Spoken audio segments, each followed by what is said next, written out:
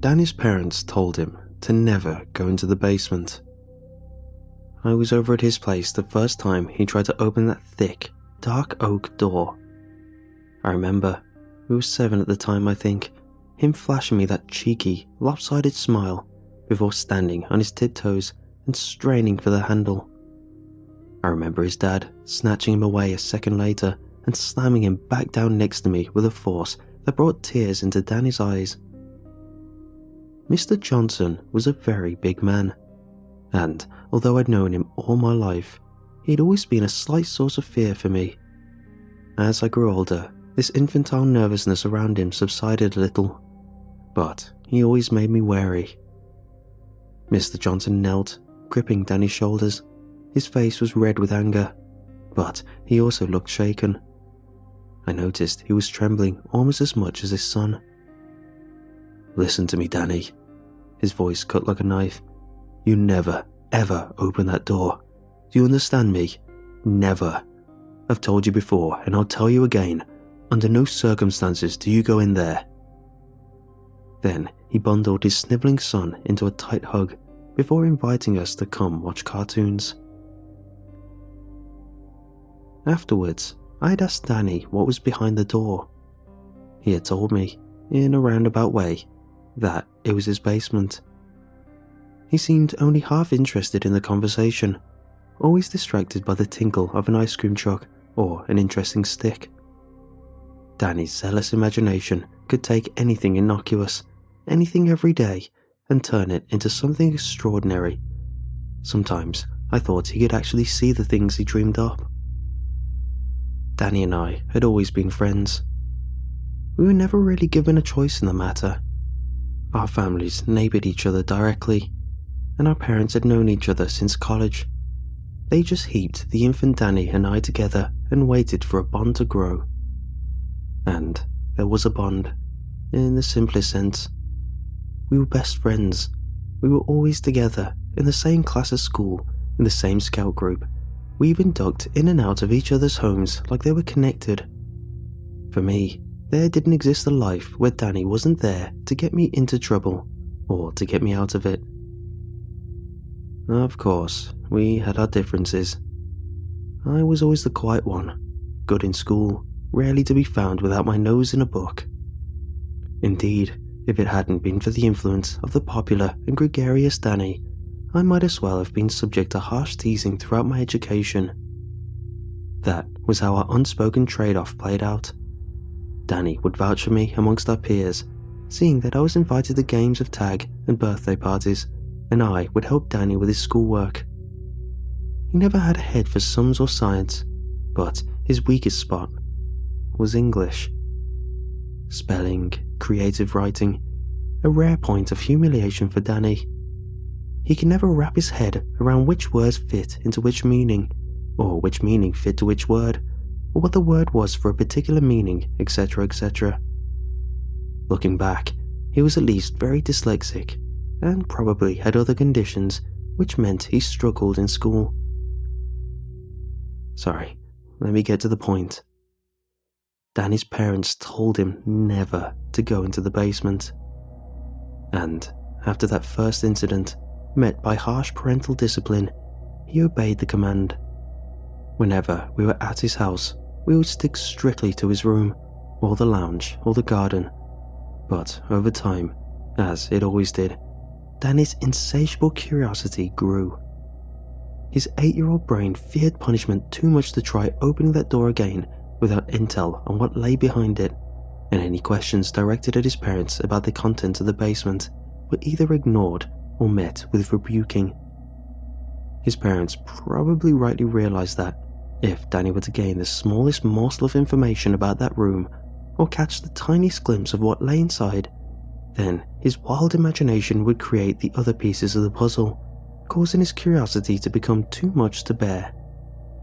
After a few months, Danny would often bring up the basement in conversation, presenting, in childish dialect, his latest speculations on what could be in there to my appraising ear. An alien egg, a robot clone, a baby dragon.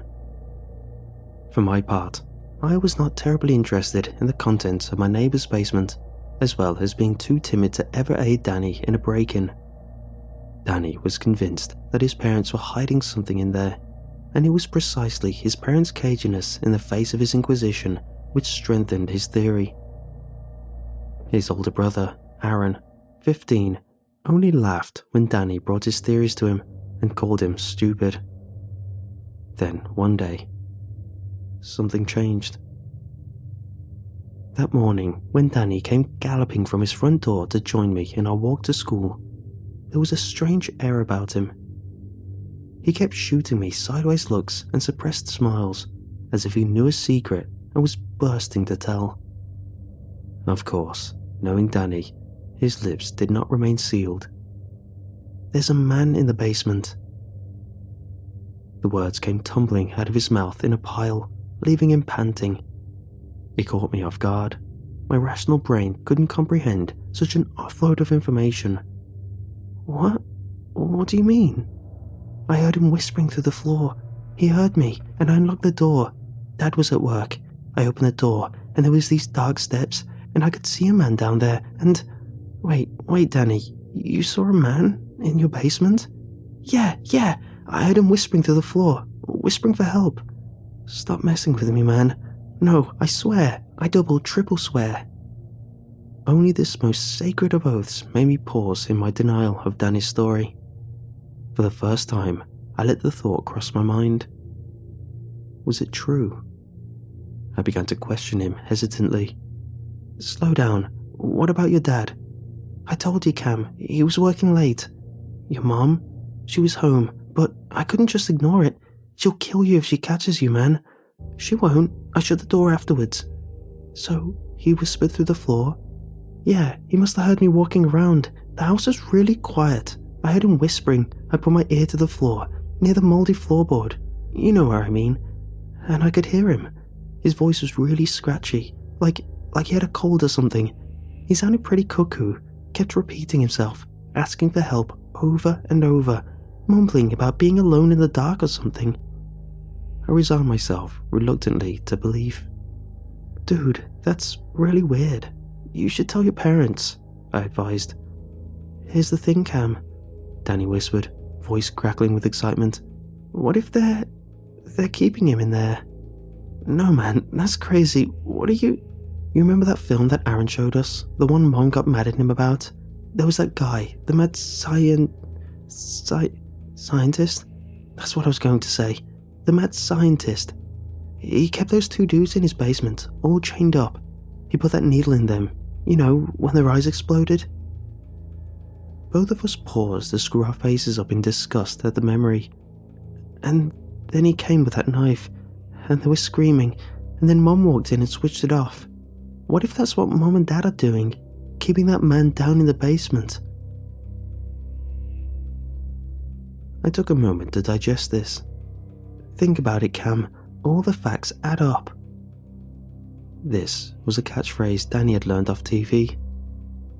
Faced with Danny's, to me, flawless logic, I had no choice but to agree. Looking back, I find it strange, partially on my part, but more so on Danny's, how we were able to establish such a mental disconnect, how we could wholeheartedly believe that Mr. and Mrs. Johnson were carrying out the actions of a serial killer, and yet harbour no ill feelings towards them. In Danny's case, love them. Our attitude towards them did not change at all. Sometimes we forget how simple the mind of a child really is, how innocent, and conversely, how easy to shatter. Danny filled me in further, explaining how the man had been on all fours at the bottom of the dark steps, and how thin and bony he had looked. Danny seemed to imply at one point that he had made direct eye contact with the man, but he appeared to grow slightly uncomfortable at that point, quickly moving on with his description of the event. He had been about to go down those steps when he heard his mom calling him from upstairs. Then he had exited the basement, locking the door and replacing the key behind the toaster, where he knew his dad kept it. Over the next week, Danny updated me regularly.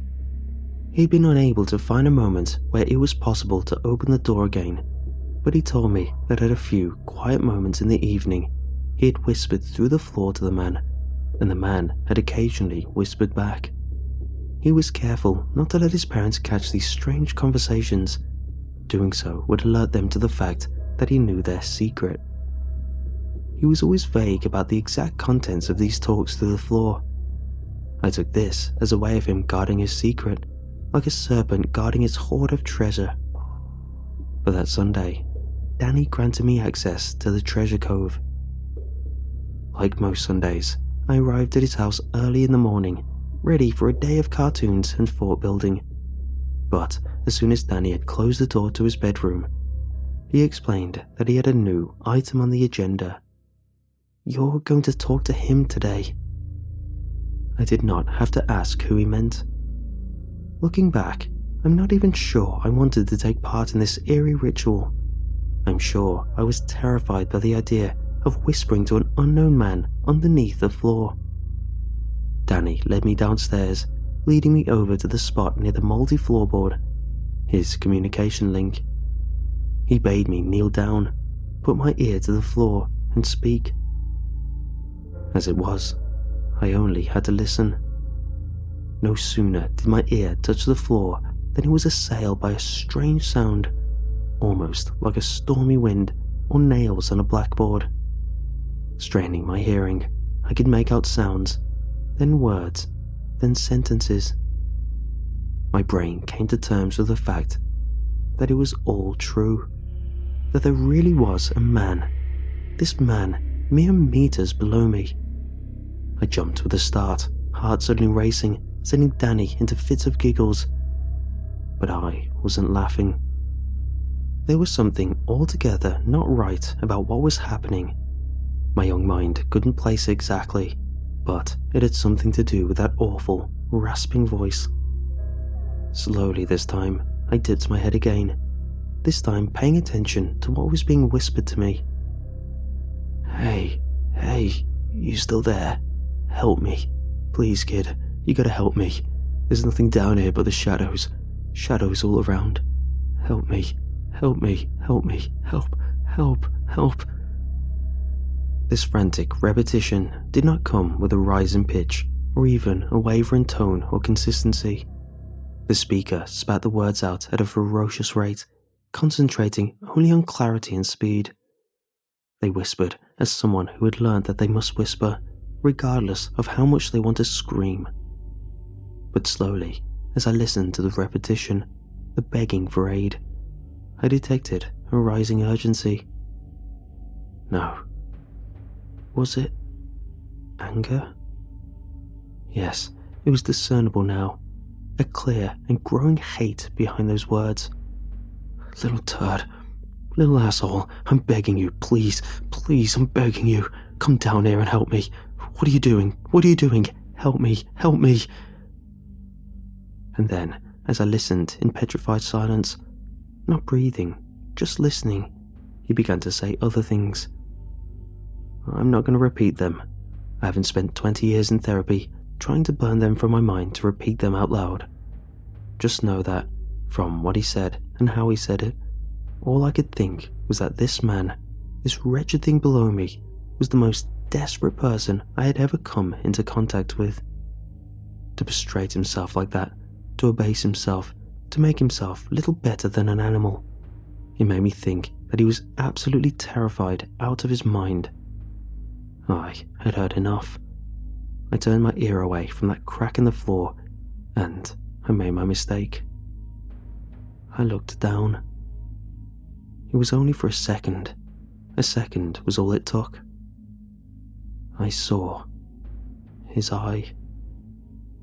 In that dark crack, I saw what I first thought to be a fat cockroach or a bulging woodlouse, some kind of rotund insect, bulbous and chittering.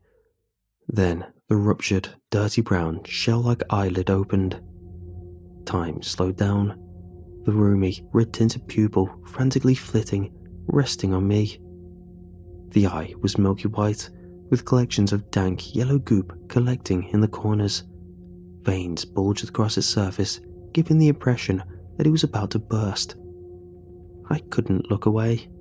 I felt like that blighted eye was staring straight into my soul, like a madman, a wild thing. I fell back, letting out a cry of fear. I pushed past Danny, running out the front door, tears streaming down my cheeks. I didn't stop until I was under the covers of my own bed, choking sobs echoing into my pillow. I wouldn't tell my parents what was wrong. Looking back, I wish I had. After a while, guilt and boredom conquered my fear, and I returned to Danny's house. He let me in sheepishly, treading on eggshells around me, unsure of what had caused my reaction. I found my outburst to be humiliating and resolved myself to pretend nothing had happened. Yet, I still refused to look over at that door, or the spot on the floor where that voice had whispered to me. That evening, shortly before I returned to my own home for supper, Danny and I sat on his bed, talking. "What are you going to do?" I asked. "What do you mean? What are you going to do about him?" A brief moment of hesitation, remembering that horrible eye emerging from the dark. "Well, Gee, man, I don't know. What do you mean? You're really gonna let your parents just keep him down there? He doesn't sound like he's having fun." "You're right." Danny's eyes gleamed. I should rescue him." No, Danny, I meant tell Mrs. Carter or somebody." But Danny was far away, imagining himself playing the part of the hero, crowds thanking him, the president meeting, all the chocolate he could eat. I realized forlornly that he would not be persuaded. "I'm going to get him out." "I don't think that's such a good idea. What about your parents, Danny? If they catch you, they won't catch me. I'm quick, and I've opened the door before, remember? Besides..." Danny attempted a macho persona. "What are they going to do? Ground me? No cartoons for a week?" He scoffed. Where before punishment had been enough of a threat to deter him, it now was useless. Danny had too much to gain. "No, Danny."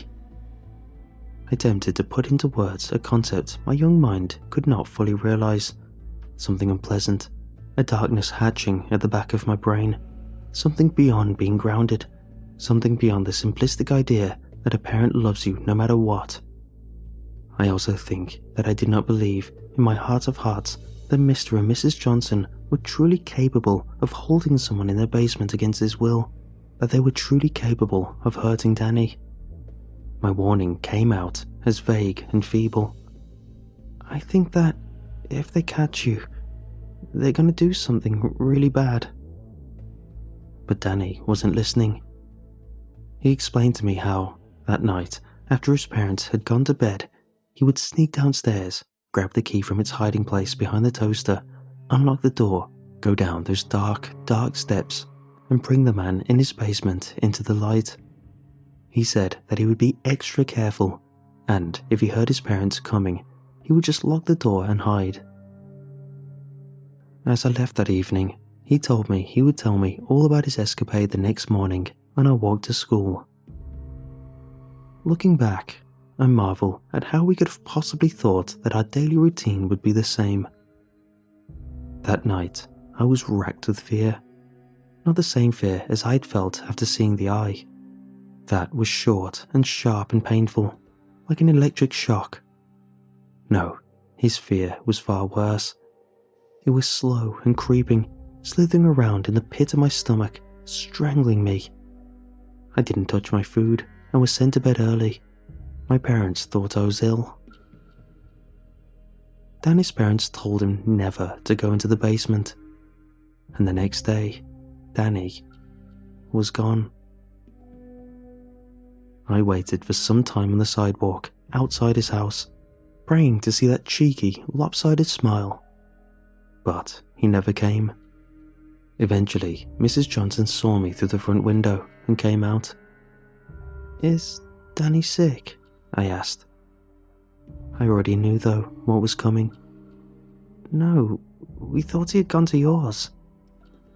A look of fear spread over Mrs. Johnson's face. And the nightmare began. Over the next 3 months, I got accustomed to seeing the flashing lights of police cars and seeing cops coming and going through the Johnsons' home. At first, the Johnsons were panicked. There was no sign of the break-in. The front door was still locked, and the neighborhood was so friendly, everyone knew each other. There was absolutely nothing which could explain Danny's disappearance. I remember, after the first week, adults began talking in hushed tones around me. That must have been when they made the development in the case. On the third day, the story made it onto the local news. The Johnsons were interviewed outside their home. In the short time, their initial panic had faded to anguish and despair, at least from the outside. Only I knew the truth. Danny had been caught. His parents had done something horrible to him. If I had been afraid of Mr. Johnson before, I couldn't be in the same room as him now. I tried to tell anyone who would listen of my secret insight, but nobody would pay it any notice. Indeed, I was scolded by my parents for being insensitive and inappropriate. Over the years, I stopped trying to convince people. My pain just became a numb, Danny-shaped hole. But I never forgot. When I was older, probably around 13, my mother decided it was time for me to know the truth of the case, what they had found at the end of the first week. She explained that Danny's house didn't have a basement. Behind that thick oak door, there was an old, unused supply closet. His parents told Danny to never, ever go in there because they stored bleach and other harmful chemicals inside. Danny had never been told it was a basement. That was pure speculation become fact, a product of his troubles with words and his overactive imagination. Inside that closet, behind mops and boxes of clutter, the police had found a hole. The bricks and planks of one corner ripped away. In that hole, there was a dark, dark flight of steps formed from rubble and broken stones. The dark, dark steps led down into the large sewage tunnels directly beneath the Johnsons' house. In the sewage tunnel, they found many things: a used mattress, a kitchen knife, and the opening that had been made in the top of the tunnel, the chair which had been used to reach the floorboards of Danny's living room to whisper through. There was writing on the wall, scribblings about shadows and being alone in the dark. Danny hadn't been caught. Unfortunately for him, he had made it down there. The police searched the local sewage network and its reservoirs. Nothing. Eventually, they found the last clue they would ever find. Several miles away, an old, decrepit storm drain. Danny's watch, half submerged in the mud and slime, and a single bloody handprint made by a small hand against the wall of the drain, elongated along its length, where someone had fought desperately to not be dragged away. I was wrong. The voice I heard under the floor that day wasn't the voice of a man filled with terror. It was the voice of a man who was utterly, utterly deranged.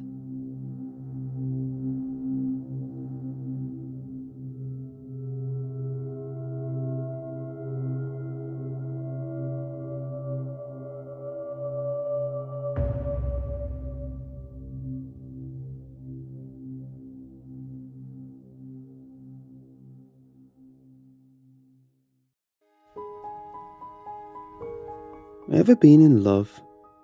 That burning emotion of passion, one that surges through your soul, able to transcend all of time itself.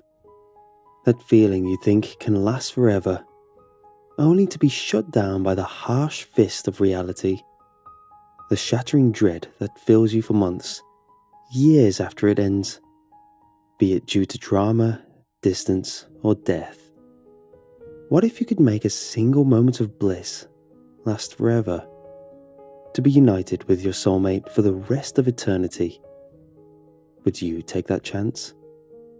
Or would you let it slip through your fingers like I did? I was given the chance of forever, but now I'm doomed to live out my days eventually die and be washed away by the marching passage of time, while she is one with the bleeding tree, flesh stripped from her bones as she's nurturing the ever-growing forest, suffering until the end of days. It was our 7-year anniversary, and I'd promised Jen the perfect date. As we were both avid hikers, I figured a getaway picnic in a secluded spot, miles away from any other sentient being, would be ideal. Together, we travelled on every trail, camped in every forest, and climbed each mountain within a 100-mile radius, which of course made it difficult to find a new, romantic spot anywhere nearby. But after asking around on different forums and getting advice from some of our travelling buddies, I finally learned about a place only a 3-hour drive away from our city, a decently desolated forest named Moorswood, which had very few trails. A hidden wonder of nature, which was exactly what we needed.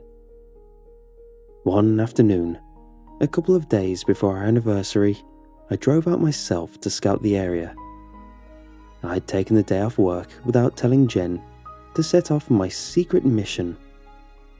I walked through the forest, marking trees with orange cloth as I made my way, hoping I'd randomly stumble upon a body of water, maybe a clearing to set up a blanket and enjoy the sun. The forest ran wild with life, birds emerging from each tree as I walked past, curious to the new creature that had invaded their home, walking around on 2 legs with no wings. Through the trees, I could see a clearing in the forest, separated by a thick wall of thorny bushes. No sign of anyone ever wandering through. So, I lay down on my knees and crawled my way through, cutting myself on the thorns in the process, but it was worth it. On the other side, I found a clear, open space, only decorated by a lake and a single tree on the other side, standing tall with branches spreading out so thick it provided a perfect parasol of cover against the midday sun. It was perfect. After a quick survey of the area, I decided to dig a small hole under the tree, digging down a casket containing a bottle of wine alongside any non-perishable food. The picnic would be a surprise, and its end would bring out the true anniversary gift: an engagement ring. Nothing too impressive, just a silver band with a half-carat diamond. Still, something I had been saving up towards for the better part of a year, being in our late 20s and all, young but determined, ready for the commitment. The next 2 days passed at a snail's pace, waiting for the day to arrive. Waking up at the break of dawn. We had a system where we each had our turn at arranging our anniversary date, and this year, it was my chance to impress. Last date, she'd taken me for a weekend trip up a mountain, and now I aimed to make it a day to remember for the rest of our lives. We drove the almost 200 miles away from our city towards Moorswood, before quickly making our way through the dense forest. It was the peak time for birds' mating calls, joyfully greeting us as we wandered through, enjoying the sun rising above the tree line. Deers had just started walking up, jumping curiously through the trees to inspect their new guest. Admittedly, I got a tad lost on the way, with a few of the cloth pieces having fallen off the trees. I was in the lead, trying to guide, and didn't want to admit my inadequacy. Walking a few yards ahead, I stumbled upon a dead deer in our path. It was bizarre. Half buried in the ground, half the flesh torn from its body. No smell, so it couldn't have been there for very long. Yet it seemed so rotten. Before Jen could see it, I admitted that we'd gone off the path, and as soon as she realised we were off track, we just retraced our steps and quickly found our way again. Somewhere around 10, we found the thick wall of bushes and crawled through. I'd created a decently sized hole during my previous visit, ensuring that Jen wouldn't get hurt on the thorns. A nasty cut would be a huge turn-off for any date. There it was, the perfect spot, even more delightfully idyllic in the glimmering morning light, reflecting on the dewdrops covering the leaves. "So, what do you think?" I asked. "Oh, wow, it's unbelievable. How did you find this place?" "Trade secret. I would tell you, but then I'd have to kill you," I joked. "I'm sure I can find a way to extract that information later," she said as she winked at me. We'd brought a picnic basket with bread, spreads, and a freshly made salad. Nothing too fancy. But Jen still didn't know about the hidden stash I'd put away under the tree. "Hey, what's this?" Jen said as she pointed to a heart-shaped red balloon stuck under one of the tree branches. Beneath it hung a string with an envelope attached to it. Jen jumped up and pulled it down, carefully detaching the envelope and tying the balloon around her wrist to stop it from floating away. "Aw, that's so sweet. You didn't have to," she said as she opened the envelope, pulling out a handwritten letter. "Jen, I didn't," I tried to explain, but she had already started reading. She quickly realised I had nothing to do with the letter when her face turned from joy to disappointment. But she shook away a frown and returned to her gleeful self. "I guess someone found this place before you," she giggled as she began reading the letter out loud. "Dear Sandra, you wouldn't believe a place like this could exist. Undiscovered and hidden from the rest of civilization. It's so beautiful. A secret Garden of Eden. And the best part is that I just found it on accident. I bought you this balloon for your birthday. I wanted to tell you in person that I love you, but I guess I'm a coward. I realized we haven't told each other that yet, but I figured it would fit better here, by the clear crystal lake and the wonderful wildlife, especially the ducks. But I can't leave. There'll be excellent food for the bleeding tree. I know how much you like ducks, but when I found this place, the tree was dying, and it wasn't strong enough to consume me. But if I feed it the ducks, the rabbits, whatever other wildlife inhabits this area, I can finally merge with it and become one with the forest. I wish I could have taken you here, but I've already planted the seed within me, and if I leave, the seed will die. I'll attach this letter to the balloon and hope it finds you. Maybe you can come here and join me. The bleeding tree needs our flesh to live. Love, Jack." Jen handed me the letter with a confused look on her face. I think I must have misread something. That didn't really make any sense." I took the letter and skimmed over it. The handwriting was fairly unintelligible from the get-go, but it only got worse as it went on, and my dyslexic eyes could hardly decipher it. Jen had always been the one to translate doctor's notes and anything written in cursive. Despite my slow deciphering, it seemed correct. The bleeding tree needs our flesh to live. That's unsettling. Have you ever heard about the bleeding tree? I asked. Our town had quite a few legends, urban tales, and various myths, but nothing like this. Jen shook her head, still looking confused and mildly worried. "It's probably a prank, right?" she asked. Yeah, it has to be. What else?" I said, before pointing to the balloon. And these helium balloons deflate after like a day, right? So someone had to have put it there recently. Sure, but why? She had a point. In the most secluded forest in our area, a place that seemed untouched by mankind, why would anyone plant a balloon with a fake note? Unless they followed me. And even then, who would wander for hours just to prank someone? How about we just eat? I asked. I'm sure the balloon got caught in the wind or something, then somehow ended up stuck under this tree. Probably wasn't even meant for us, right? She nodded, and we decided to prepare our picnic date.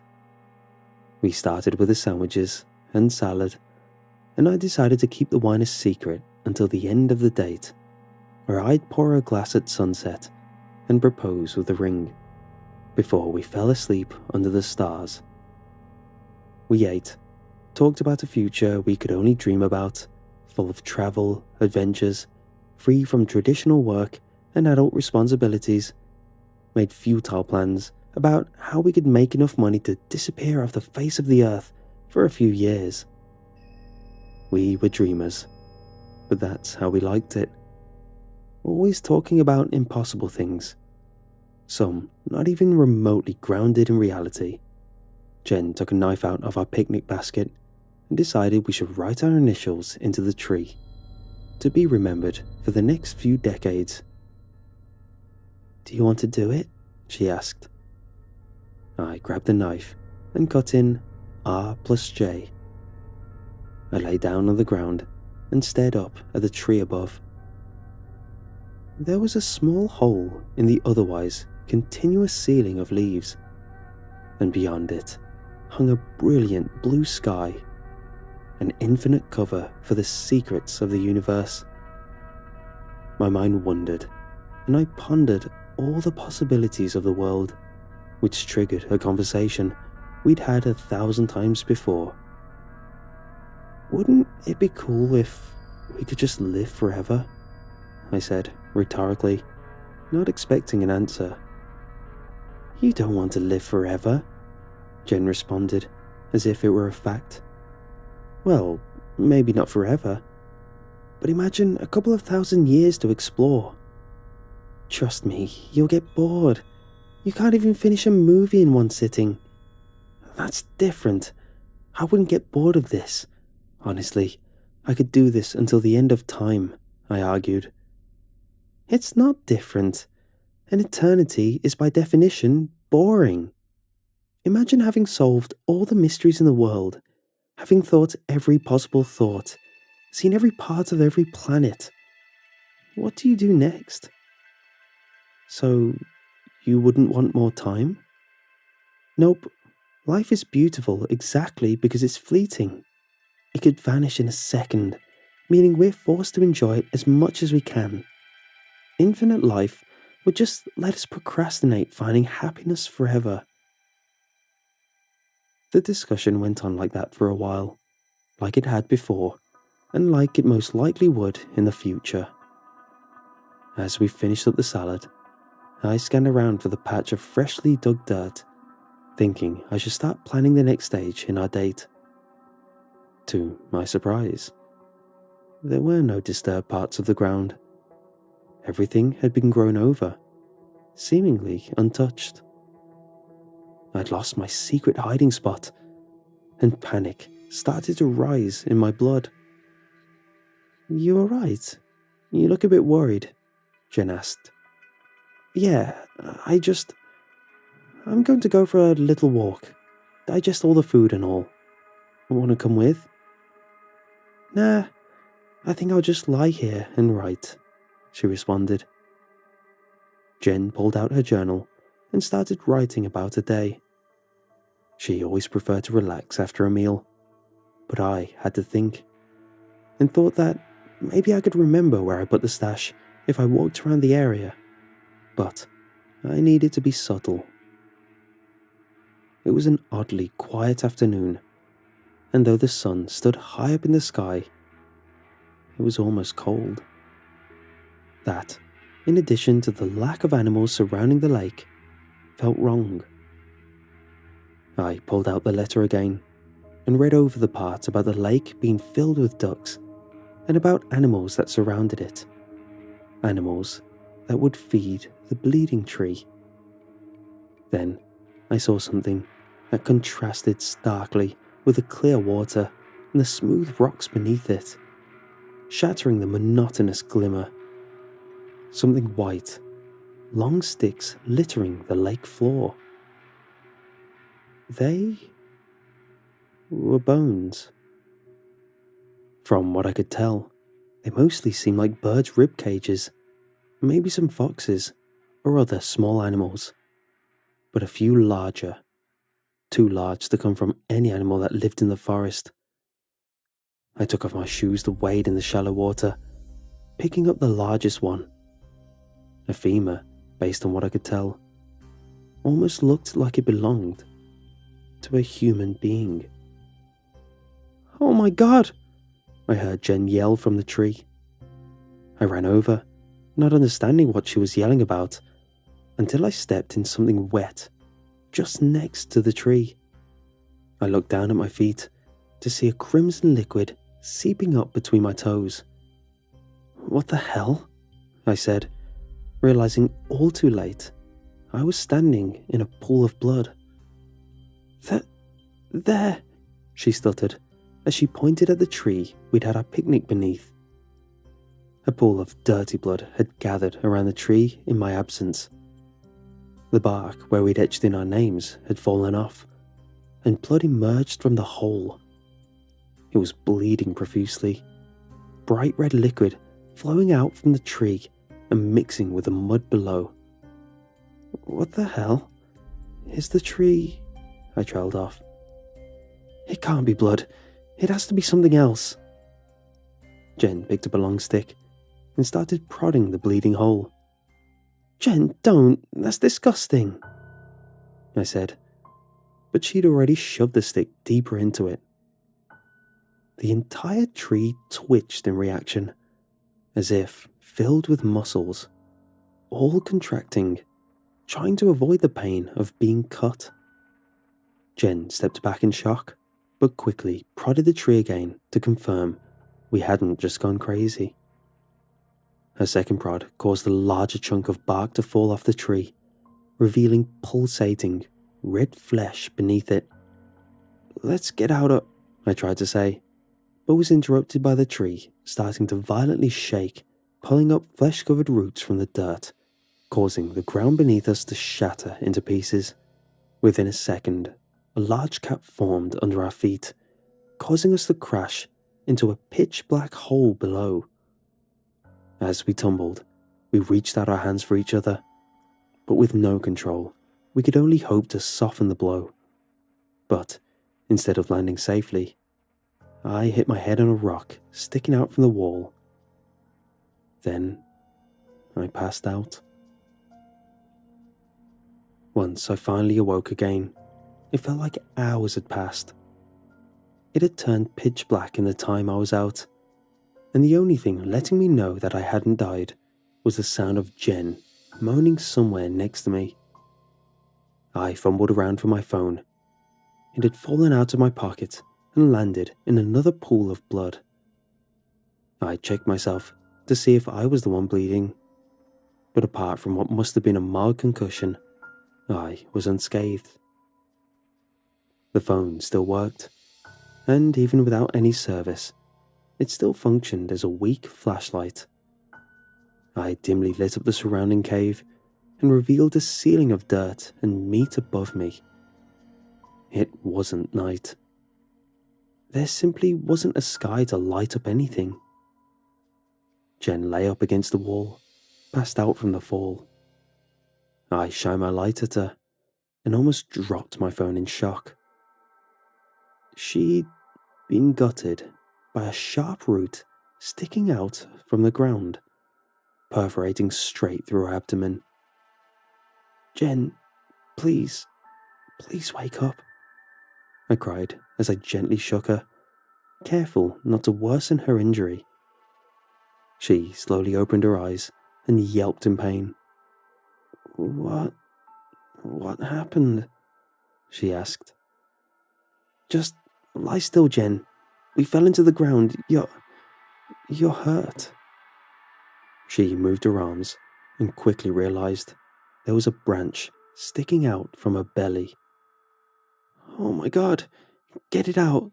Please, get it out, she cried as she tried pulling at the root. It twitched violently in response, putting Jen into further agony. Jen, you gotta keep still, please. If you move, you'll only make it worse. But it hurts. It hurts so much, she groaned. I know, but please don't. I'm going to find help. We're going to get you out of here. I promise. Just stay still. She grabbed my hands as I tried to stand up. Wait, don't leave. I don't want to be alone. I'm not leaving you. I just need to look for a way out. I swung the flashlight around the cave, checking for any hole in the ceiling, any possible way we could have fallen in. But the only way seemed to extend deeper into the ground, a small tunnel digging further into the darkness. The entire ground felt muddy, in a mixture between dirt, blood, and the occasional fleshy root sticking up, wriggling around as it looked for us. Each root bled, adding to the pool that slowly filled the cave. Jen, there's no way to climb out of here. I have to check out the tunnel, I said. No, stay. It's not so bad. It's nice.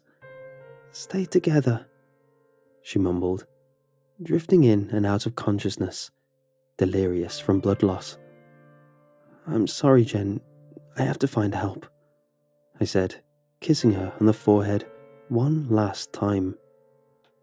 I lay down and started to slowly wriggle my way through the dark tunnel.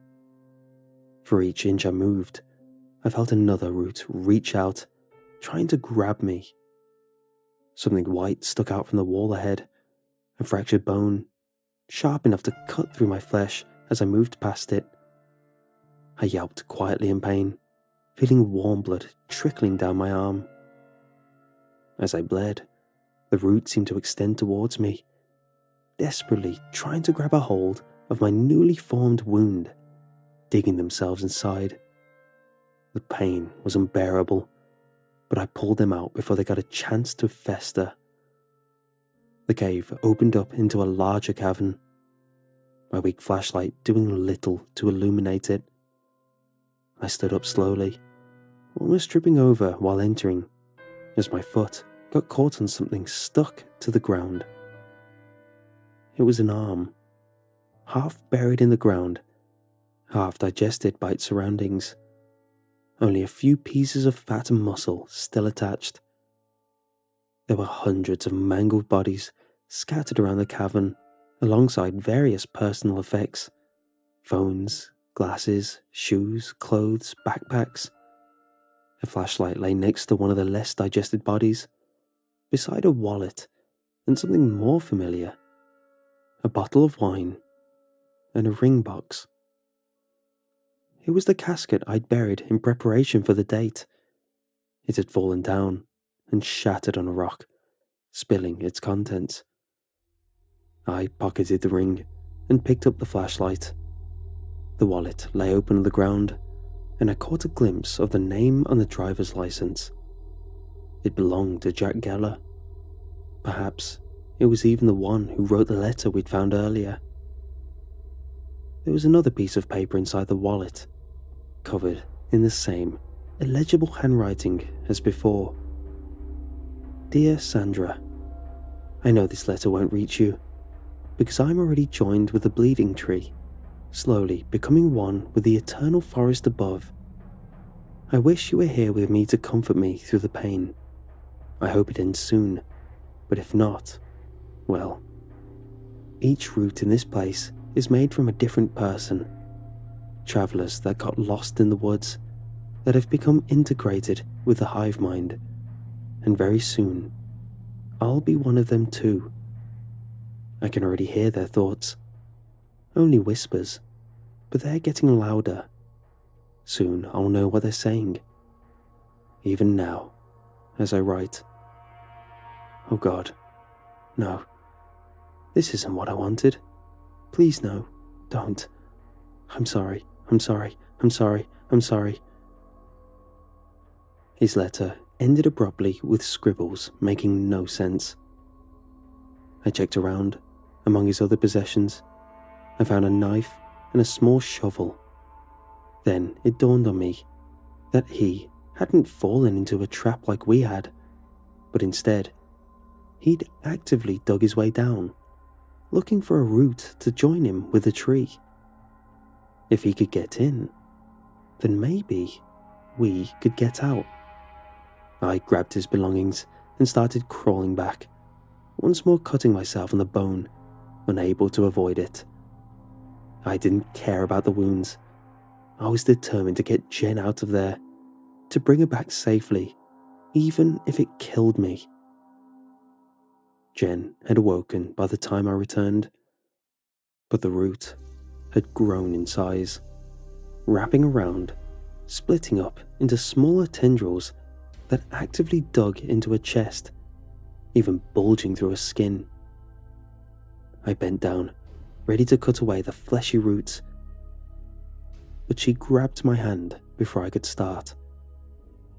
She stared into my eyes, pleading for me to stop what I was about to do. Jen, come on. I know it'll hurt, but I have to cut you loose, I said, tears welling up in my eyes. She just looked back at me, and I could see the pain she was suffering from. I pulled out the little box I'd hidden in my pocket and opened it, revealing the ring. I was going to, but I sobbed, unable to bring out the words I'd practiced for so long before our anniversary. I just hoped she'd understand it and be distracted enough so I could cut the roots. Then she finally spoke. It's nice here. What? Stay with me. Let's just stay here, she said, her voice tired and completely rid of any emotion. Tears ran down my face, but she no longer cared. She wouldn't let me free her. You'll die if you stay here. Jen, please, I begged. No, nothing dies here. Nothing is allowed to. She smiled, revealing tiny roots extending from her mouth. The tree had completely filled her. Even if I tried to cut her free, she'd still be riddled with the things. No. I'm getting you the hell out of here, I yelled. I held her arms down and lifted my knife against one of the roots. It was surprisingly sharp, considering how old it looked. It easily cut through one of the smaller roots, penetrating Jen's chest. She writhed in agony as the connection severed, blood spurting out of the stump of the root, a hollow tube sticking into her chest.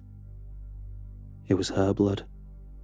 She had become so intertwined with the tree that killing the roots meant taking Jen with it. Jen's smile vanished, and she started crying. Why are you hurting me? Stop it. I don't want to die. I don't want to, she sobbed. Then I did something I'll regret to the end of my days. I had the choice between killing the love of my life or letting her become one with the bleeding tree. Maybe I'm weak. Maybe I'm a coward. But I couldn't take a life. I just couldn't. So, instead, I took the shovel and started digging. I left Jen alone in the dark while I fought for my freedom.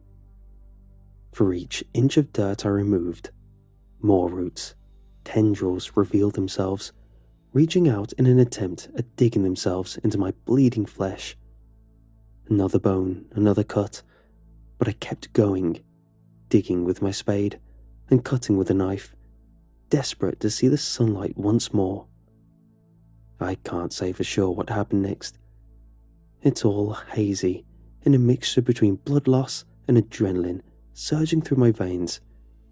But I remember hitting through the dirt, a ray of moonlight greeting me on the surface, and minutes of crawling away from the bleeding tree to safety. Despite my severe injuries, I made it to my feet, continuously bleeding as I limped my way towards the car. I dropped my phone somewhere while digging, and only had the moon to guide me through the dark, silent forest. Everything seemed grey in the lack of light, and then, at some point along my escape, I collapsed. That was 2 months ago. Since then, I've been in the hospital, in and out of a coma. The doctors tell me I suffered septic shock, apparently a recurring infection keeping me at bay until last week, when I finally awoke. They called it a miracle, but it doesn't feel like one. I left the cave to find help, to stop the tree from consuming Jen. But by now, her flesh has been torn from her bones, and I can only imagine she's one with it, to suffer for all eternity. I couldn't save her from an eternity of pain. It's my fault. This is my goodbye. No one should suffer the same fate Jen did, and yet I'm going back. I should have killed her before she got consumed by the roots. But now, I can do nothing more than to join her. I'm going back.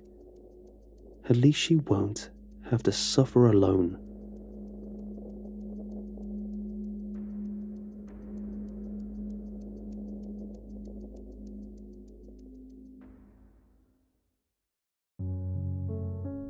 As I write this today, it is in the hope that my experience will help someone.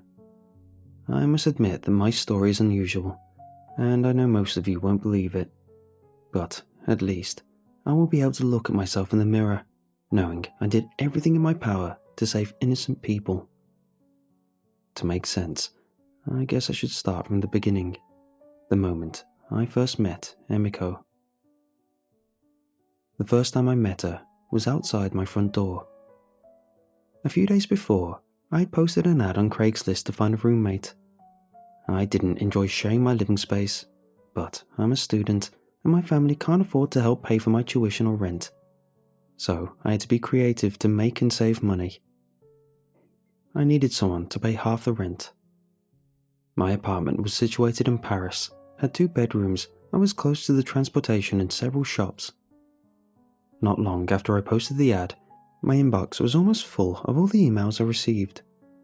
To be honest, I was not intending to open them all. I did not want to spend hours or even days going through each message. So, to start with, I opted for a first-come first-serve approach, which was not effective. I don't know if people were lazy or because the offer was so interesting, but all the emails I opened were the same. "Hey, I just saw your ad on Craigslist, and I'm interested. Looking forward to hearing from you." I quickly got bored reading almost the same thing over and over, so I went to the kitchen to grab some snacks and coffee to help me get through this boring task. When I sat back in front of my laptop, I noticed that an email had just arrived, and the address directly caught my attention. Emiko.Shibata and Asianet and Asianet.jp. It was not an address I'd seen before, but the name of the person let me know that the sender was a Japanese woman. It made me even more eager to open the email. You see, since my childhood, I was obsessed with everything that had to do with Japan. Japanese history, culture and gastronomy were always a passion of mine, so much so that I was slowly learning the language, intending to travel to Japan in the future and finally visit the country that I loved dearly without even setting foot in it. I quickly clicked on the email, hoping to not be disappointed by its contents. I was not. The email in front of me was long but well written, and reading it, I learned a lot about Emiko. She was 24, just a bit older than me. She came to Paris so she could go to art school in the country that, for her, represented art the best.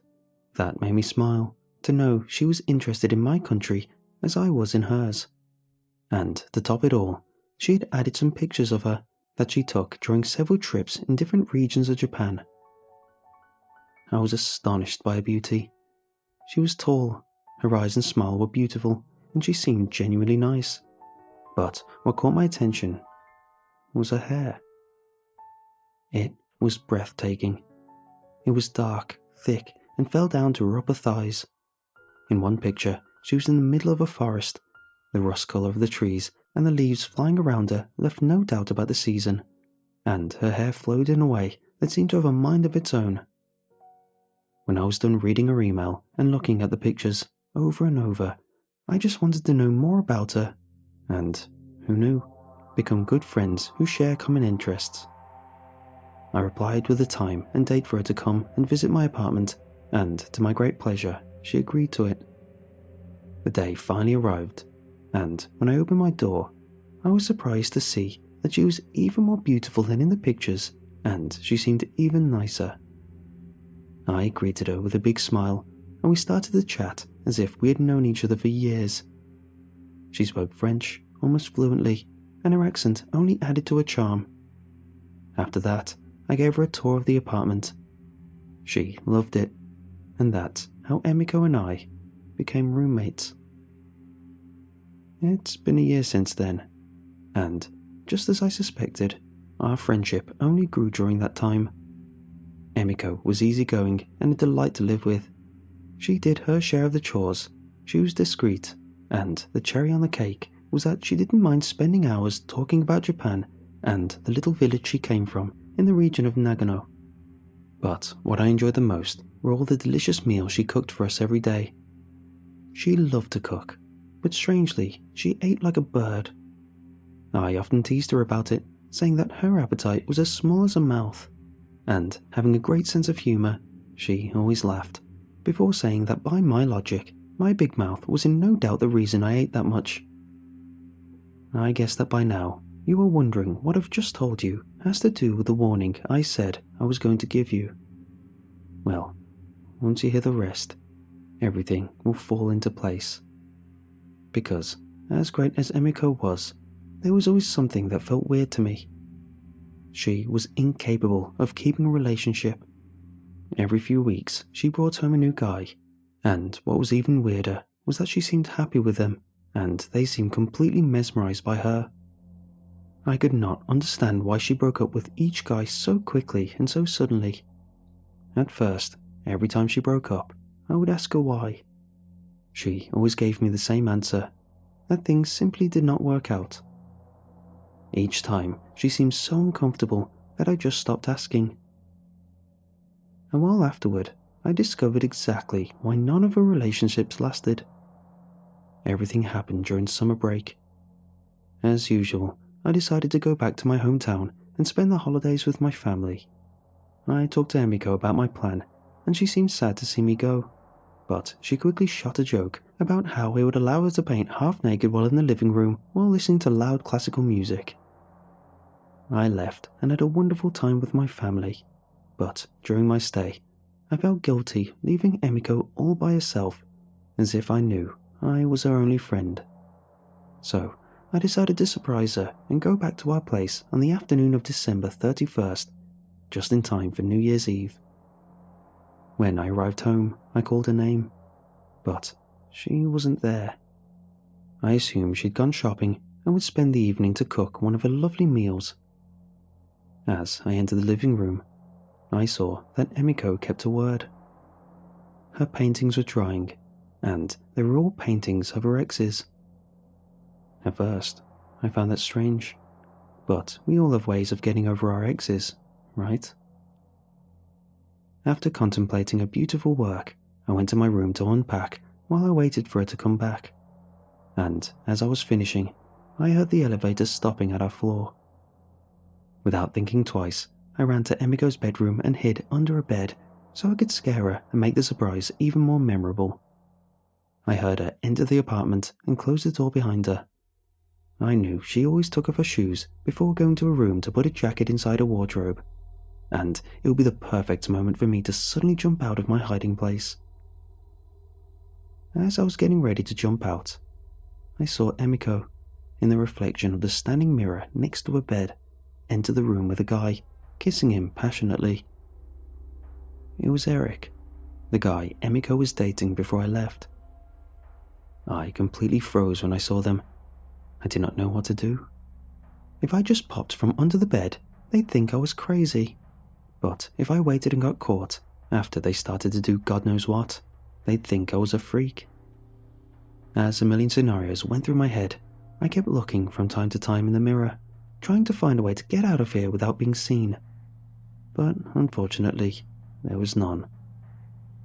I had to be brave and take responsibility for my childish attempt to scare Emiko, even if it meant I would look like a complete fool in front of her and her boyfriend. As I was gathering the courage to move, I checked the mirror one last time, but something strange caught my attention. Emiko and Eric were still kissing.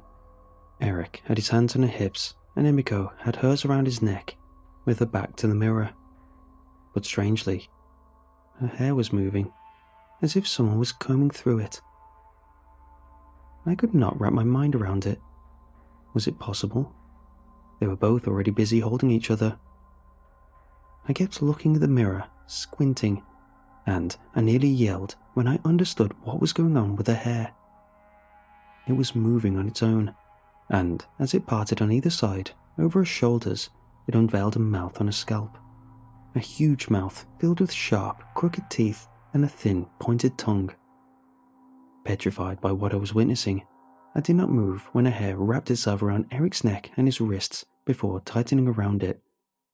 The poor guy did not even have time to do anything, not even scream as Emiko's hair strangled him.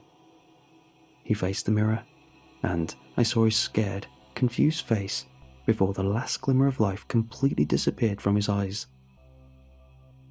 I clamped my hand over my mouth to keep my cries inside, to avoid being seen.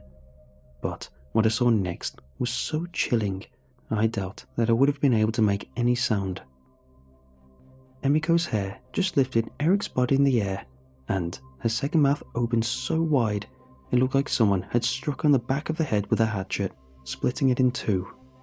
Her hair started to put Eric's head inside the mouth as it chewed away with a disgusting, wet sound. It fed him in, bit by bit, until Eric's corpse disappeared completely. After that, the mouth simply closed and Emiko's hair fell back into place, leaving no trace of the horror it hid.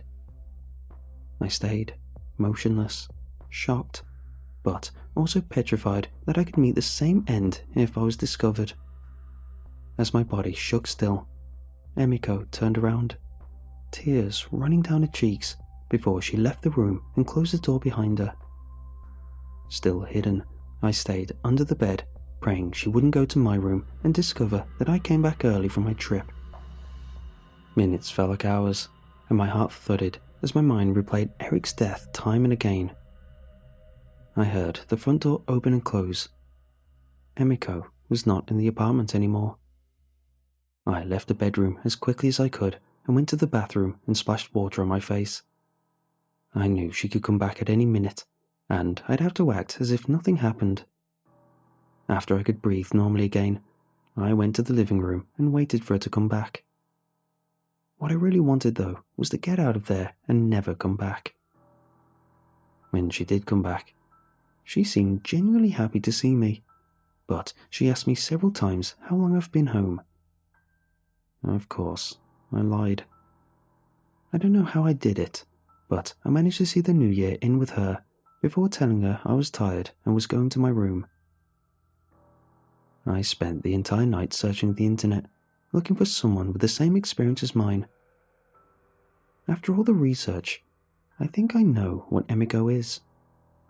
I think she's a Futagachiana, according to one of those websites I visited. A Futaguchiana is a beautiful woman who has a tiny mouth and an appetite just as small, but at the back of her head, she has a huge second mouth hidden under her hair. Although she appears to eat little to no food, the mouth on the back of her head is always hungry. It is said that the second mouth also has a mind of its own and whispers horrible things to the woman. It threatens her, harasses her, and demands food frequently. It can screech and cause the poor woman afflicted with this curse an unbearable amount of pain until it is fed. The mouth can also control her hair and make it wrap around the food before shoveling it inside its mouth. The mouth helps itself to its desired meal and eats an astronomical amount of food. After reading that, I remembered that Emiko was crying after a second mouth ate Eric. Everything was clear. Emiko had to find food for the monstrosity she had at the back of her head, if she did not want to be persecuted and tortured by it. Now I understood. I felt pity, not fear, for Emiko. I knew why she was always so kind and joyful. She was trying to compensate for the horrible thing she had to do for the monster that was using her body, and I could not decently abandon her to her misery. I was her only friend. If she really wanted to hurt me, she would have done it by now. Anyway, it is not me I'm worried about, but you, because Emiko is planning a trip to visit several countries around the world during the summer vacation. So be careful. If you see a young, beautiful Japanese woman with luscious long hair and a small appetite, do not engage with her, because as nice and thoughtful as she is, you won't know what she truly is before it's too late.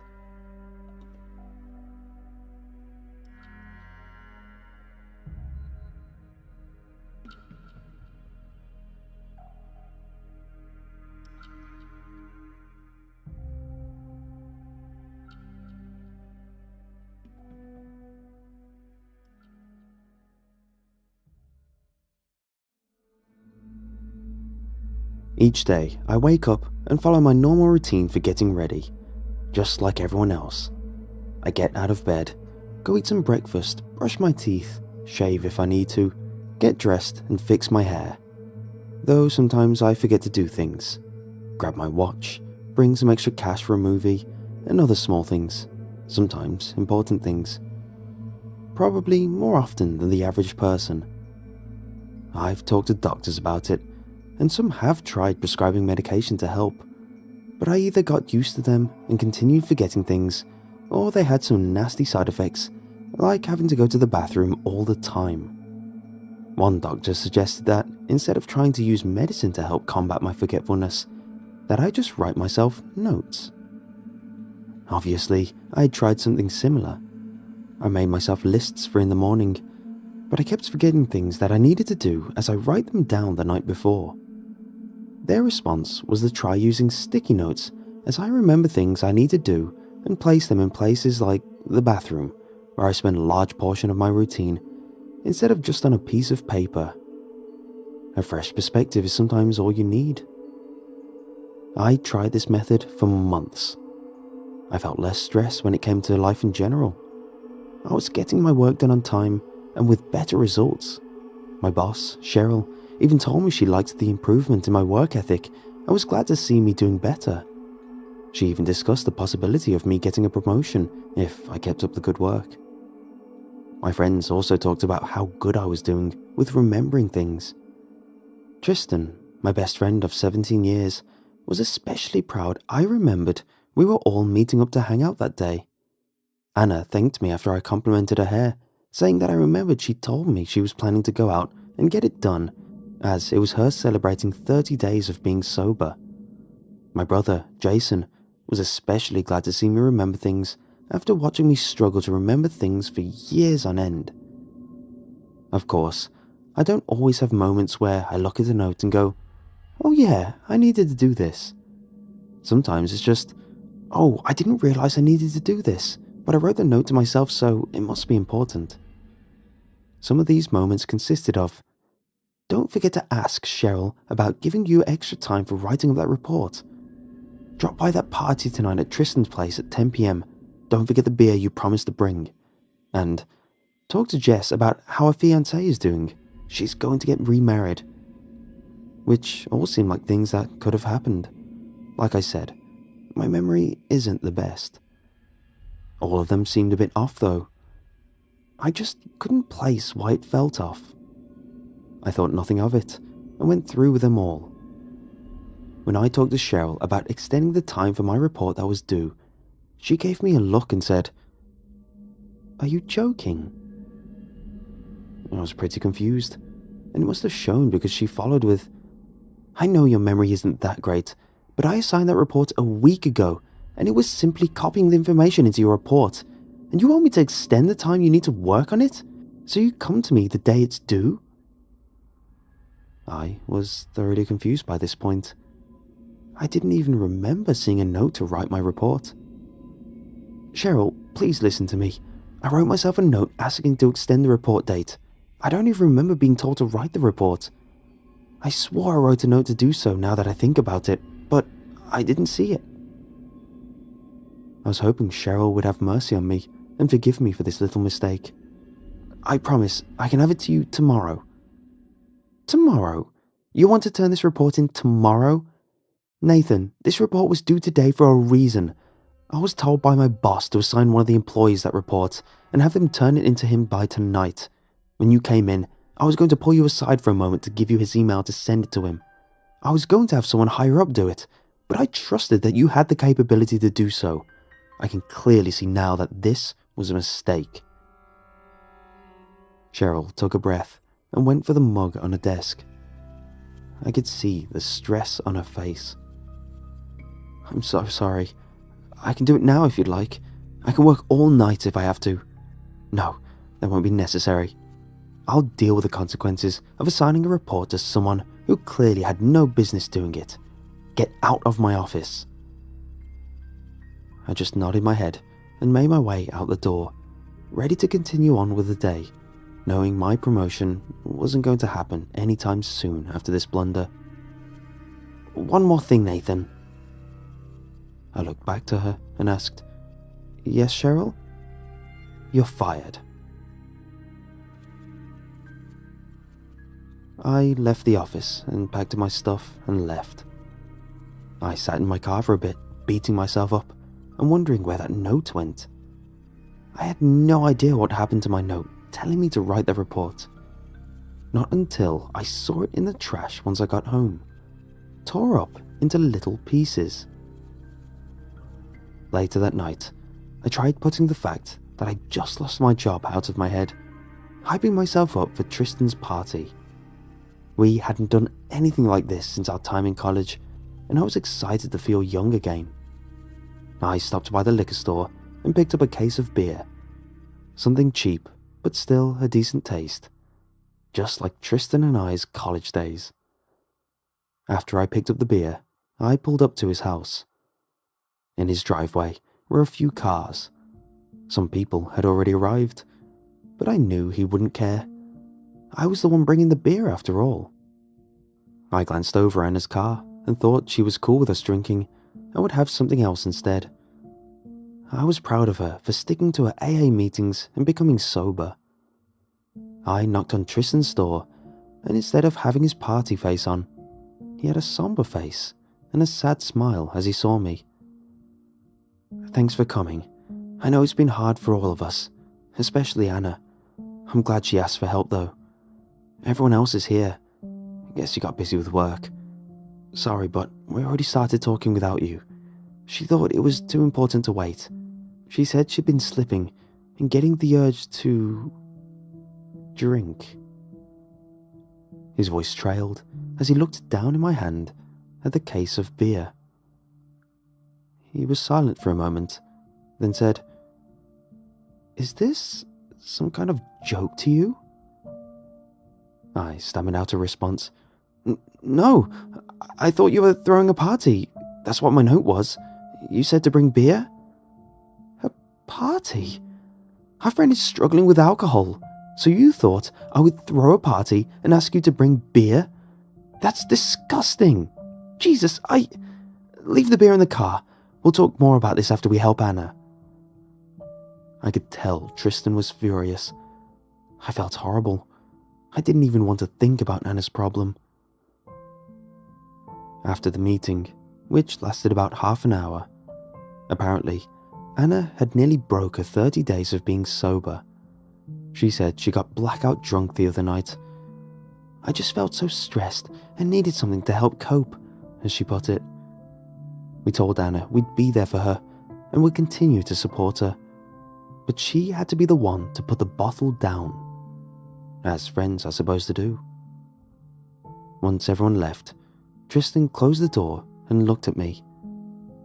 "So, what you're telling me is that you somehow misconstrued Anna needs help tonight. Can you be here around 8 p.m? It has to do with her drinking. And to top it off, you showed up 2 hours late. Nathan, you better have been working on something pretty important because Anna needed us. You're like a brother to her, and to not have you there for 2 hours, wanting to know that you would be there, made her heart break. She waited an hour for you, but we told her she needed to start this meeting now." I just stared, realizing how badly I screwed up. "Are you going to stand there with a blank look on your face, or are you going to explain yourself?" "I swear my note said," I started, but Tristan wasn't having any of it. "Oh, here we go again. My note said. I never once said anything about a party or bringing alcohol. Do you realize that Anna saw you with that beer? After the meeting and you stood in the kitchen waiting for me, she confronted me about it. I have never seen her in such pain. You really messed up tonight." Tristan was pacing the floor. If looks could kill, I would have been dead on the floor. "Nathan, I'm going to have to ask you to leave before I hit you. And write a note yourself, reminding to apologize to Anna. And don't screw this one up." "Tristan, please, listen to me. I didn't mean to hurt Anna. I promise," I pleaded. Tristan just pointed at the door, no words being spoken.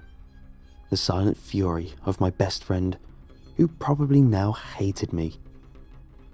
I left his home and closed the door, knowing I'd probably not talk to him again for a while. After I got home, I pulled out my phone, ready to call Anna and apologize. I saw the time though, and decided against it. It was late, and she was probably tired. Instead, I wrote a note to myself. Call Anna and apologize for last night. As I walked around, I saw another torn up note. This one telling me about going to Tristan's house to help Anna. 2 notes, both destroyed. Who could have been doing this? It didn't matter at the moment. I had to see Jess, my ex-wife, tomorrow. The next day, after I woke up and followed my morning routine, I started getting dressed for work, but then realized I'd been fired. I then thought about texting Tristan to see if he wanted to help me go job hunting, but remembered we had a big argument. I couldn't remember what it was exactly, but I knew I screwed up horribly. After I decided that I should browse online for a new job, I saw the note I left for myself, reminding me of my meeting with Jess. I texted her a quick message, asking if she still wanted to meet up today, and asking if she had any place in mind. Her reply came a few minutes after I continued browsing possible jobs. She said meeting at the cafe in town seemed like a good idea. It sounded good to me, getting some coffee, a little bit of food, and talking with her. Jess and I rarely got to talk. She got busy after our divorce, doing amazing things with her life, while I struggled to remember basic things. Jess used to help me remember everything, but I guess that's one of the reasons we got divorced. I may not remember a lot, but I remember how she felt. She said, "I don't even feel like we're married. I feel like I'm just your living calendar. I get up and you always ask me what you have to do that day. Nathan, I can't live like this." Jess then went away for a week while I tried to remember everything on my own. I don't blame her for disappearing. She wanted me to do better, and I couldn't. Anyone in her shoes would have left. Shortly after that week, we started the process to get divorced. That was 5 years ago. We stayed in contact, still trying to be friends. We don't talk as much as I would like to, but as always, Jess is busy. It always amazed me how she could keep up with so much. I was doing somewhat better with my memory now than I was then. After she texted me the location, I grabbed my keys, phone and wallet, headed out the door to meet up with her. I wanted to make sure I was on time. I knew that part of how I screwed up last night was that I was late. If I was early, Jess couldn't be mad at me for being late. Once I got to the cafe, I saw that Jess wasn't there. No problem, I thought. I'll just wait and look at jobs until she gets here. I ended up waiting about an hour, with no luck in finding any jobs. "Hey Nathan, I'm glad you're here already. Memory getting better?" is how Jess greeted me after she walked into the cafe. I got up and hugged her, per the norm of our previous meetings. I felt her arms wrap around me, and she felt so warm. Her hugs always felt like that. I knew that her hugs were usually quick, but as I went to pull away, she pulled me in tighter. I let it happen, and let go when she was ready. "I've been trying to work on it. I'm now leaving sticky notes everywhere in my house. Things seem to be doing better though. How are you?" I asked her, hoping that she would say she was doing good too. I couldn't remember why, but I think our last conversation, she was sad. "Oh, I'm trying my best. Things have been hard, with what happened with Price and all. Getting through the day though." I had no idea what happened to Price. I knew he was just very sick. "How is Price doing? I know he was sick. Guessing things got worse?" It should be no surprise that this was not a good response. These notes I had left for myself continually screwed me over. "How?" was all Jess said. I was confused and asked what she meant. Her response was, "How? How could you forget that Price died a month ago? I told you in person. I can't believe this. You're an absolute ass, Nathan. An absolute ass." Jess grabbed her stuff and just left me in the cafe. I didn't even try to apologize. There was no way I could apologize for something as severe as that. All I could think was, I am a horrible person. I left the cafe quietly and returned to my house, knowing there was no way in hell Jess would ever talk to me again. After I got home, I looked for more notes on what to do today, along with a possible note that may have been destroyed. This incident sparked me remembering that there were notes that had been torn up. I found 2 notes that I thought were important. One said, "Call Anna today. Thank her for coming to Tristan's party, even though there was drinking, and tell her you're proud for not drinking during the party." And one that was torn up. "Meet up with Jess today. She said she needed to talk about Price's death." This was when I realized something was wrong. I knew for a fact at this point that I did not write that note to call Anna and thank her. I wrote one to apologize because I thought there was a party and she saw the beer in my hand. The night was somewhat hazy, but the important parts were clear enough. I tore the note telling me to call Anna into pieces and then texted her, saying I wanted to meet up to talk to apologize in person. She didn't respond right away. I could understand why. From what it seemed like to her, I was just tempting her. I decided to let her be and decide if she felt I was worth her time responding to. After I set my phone down, I knew my chances of her saying something was pretty slim. I got on with my day though. I continued checking around the house for notes. Not my daily ones reminding me to do basic tasks. I saw the one to look at some jobs, some more, and one that said, "Pick up your gun that you bought in case of an intruder I couldn't remember going out to buy a gun. But with my memory, that was seemingly getting worse suddenly, and it being probably months ago at that point. But apparently, it was time to go get a gun. Break-ins had apparently been on the rise in the past year. Tristan recommended I get a gun in case of an intruder. I didn't think anything would happen to me, but better safe than sorry. The drive there was unpleasant. I couldn't get all the mistakes I made out of my head.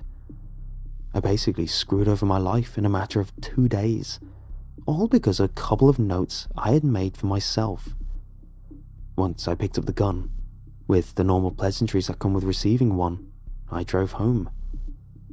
At least on the drive back, I didn't think of how much I screwed up. Instead, I thought about the notes. The ones that had been thrown away and torn up, then replaced with notes. Where did they come from? Did I really write them?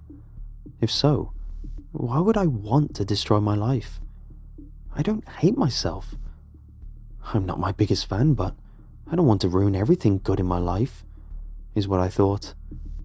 A number of scenarios ran through my head, all of them terrifying. I ended up getting myself very worked up. As soon as I got pulled into my driveway, I grabbed my gun and the ammo I bought with it, rushed inside, locked my door, and went around to check that every door in the house was locked. I checked each individual lock to make sure they weren't tampered with. There were no clear signs of a break-in. How would I be able to tell if someone was able to pick the lock though? They could have closed and locked the door, so I was none the wiser. I removed the gun from its case, inspecting it some, and loaded it. I then stuck it under my pillow. Whole sleep with a gun routine. Being scared, I grabbed my phone and decided to call Tristan to inform of everything that happened. As I went to grab my phone, it started ringing. Lo and behold, it was Tristan. I didn't know why he was calling, but I was glad that he was because I wanted someone else to know what was going on. "Hello, Tristan? Are you there?" is how I started off the conversation, ready to rush into what I needed to say. "Yeah." His voice was quiet. The sadness in his voice was clearly evident, and it seemed like he had been crying. "I'm here. Listen, we need to talk. You are so right, we do. I'm freaking out, Tristan. My notes have been torn up and replaced. I don't know who's been doing it, and... I spoke a mile a minute, fearing something may happen if I didn't tell him soon. Whoa, slow down, Nathan. What? Listen, we can get to that in a minute. I think what I have to say takes precedence. Okay, I'm listening. I'm sure he could hear the anxiousness in my voice. So, Anna, she, Jesus, how do I say this? Tristan seemed concerned and on the verge of tears again. Anna died last night, Nathan. She apparently drank herself to death. She just kept drinking and drinking. Police said there were bottles everywhere. I felt my mouth go dry. Anna was dead. And the last thing I heard from her was at a meeting where she needed help with a problem. What did I do? Show up with the very thing that was causing her to head on a downward spiral. I couldn't help but feel responsible for her death. Tristan continued. I know you might need a minute. Call me back when you process things more. It's a lot to take in. Goodbye, Nathan. You're still my friend. Then there was a click of a phone and just silence. I set my phone down, pushing every paranoia out of my head. I put my hands in my face and just cried until I couldn't cry anymore. After I regained my composure somewhat, I grabbed my phone and opened up my contacts list. There was nothing there. I checked my call logs and saw they were deleted. I couldn't remember Tristan's number. That's why it was in my contacts. I tried recalling it, but all that came up was blanks. I went to check on any online messaging apps I may have. I found that I had none. they were all deleted off my phone, along with any social media platforms I was on. I had no way of contacting anyone. I couldn't remember any of their numbers. The only number I could remember was 911. And what was I supposed to tell them? My phone is mysteriously wiped off all my data after I got told a friend of mine died. I also can't remember what has been happening to my notes to remind me of what to do, and have figured out that they're being replaced with ways to ruin my life. They would think it was some sick joke. I threw my phone across the room in frustration. I watched it break against the wall. Immediately, regret washed over me. There was still a chance I could have remembered someone's phone number and called for help. Too late for that now, though. Not wanting to deal with anything I'd just experienced, I crawled into my room and into my bed. I couldn't sleep. I didn't expect to. I was just hoping for some comfort, but none came. Eventually, I passed out, sleeping for only a few hours, but I didn't wake up in my bed. I woke up on the couch. My gun was in my hand. I chalked it up to sleepwalking. That's what it was. I'm under a lot of stress. It's just sleepwalking and my paranoia. It became a mantra. Just sleepwalking and paranoia. Just sleepwalking and paranoia. The mantra stopped working after I read a new note, though. Don't forget to kill yourself. I read it over at least 5 times, wanting to make sure I read it properly. Every time it was the same words. I tore up the note, not wanting to look at it anymore. Especially with Anna's passing, it was too much. I would have done the same thing if I wasn't paranoid. Anyone in the right state of mind would have. After I tore it up, I picked up the pieces and stuck them in one hand, gun in the other hand. I threw the pieces away and saw another note over the trash can. Don't forget to kill yourself. I tore this one up too, getting more worried. This made me wonder how many of these notes there actually were. I went around the house and all of my normal notes were replaced. Don't forget your watch to kill yourself was right on my bathroom mirror. This made me scream and rush into my room. I locked my door and laid my gun down on my bed.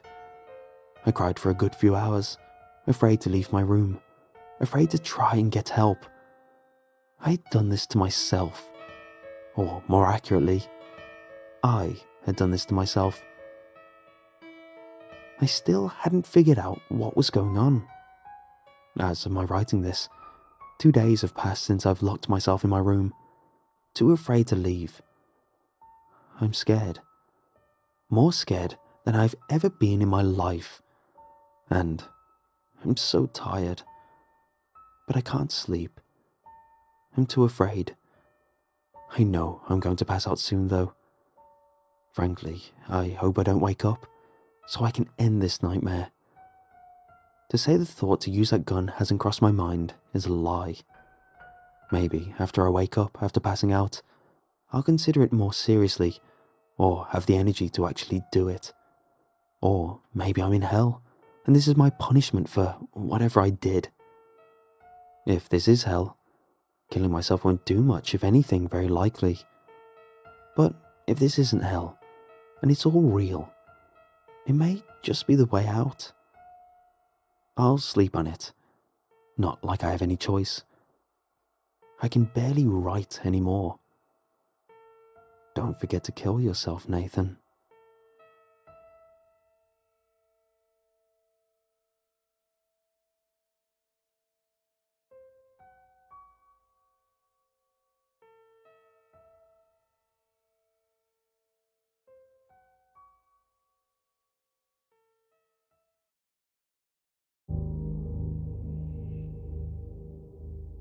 I've been a national park ranger for close to 2 decades. Protocols have changed a lot in that time. I write this just to try to keep people safe for the next time you venture to the big outdoors. Let me tell you about the last park I worked. I can't be too specific about the location for my job's sake. Anyway, we had clusters of campsites that we rotated annually. The idea was to prevent one group from getting overused and worn down, let nature regrow a little bit. The winter had just passed, and our big summer season was a few months away. I'm sent out to check the sustainability of the campsites to decide which ones need time to recover and which ones we can open up. Winters here are cold. Not too many people camp during the winter, aside from rugged masochists and Boy Scout troops led by people who believe they are rugged masochists. I didn't expect to find much out of the ordinary. The first site was clear and ready to go. As I'm trekking to the next site, I see what looks like some debris and junk down away in the river valley. Looks like some jackasses set up an unauthorized camp down there. Usually when that happens, they leave garbage and smoldering fires. This is going to be a pain to clear up. I approach, seeing the telltale wreckage of what must have been one hell of a party. Stuff scattered everywhere, the skeletons of tents still raised up, and blood. I stop, and time stops with me. Pools of blood are spread out along the ground, next to signs of something heavy being dragged into the brush. I pull my radio off my belt and pause. Then I pull my Glock 22 out of my holster and rack one round. I'm a certified law enforcement officer, but I haven't had to use my gun in a long time. I quickly look around for any movement, then get on my radio and call in for backup. While I wait, I listen. Silence. Silence in nature isn't good. Prey get quiet when they sense a predator. I hope all the birds are being still on my account. I edge forward slowly, looking for anyone or anything. A shredded plastic cooler, a tent that has been annihilated with more blood splashed on the walls and inside. People died here. I know it. You can't lose that much blood and just walk off. But no people. Shreds of clothes and a little viscera drawing all the goddamn flies here, but no people. I've seen bears rummage through camps and destroy anything that looked edible. There are wild hogs here that cut trails through the deep brush and are even more dangerous than the bears. But this isn't either of them. The devastation here is just too much. Some scourge of God came through here and just ripped everything to pieces. Finally, backup arrives, and I'm sent to report to HQ. They even brought medics out here. I don't know why. There's no one here to save. One of the new recruits vomits at the scene. I'm glad to get the hell out of here. I get back, and HQ is abuzz. Only 4 people work here, but calls are ringing, printers printing, and the air feels electrified. The manager sees me and signals me to his office. He's pale, ashen-looking with bloodshot eyes. I sit down by his desk, and he goes to the door and locks it. I've never seen him lock that door. He asks me what I saw. I tell him, uninterrupted. He looks even paler afterward, and his hands tremble a little. There's a very long pause, and I expect more questions. He doesn't ask any. I leave, then hear the door lock behind me. After a few minutes, I hear him call someone up, and a long, low conversation ensues. I never see him again. Word comes down from on high. We're assigned a new manager, one who excels at what he calls crisis. His first order of business a controlled burn of the unauthorized camp and the sites closest to it. I'm not arguing. I watch the smoke rise in the distance and pray that's the end of it. New orders. Relocate the existing campsites closer to HQ. Before we do that, we stake out a few trail cameras at the new locations just to make sure it's not in the middle of some nesting ground. We put up a few cameras pointed at the hog trails through the brush for good measure. A couple of days pass, and we go out to collect the footage. The new manager takes it all and starts studying it in his office. A couple hours into reviewing, he freaks out, starts screaming and yelling, gets on the phone, calling up the line, spitting more obscenities. He spends the rest of the day and that night in the office, calling up scientists and planners. Next morning, I show up for a meeting. Manager doesn't look like he slept. Massive changes afoot. He lays out our new plans, including massively bright lampposts circling the park border, as well as floodlights around the ranger station. Campsites need to be moved even closer in. Clear lines of sight from the light, if possible. I butt in, telling him that defeats the point of going camping if you're just going on a short walk through the grass, then setting up so close you can see the parking lot. He tells me to shut up, that it's just the start. The park now closes at sundown, sharp. Also, we're now required to have a long gun on our person at all times. Now, this isn't uncommon for rangers to carry an AR-15 or a Remington 870 shotgun going out in the deep woods. There are wild and rabid animals out there. The real concern are massive pot growers. These aren't your chill neighbours who hide a few plants behind the tomatoes.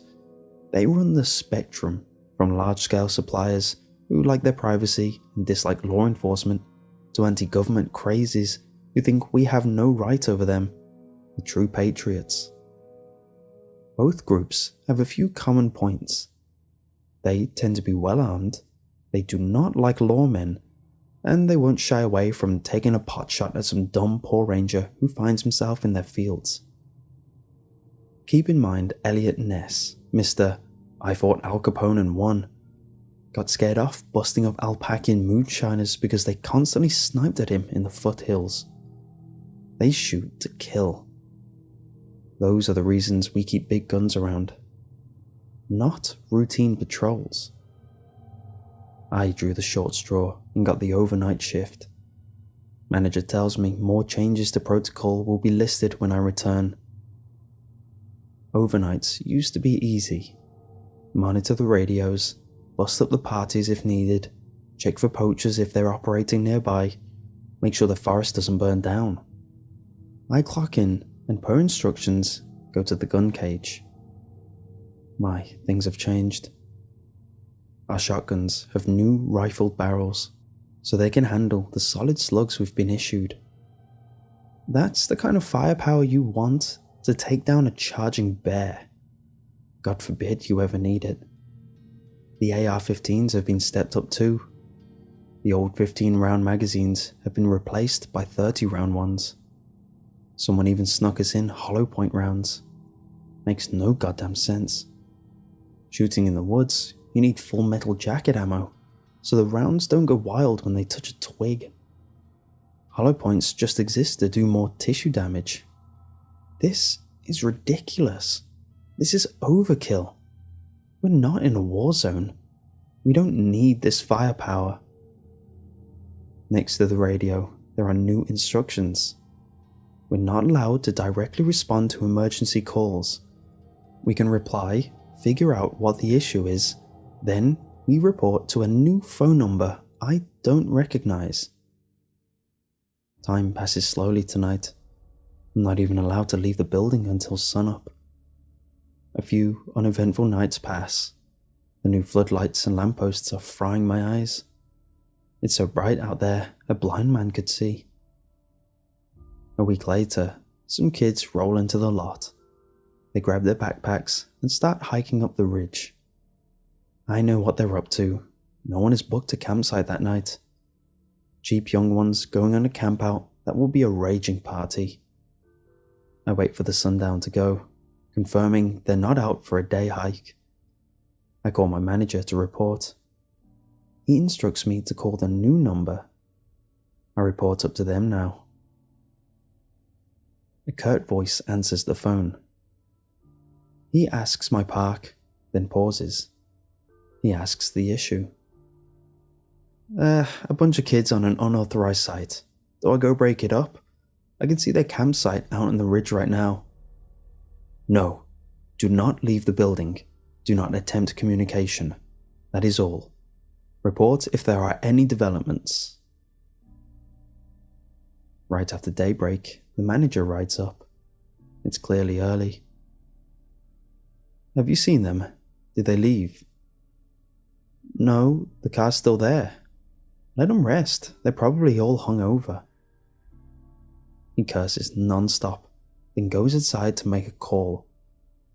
I'm outside, looking up the ridge when he exits the station. One AR-15 in his hand, another one strapped across his back, Glock on his hip. He marches single-mindedly toward his car. I ask him what in God's name he is doing, but he isn't listening or responding. He takes a jerry can of gasoline from his car and marches up the ridge. I yell after him, to no reply. I consider following him, but that doesn't seem like a good idea. I go back inside and call the number. The same curt voice, the same direct questions. Yeah, the manager just went up to the campsite armed to the teeth and carrying gasoline. What the hell do I do? Stay there. Do not interfere. Backup is inbound. Report if there are any developments. About the same time, I start to see smoke wafting off the ridge. 2 vans ride into the lot at a screeching speed. A dozen men, heavily armed and armoured, exit quickly. I go out to check. Who are you guys? What's going on? The men are all lined up with that impeccable military precision. One of them, a commander, I assume, exits the vehicle last. He says, "Which direction did he go?" "I mean, he's up there." I point at the increasing smoke. The men fan out and start jogging up the ridge. I hear rifles cocking as they leave. I try to shout after them, but no response. I look at the van they came in. Large, nondescript. They just say DOI response team on the side. Half an hour later, they return, dragging the manager with them. He is bound in zip ties. He screams, "I did what needed to be done. Trust me, it's worse than they thought. We can't stop this. Burn it all." They throw him into the back and sedate him. The commander approaches me. My neck hairs bristle in cold fear. "I need to see the office. All computers and anything with a hard drive is coming with me." He mentioned videotapes. I need those too. I unlock the door and they ransack the place. Everything gets taken. Printed reports from the last few years disappear into those vans. The videotapes get bagged up and held by the commander himself. He studies the gun cage. "Cute. You're out of your league," he scoffs. Finally, they found everything they looked for. The commander tells me, "Call the number. Tell him it's contained. You need a new supervisor. Also, don't talk about this to anyone." They leave, and just on cue, the fire brigade and a few news vans show up. The fire is contained, the news reports say. Rumours of missing campers are unsubstantiated at this time. Still, the rumours alone are enough to scare off this season's campers. The quick change-up of managers is chalked up to bureaucracy. The press dies down after a week or two. The new manager is very good at dealing with them. Thankfully, with no new campers and our now even shorter open hours, we can get more work done around here. Rebuilding the station took some time, and we just set up the new campsites. They're practically spitting distance from the station. Nothing dramatic happens for a few days. Then, on a whim, the manager tells us to set up some cameras around the station and the campsites. There's usually so much human activity around here, all you see are some raccoons, maybe the rare, hungry bear, but we humour him and set them up all around. A couple of days pass, we collect the footage. I play poker with one of the rookies while the manager watches hours of footage of an empty but brilliantly illuminated parking lot. Then he gets to the footage around the station. Screams come from the office. We barge in and he's stamping on the camera hard drives, gibbering things I can't understand, along the lines of, "Told me it was clean, safe, no recent activity here. Bullcrap here, I'm not gonna do it." He barks at us to leave. Later, he makes a call. Rocky goes up to the door and listens in. Rocky comes reporting back. "Yeah, he's demanding a transfer. Says they lied to him. Something about they didn't do their jobs properly. He's not prepared or equipped here." Then I just heard the phone click and some sobbing. Hours later, my manager exits the office. His shoulders are slumped, defeated. We cut our hours even further, practically open on weekends only. We'll have a full staff ready those hours, but a skeleton crew the rest of the time. Campers are required to check in to one of the closest sites, no campsite, and they're told to leave. We're not authorized to leave the station after dark under any circumstances. In an emergency, do not call 911. Call the number and do exactly what they say. We draw straws for who gets the overnight shifts. Why we need to stay overnight if we can't do anything is beyond me. I asked the manager about it, and he just said that standard protocol is to have someone on hand to report any irregularities overnight. I have to work my overnight shift. I keep my phone close, the number dialed in, ready if I need to call. It is a bad night. I just wind up pacing around with my shotgun, glancing into the bright floodlights, trying to see what's past them. I hear crickets, and it relaxes me. Prey is quiet when predators are around. It's a long night. The next night, my manager draws the short straw. He seems resigned. In the end, we all have to take a turn. He brings the brightest damn tactical flashlight I've ever seen. Said he bought it just because he's afraid of the dark. He isn't really. He's afraid of the things in the dark. I get a phone call at 3 a.m. It's him. "Get over here now and bring guns." "What? You have a damn arsenal." "Now." "Oh, I swear to God, I screwed up. Oh man, I think they're attracted to the light. I called that number and all they said was backup would be here in the morning. Oh, damn, god damn." I hear the piercing staccato of gunshots. A pause. More gunshots. Screaming, scuffling. The line goes dead. I call the number. A new terse voice answers. "Look, I work at the park. I just got off the phone with the manager." "I just spoke with the manager. What can you report?" "Something bad happened. It's serious. I heard gunshots." "We will have backup there as soon as possible." "Did he say anything else?" "Yeah, he said he thought they were attracted to the light. Doesn't make sense to me." "Interesting. Thank you for your report. The park is now closed. You will be reassigned. Goodbye." Click. Officially, the park was closed to be rescheduled for a controlled burn. Let the old trees die and make room for the new ones. There was nothing in the official report about what happened to the manager on duty. The public understanding was bureaucracies needed to be shaken up on occasion. No one asked any more questions. I get transferred to a new park, halfway across the country.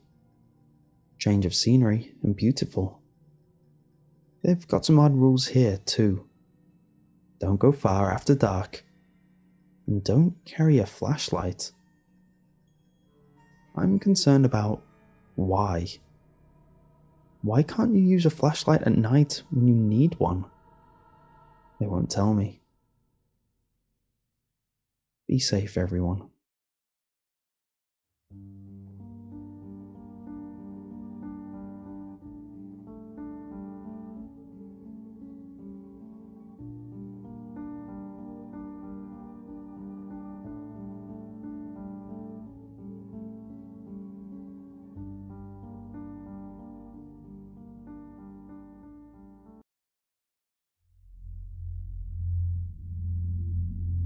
Do you have a scenario you always run through your head just for fun, to the point that you have it planned out to perfection?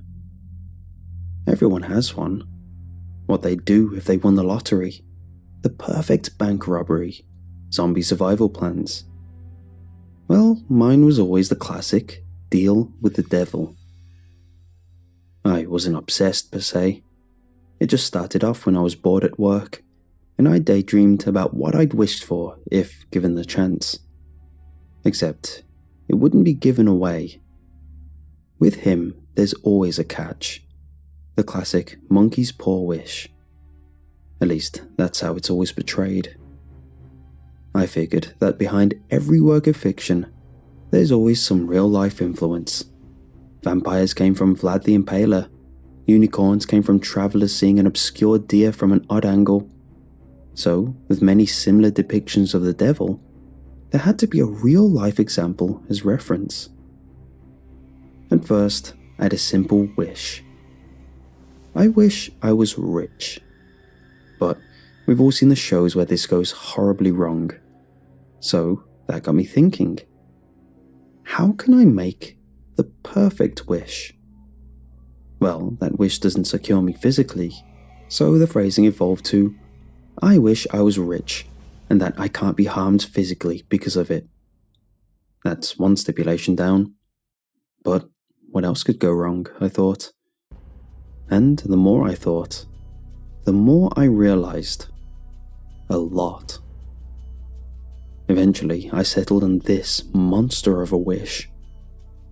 I wish I was financially rich with relevant current money, money which cannot be stolen, and my loved ones and myself cannot be harmed because of it, during which the devil or any of his associates can't interfere with my life or the life of my loved ones to detriment the wish. In doing so, would forfeit an extra wish to rectify the situation.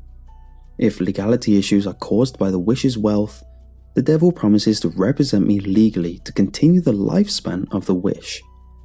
If I decide the wish is not satisfactory, I can recall back to the point in which the deal is made for free. That last bit was a stroke of genius on my part. A huge reset switch, in case everything went sour. It was during one of my daydreams when I was called into my manager's office. In the meeting room was sat a lot of the company's partners, something which did not happen every day, which signified the severity of the situation. They'd be calling various people from the office in periodically through the week, yet no one knew why. What happened next was the most tense meeting of my life. They went through many documents, listed out massive company losses, and read out various co-workers' testimonies, all pointing at a few accounting mistakes I'd made which snowballed into a huge blunder. I tried to answer everything the best I could, about how I didn't know, and how it was a small oversight. But that was all the confession they needed, and they let me go. With such a huge mark on my name, word spread, and I was unhireable in my field pretty much throughout my entire region of the country. Even other jobs which weren't 100% related, I'd mysteriously get let down after a background check. My savings weren't in the best of shape when I had a job, and it was looking like I wouldn't last long without a new source of income. This is when I was driven to the most desperate of measures. On top of the countless hours I spent scouring the web for a job, I also spent some of my free time, as embarrassing as it is to admit, looking for ways to contact the devil. With all the time I put into my plan, it became a possible escape route in the back of my head. That, or the delusional surfaced after the mental breakdowns became more frequent. This was as hard as you might expect, as a lot of the posts I found were edgy teens searching the same query, or roleplayers acting like they succeeded and were trying to sell the answer, or playing out like they did succeed and were now doing an AMA while possessed. I was getting nowhere, fast, on both fronts. Desperate times called for desperate measures, and I was at rock bottom. I was applying for jobs as low as being a cleaner, a far fall from grace for me, and I was squirting pentagrams of my carpet with ketchup and screaming chants in broken dead languages. I'll never know which one it was, but to my shock and surprise, one of them worked. The visage that appeared in front of me was oddly cliché. He looked rather sharp in the classy suit he was in, and from my time mixing with the upper crust, I knew a good suit when I saw one. This suit was perfect. His figure was the ideal body type for a trustworthy CEO, above 6 foot too. I grasped his outstretched hand, and he gave a firm and confident handshake. I tried to keep composed, however, his aura made me wobbly and lose all demeanor of confidence. He spoke first and smoothly. "So, what is your wish?" Well, it sounded like everything I thought about the devil was true. But I sneered in the back of my head as I thought, if he was expecting an easy time, he came to the wrong person. Without hesitation, I started to spout the rehearsed plan I had been thinking of for the better part of a few years. I went over all the clauses, ensuring my total safety, and even started to ad-lib extra parts on the fly. I was on a roll. When I finished, we were left in silence. I stared at him, now with a slight twinge on my lips, hinting at a suppressed smirk, though I forced myself to not smile. A thin veil and an attempt of a poker face. I expected him to be shocked, or at the very least mildly bothered, but he just smiled and said, "It is done." I opened my eyes in shock, taken back by his lack of reaction. However, soon he was gone, and I was again alone in my apartment. I pulled up my phone and opened my banking app. What was only minutes ago in a dismal state was now looking more like a phone number. I wasn't just rich, I was insanely rich. I started to hyperventilate in excitement. After a brief moment of exasperation, I got to living my life to the fullest, with no worries, just fun. Immediately, I started renting out the nicest apartment in the middle of the city. Rather than decorating it myself, I just asked them to keep the display decor. The extra amount I offered more than satisfied their protests.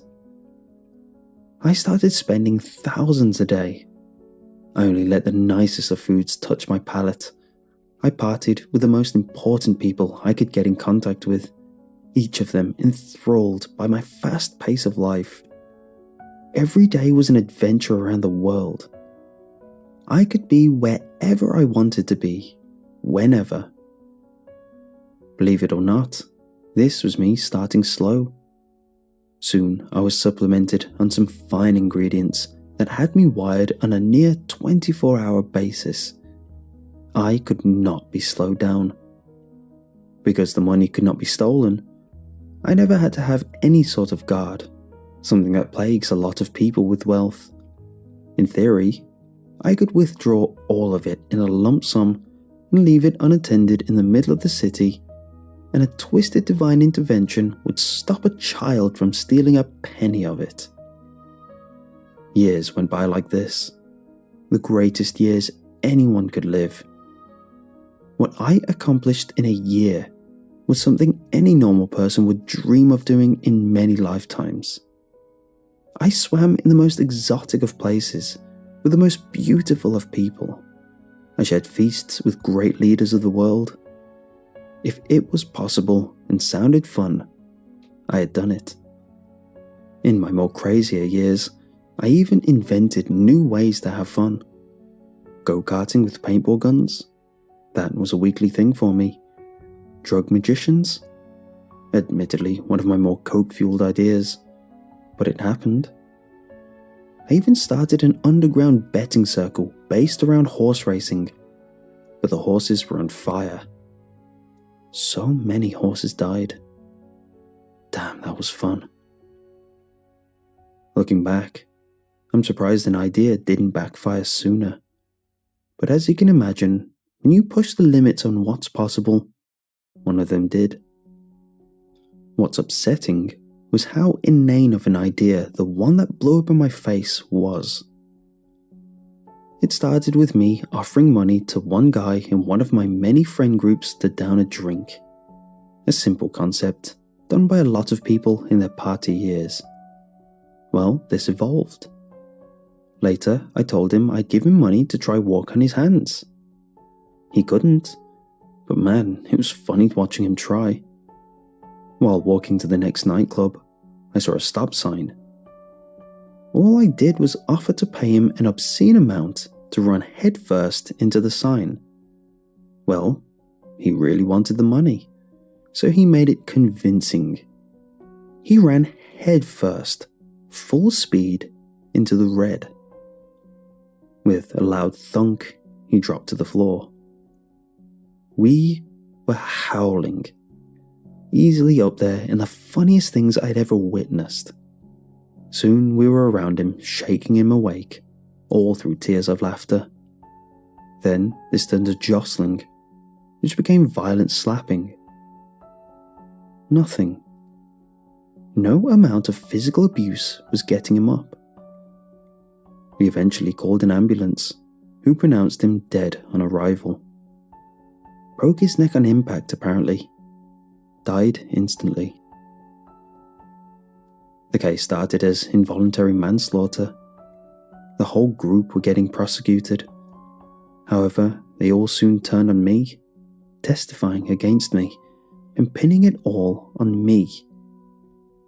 It turned from a group of involuntary manslaughter to just me seeing a heavy sentence of second-degree murder. I wasn't having it, so I called for help. I scraped pentagrams around my cell. I chanted whatever vaguely devilish things I could think of, and called upon him to return, so I could ream his ass. Midway through a guard screaming at me to shut up, he froze. And in that still time, the devil himself showed up outside my cage. I jostled him, accusing him of interfering. I told him how I saw it, that it was too convenient that he died so easily, that he obviously had a hand in this whole ordeal, and that it was against the contract for him to do so.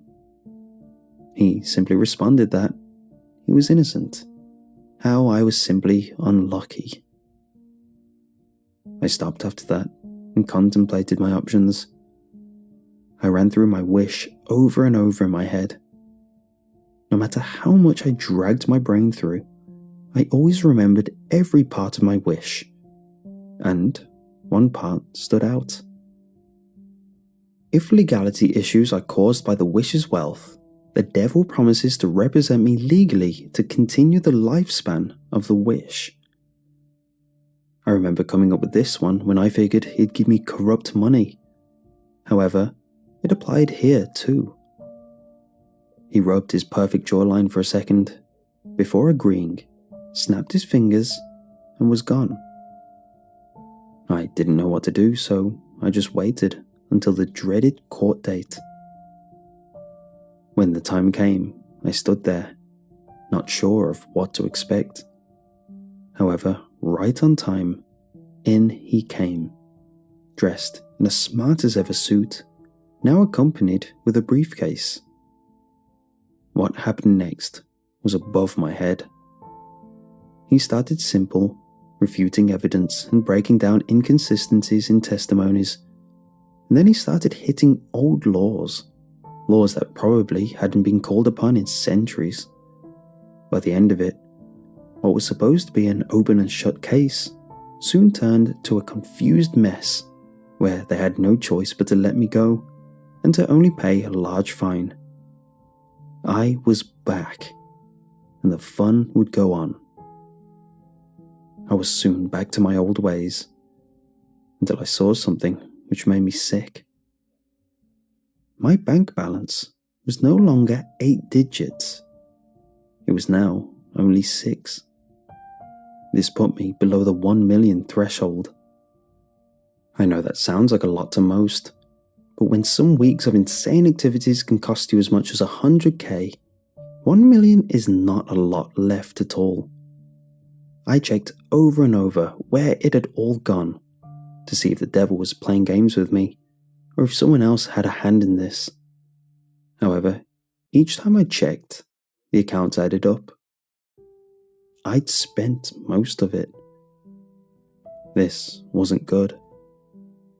I pulled half of it out for investments, started with safe stocks, seeing small margins of growth. However, at best, it was only making me a basic living wage.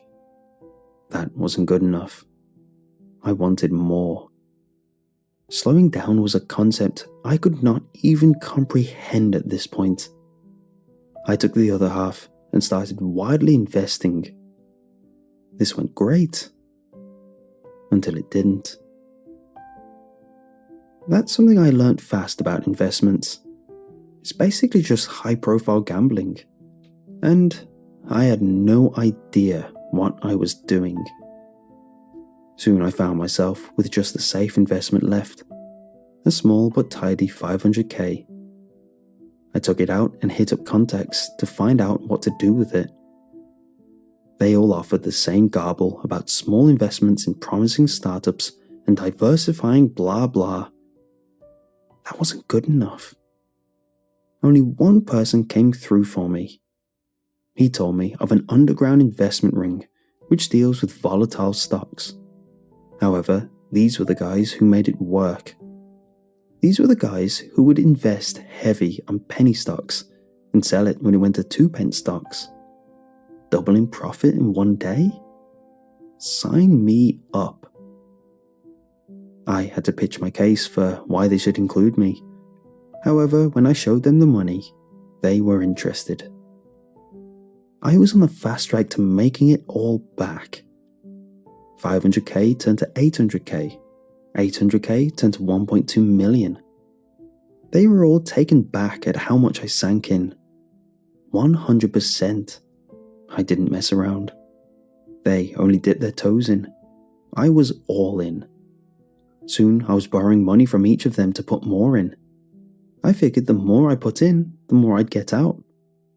Added up, I now had 1.5 million. This turned to 2 million easily. A few more and I'd be ready to have some fun again. Maybe I'd buy an island this time. Or maybe a resort. These thoughts came crashing down with the economy. At first, I put everything in a stock selling at 4p a share. Rather than rise slightly, it dipped to 3p. No worry, I thought. Maybe it would go up tomorrow. It didn't. Now 2p. My tidy 2 million was now 1 million. Okay, I thought. I can wait for it to go back to 3p and sell and get a little back. I didn't. At 3p, I waited for it to even out, seeing if I could break even. And on that weekend, the company announced liquidation. It was gone. It was all gone. I was left with nothing. However, I was even wrong about that. I wasn't left with nothing. I was in debt. In debt with some very nasty people. At first, I reassured them that I had other investments, that I wasn't so stupid as to put all my eggs into one basket, something which they believed since only an idiot would do that. An idiot such as myself. I scrambled around my entire contacts list, begging for money, calling upon the good times to corral some nostalgia. Though they offered me something, it was a pittance compared to the amount I needed. And as promised, the threats started coming in. I was mailed a rather shifty-looking package, which, after I threw at the wall, exploded. That was just a warning. While walking to the shops, I was jumped and beaten badly. Afterwards, I was told I had 5 days. This turned to 4, then 3, then 2, and finally, 1. I didn't leave the house, tried to barricade myself in, but they found a way. They were tenacious. I was soon strapped to a chair, a man with garden shears trimming off my fingers. This was it. At this point, I was accepting death. I was soon regretting all my decisions, wishing life would go back to how it was. A simpler time before all this madness. With this realization, a certain someone popped into my head. Embarrassingly, in front of all these pretty hardcore people, I was soon screaming for the devil to help me. They all burst out cackling at my strange, desperate plea. Mid-laugh, everyone stopped. And there he was, smooth as ever, my saviour. I called upon the ultimate failsafe, the part of the wish I never knew I'd need, and almost forgot I had. If I decide the wish is not satisfactory, I can recall back to life to the point in which the deal is made for free. With this, he simply smiled, clicked his fingers, and everything went black. In what felt like a blink, I was back in my chair, looking at my dingy old apartment, covered in ketchup pentagrams. I was excited. I was back. Then I was shocked. I was back. Then I was solemn. I was back. Then I was sad. I was back. Then I was depressed. I was back. I scrambled for the ketchup and plastered my apartment in various demonic symbols I'd found online. I chanted out everything I could remember and more. The devil wasn't coming back. I realize I never summoned him. He preyed on me in my time of weakness. He has given me a taste of the ultimate life of pleasure, a life I will never have, making this life a life I don't want to live. Years of such intense happiness is something I can never forget. A ghost which would follow me everywhere I go in this mundane, grey husk of a life. That's something I don't want to do. This is a warning. Never make a deal with the devil, no matter how prepared you are. The devil has won. He always wins.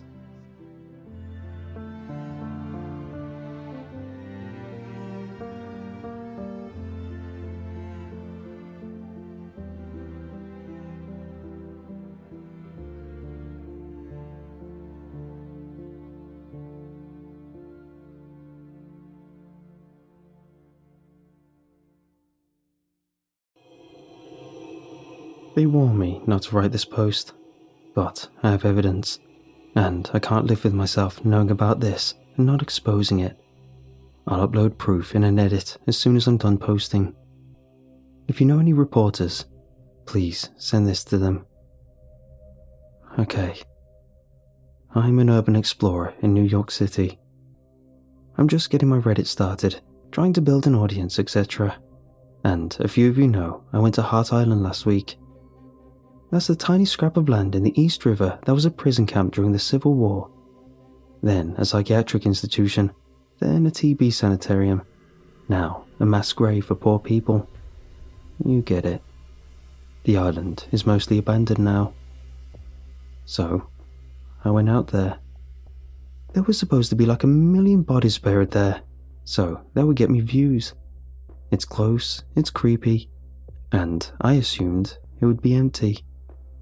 It's run by the Department of Corrections, but after asking around, I got a few DMs saying it's pretty easy to avoid them if you stick to the buildings and stay away from the mass graves. At first, things seemed fine, you know. I was supposed to be getting the creep out vibes, but Hart Island is actually kind of a beautiful place. It's mostly nature now, lots of trees. Half the buildings that are still standing are the kind of old, where they're charming and rustic. So I checked some of those out and took some pics. Then I heard a helicopter closing in overhead and saw a black SUV winding up the road in the distance. At first, I was just like, ah damn, it's security. So I ducked inside the building and took cover. But as I kept track of the helicopter through a window, it got lower and lower and lower. It wasn't just surveilling the island. It landed just over the hill next to me. The SUV was also closing in, but the people in the car didn't look like cops. It was like a bunch of laughing women in fancy dresses. For the life of me, it looked like they were going to a party. I looked around. Where the hell had they come from? Were they already on the island this whole time? This thing is only like 1/3 of a square mile, and there's no bridge to it. And where were they going? I wondered if it was some thrill-seeking billionaire trying to impress his friends, or one of those high-end theme parties you hear about. They drove right past me and over the hill. Then another helicopter came and landed, and another, and another. I decided to check it out. That was a bad call. So I stayed inside the tree line, trying to keep hidden, but I started following the car over the ridge. Over the hill was a squat grey building. My stomach kind of churned when I looked at it. It just looked like a sanitarium, or a hospital, or an asylum. Something. Possibly a prison. But there were all these people milling around outside of it. Cars, helicopters, plural, all disgorging men in black suits and women in cocktail dresses, like it was the damn Met Gala or something. Then I started inching in closer. Urban exploring doesn't normally involve sneaking up on people, but I noticed that no one was hanging around the back of the building. Just caterers coming in and out, most of them not in uniform. Just white aprons, which was perfect. Maybe I could blend in there. I went around the back and crept as close as I dared. By now, the stream of caterers was starting to trickle off. Whatever it was about to start. I waited for the last caterer to disappear and prayed they wouldn't lock the door behind them. I got lucky. The creak of the rusty door seemed like the loudest noise I'd ever heard as I pulled it open. This place clearly was not built for luxury, which just piqued my interest further about what in God's name all these people were doing here. My heart pounded as I wove through the kitchen. It was dark, but definitely in active use, filled with pots and pans, delicious smells bubbling up from them. I started down the hallway. It was way too narrow. There was nowhere to hide if I needed it. I crept through dozens of buildings, older and emptier than this one. But this was worse. I'd never broken and entered anywhere uninhabited before. Pretty soon, harsh whispers came to me. Men and women, low voices, excited. Small talk. Some of them, the younger ones, were giggling. Some of the older people sounded very serious, worried. Like at any party where some people have business and others just have gossip, I guess. But I kept hearing the word Skinner, which was weird. The Skinner situation, the Skinner incident. What happened in Skinner? Is Skinner a place? If that means anything to anybody, let me know. I was actually in a pretty good spot for stealthy eavesdropping until something ran up the leg of my pants. I managed to muffle my scream, but I did not contain the flailing. I stumbled forward, directly into the open doorway. A terrified mouse flew off of me and scurried away. A hush fell over the entire room when I stumbled in. This was a massive room, with rust-coloured cracks running through the yellowing paint. But it was made up to look like a giant party atrium, with tables of snacks lining one wall and damn balloons hanging from the ceiling. What the hell? About 200 people wearing Prada and Gucci stared at me. I stared back at them. An older woman in a cocktail dress took a step towards me. Hello? The woman smiled uncertainly, nervously. Damn it. Are you with the gardening staff? Hallelujah. Yes, ma'am. I looked down apologetically, maybe too enthusiastically at my mud-covered boots. I was told to find a supervisor and, I did my best to look lost and clueless. It didn't occur to me that Hart Island doesn't have a gardening staff. Then the woman smiled this wide, unnerving smile. Oh, it's no trouble at all. She glanced at the two men next to her, who looked decidedly more concerned. In fact, why don't you join us for a spell? I'm sure you've been working very hard. The bigger guy's eyes widened, and he was suddenly smiling too. Yeah, get yourself a snack, kid, he enthused. Big screw this energy. But the lady behind me gave me a playful little shove forward. Enjoy yourself. You're in for a show.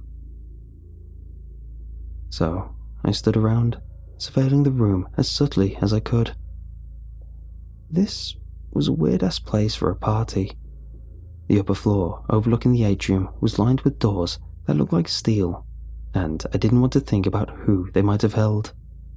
I couldn't record discreetly, surrounded by all these people, so my plan was to wait around until they started to leave, and then hide in a bathroom or something and film the aftermath. Until then, I was alone in this mass of disgustingly rich people, chattering on about increasingly unsettling things. What are your intentions for January? One woman asked her friends. They're saying it's going to be a big one, a good time to ask for big things. You don't believe in the amplification BS, do you? The man at her side asked. That stuff's all in your head, cognitive dissonance. Channeling works the same way all the time. We just like to imagine there must be a trade-off when things go to hell. Look at 1929, the woman insisted. Major gains, major losses, they always come together. It's the balance. So, when things get really bad for a while, it just means something really good is coming. We just have to take advantage of it when it does. Cognitive dissonance, the man insisted. Pattern seeking, all of that. With all the suffering in 2020, we can hope. Another woman raised the champagne flute in a gloved hand. I look forward to many years of a long life and good health. I'll drink to that any time, the man agreed. Every bone in my body told me something here was really, really wrong. But then again, I was curious, and maybe a little flattered. I'm not the kind of person who gets invited to big events, and some of these people seemed kind of nice. Ignoring the fact that I was wearing an outfit that could be best described as Antifa losers at mud wrestling, I thought to myself, what the hell, why not? But an hour later, serious alarm bells were starting to go off in my head. Gaggle after gaggle of rich people came up to me like I was some kind of damn celebrity. They asked about me. What was my name? I lied, obviously. What did I do? Lied about that too. They told me how it was just so good to meet me. I was too flabbergasted, and possibly too freaked out, to ask them anything about themselves. People like me don't have long-term relationships with people like them. I felt like an animal in a zoo. Maybe this random poor person who had walked into their midst was an excuse to feel good about themselves for being magnanimous. About an hour in, the sound of clinking glass filled the air. Everybody fell silent almost instantly, and I followed their expectant gazes to see a taller man with a thick salt-and-peppered beard. The woman who invited me stood at his side, smiling fondly. Esteemed Magisters and members, from Silo to St. Charles, from 71st to Georgetown, we welcome you. He had the voice of a radio, and now it echoed throughout the cavernous room. Thank you all for your presence here tonight. I know I, for one, have been anticipating this occasion for the better part of a year. Thank you for the opportunity to host. This is an auspicious time indeed to renew our collaboration. All signs are that the energy of this alignment will be particularly auspicious. The world has seen terrible suffering in this past year, but we all know the greatness that will follow. Magisters? The hairs on the back of my neck were starting to stand up. Auspicious alignments? Sounded like some harmless rich people BS, like astrology or maybe The Secret, but Magister sounded like something out of the craft. Then he looked directly at me. We have an unexpected guest with us tonight. I looked around. The eyes of the rich folks nearest me were fixed on me too. Yeah, nope. I started trying to inch towards the door to the kitchen, but the group around me tightened a little, smiling at me. Smiling like they were afraid I'd run. Yeah, I'm gonna head out. Sorry to intrude. I tried to push past them, politely but a little insistently, but they didn't budge, and one guy even went to grab my shoulder. So, I bolted. I tried plowing through the crowd, hoping they would be too delicate to try tackling a crazy person who was clearly having a nervous breakdown in the middle of their gala. My hopes were disappointed. Whispers like hisses filled the air around me, and suddenly my feet were in the air. Somebody must have spilled champagne, because I hit that tile floor with the full force of my weight.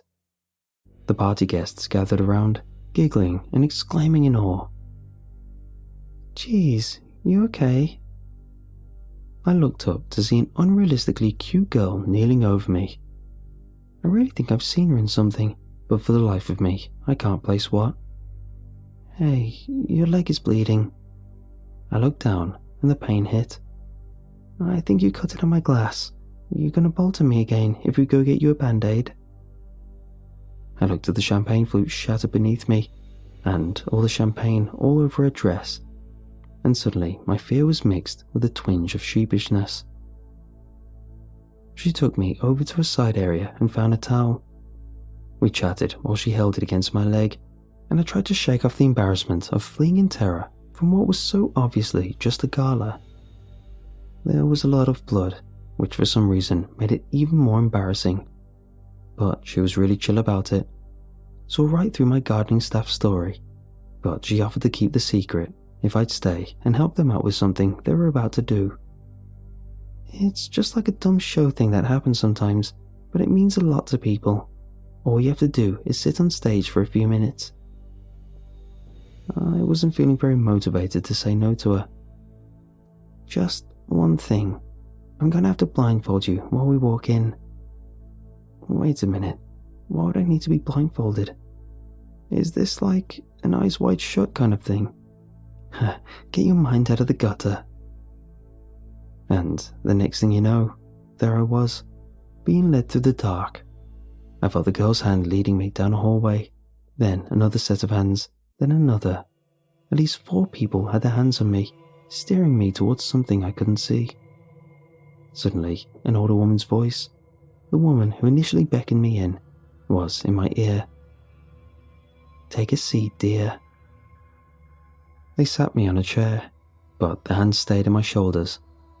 Suddenly, I felt a rope swing around my left wrist, then my right.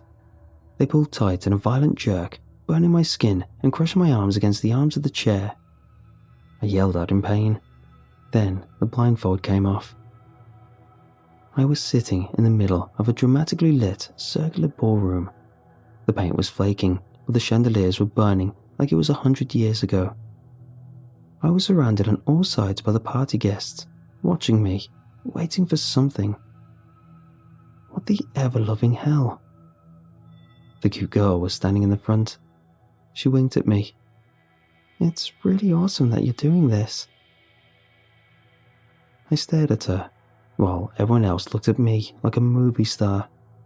I didn't know if I was the hero or the victim. I swung my gaze around the ballroom, trying to calculate just how much danger I was in. I was flanked by 4 huge brass bowls. 2 of them were filled with what looked like water. The other 2 billowed bright orange flames. 2 people stood on either side of the 4 bowls.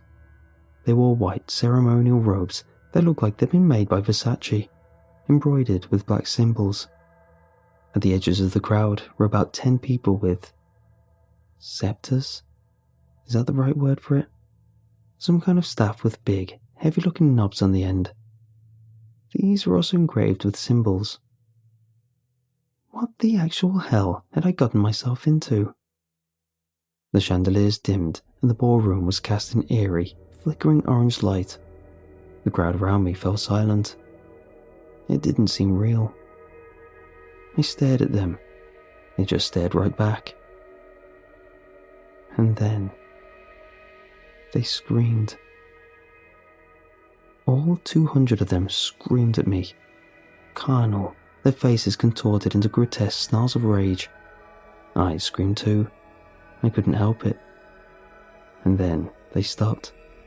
Instantly they were silent, and staring at me again. I was shaking. One of the men in robes stepped towards me. He had something in his hand. It was the towel, with my blood on it. He held it up for the crowd to see, and walked with it over to one of the flaming bowls. He caught the towel on fire and dropped it at my feet. The crowd hissed at me as the flames licked dangerously close to my jeans. I tried to pull my legs up and away from it, but the heat was still singeing me through my denim. I waited for my pants to catch on fire, but the rag burned itself out. The spotlight went out.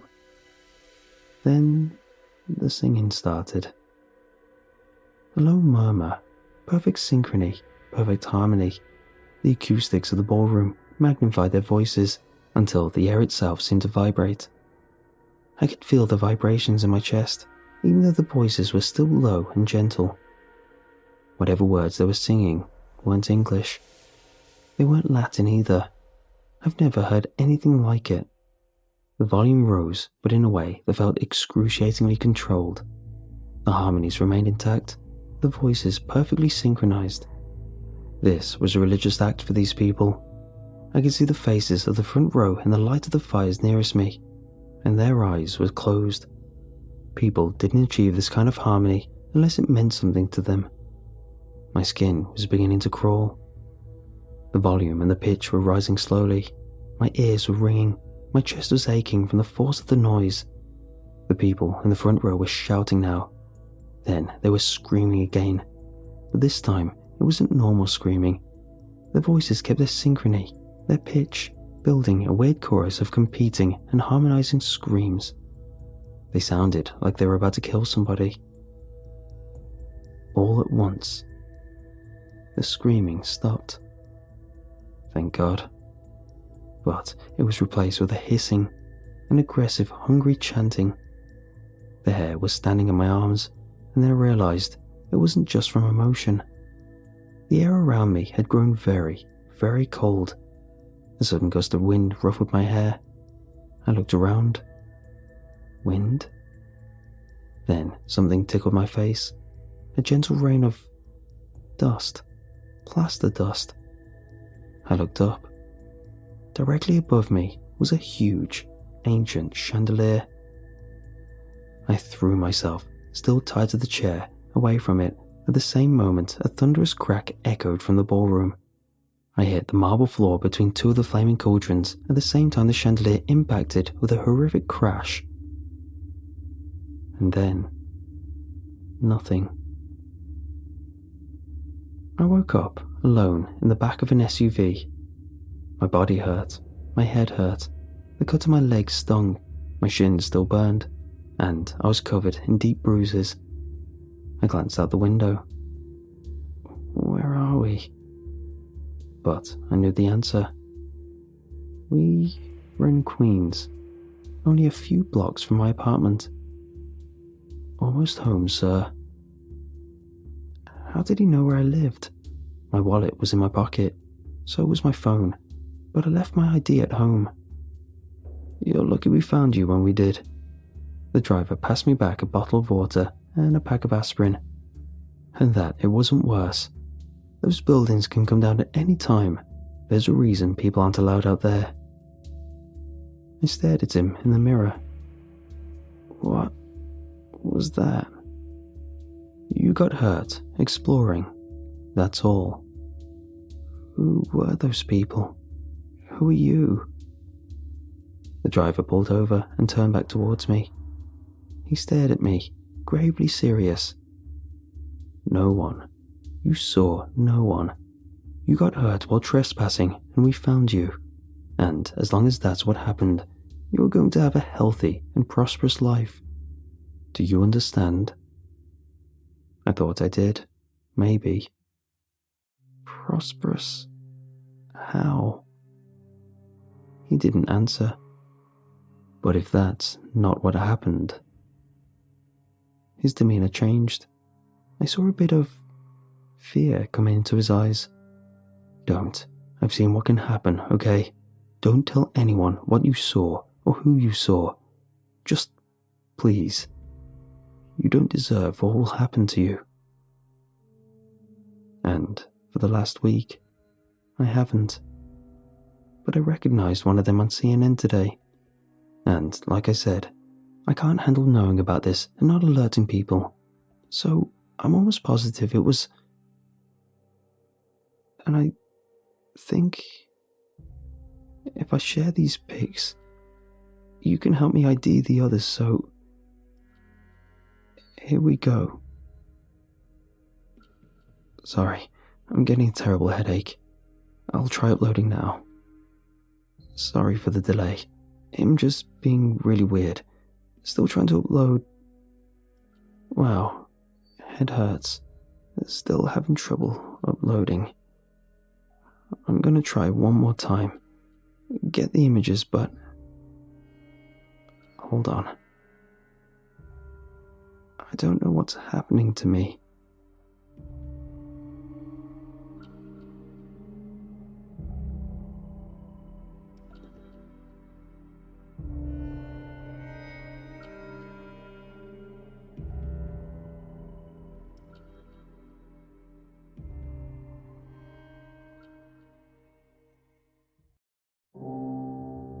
It's not like my parents didn't warn me to be careful around strangers. But since my dad's sales job was, in his words, the only thing keeping us off the streets, I had to be very careful who I treated as a stranger. Auntie Lynn, for example. We only saw her a few times a year, but since she'd given my dad some kind of loan, I had to put up with her funeral parlour perfume, smoker's breath, and near constant cheek pinching and rib poking from her gnarled, creepy old fingers. Or Dad's boss, Mr. Rainier, with his booming voice and bright red face and weird way of walking. He looked like the kind of big, sloppy drunk who just might toss a kid in the air for kicks, then try to catch him and miss. Even so, it was, "Yes, sir, Mr. Rainier," and Thank you for teaching me to shake hands properly, Mr. Rainier, each time he came around. Strangers, I learned, could be people who dressed weird or lived on the other side of town. They could be people who smelled funny or whose skin was a different colour than ours. They could be people who talked too much or too little, or people who had a lot of bumper stickers on their car. But they definitely weren't people with money. When I told my grandpa about my parents' odd definition of strangers, he just scoffed. Sounds like a bunch of crap to me. I remember how much my mouth popped open at that word. Grandpa never cursed. He was a strict Southern Baptist, as skinny and hard as the hickory he whittled on his trailer's front porch. That day, he put down his carving and bent down till his weathered blue eyes were looking into mine. Listen, Sonny, at your age, you got what I call kid sense. It's something you lose when you get older. Not sure why. Maybe it gets replaced by other things. But the fact is, if something don't feel right to you, there's always a reason. It might not always be a good reason, like when you were scared of my hound dog just 'cause he's big and shaggy and has one blind eye. But there's always a reason. Always. You listen to your kid sense. If it tells you to run, you get out of there quick. Got it? I thought I knew what Grandpa meant. I wasn't totally sure, but I nodded anyway. My parents came to pick me up a few minutes later, complaining about what the gravel roads were doing to the BMW. I made a new friend that summer. His name was Oliver, and he met almost all of my parents' qualifications for being a stranger. We met on a half-abandoned basketball court halfway between his school and mine. I was shooting hoops alone and feeling sorry for myself because my friends had kicked me out of the game of skunk, and Oliver, well, I guess he was just exploring the neighborhood. He was about my age, and we hit it off right away. We shot hoops together until sunset. As the sun sank below the trees, my heart sank as well. I got along with this kid way better than any of my so-called friends, but how would I ever see him again? I knew my parents wouldn't want me to hang out with a kid like him. And yet, I guess I gotta get home, I sighed. I wish we lived closer together. You kidding? Oliver laughed. Where you live? Meadowbrook Heights? That's nothing. 219A, home of the king, baby. Through the woods. I was sure I hadn't heard right. Yeah. Oliver looked at me like maybe the basketball had hit me in the head too many times. You can take the abandoned railroad tracks or one of the trails the animals make that connect to the power lines. Look. He pointed to a break in the gloomy woods. One of them even comes out on this court. I mean, how do you think I was going to get back? I looked around. The streetlights might come on at any second, and then I'd really be screwed. But isn't it kind of, I don't know, dark? Oliver grinned and stuck his chin out proudly.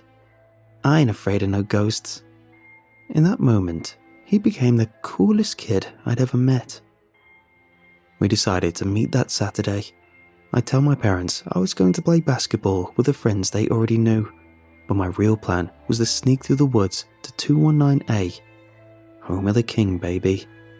Looking at the tiny trail and the overgrown shadows of the woods though, I felt a lot less confident. I'd already followed the power lines just like Oliver had said, slapping the ticks off as I slogged through the shoulder-high summer grass. The absence of people was starting to freak me out a little. In Meadowbrook Heights, there was always somebody around. The postman delivering mail, the neighbours mowing their lawn, those annoying toddlers 2 houses down spraying each other with a garden hose. But out here, there was nobody. If my kid sense kicked in out here, who would I run to? I told myself that I was just being a big baby. And after all, didn't Oliver make this walk in the dark? Even so, it wasn't much of a trail. More like a thin line of grass flattened over time. Who or what had come through here so often and why, I couldn't even guess. As I walked into the wall of green, I thought about the abandoned railroad tracks Oliver had mentioned. Hadn't my dad always said that drug addicts and crazy homeless people hung out in places like that? The nasty tissues and rusted beer cans in the bushes started to seem sinister. Even worse, I realized there wasn't just one trail through the woods. There were dozens of them. If I took the wrong one and got lost... I paused. Oliver had said, straight through the woods. So straight was how I went. I'm not sure if the little path became clearer or I got used to it, but soon I was actually enjoying the weird chunk of undeveloped land. There was a little blue pond, colourful dragonflies like I'd never seen before, an emerald clearing with rings of tiny red mushrooms. In no time at all, I was overlooking the gloomy, colourless buildings of Dunbar Apartments. I'd made it. I whooped and ran down the hill. Before I did though, I had the strangest feeling, like I was being watched from just inside the woods, but I shook it off and hurried to meet my new friend. We had a great time, right up until I left. Oliver had planned on walking me to the edge of the woods, but a shadow fell over us as we stepped outside the door to 219A. Excuse me, the man towering over us had wavy white hair. His eyes were as bright and uncanny as his emerald green suit. A gold chain hung from his vest and gold rings twinkled on his fingers. Now here was a guy with money. Would you fine young men mind helping me out? Fine young men, I liked that. What you need? Oliver offered. I'm a manager of sorts, you see. He gestured to the dilapidated bare door of 219B.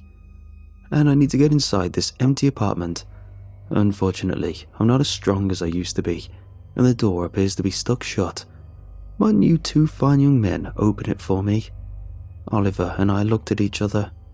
The man in green drummed his fingers on his thigh. Impatiently, hungrily, I thought. Suddenly, I knew I didn't want to be in any apartment alone with this guy, and I knew exactly what my grandpa had meant earlier that summer.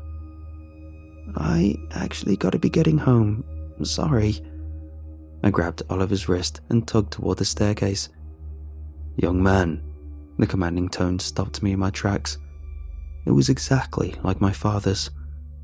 As he spoke, the man in green had positioned himself between us and Oliver's apartment, our only other means of escape. I am a manager, and I haven't given you permission to go yet. All I need is your help with a small task. There's no harm in that, is there? I can pay you. The man counted some coins, and Oliver's eyes lit up. I tightened my grip on Oliver's wrist. Well, you can pay somebody else. We gotta go, sorry. I took off before Oliver could protest, and didn't stop until we were back on top of the hill. What the hell, man? Oliver panted. Didn't you get a weird vibe from that guy? I demanded. Well, yeah. Oliver shrugged. But like my old man says, $1 is $1. Besides, even if he was sketchy, what's he gonna do? There's two of us. I don't know, I grimaced. I don't want to know. A truck horn honked, and an older version of Oliver waved at us with a big toothy grin. That's my dad, Oliver sighed. He'd put on a brave face, but I could tell he was just as relieved as I was to see an adult other than the man in green. You gotta get back before your folks get suspicious. I'll ask my dad about that guy. Don't worry. Oliver punched my arm. I'll be safe now. Okay, I chuckled nervously. Straight back through the woods, just like you said. Oliver gave me an odd look. No man, from Meadowbrook Heights, you go straight to the power lines and then take 2 lefts.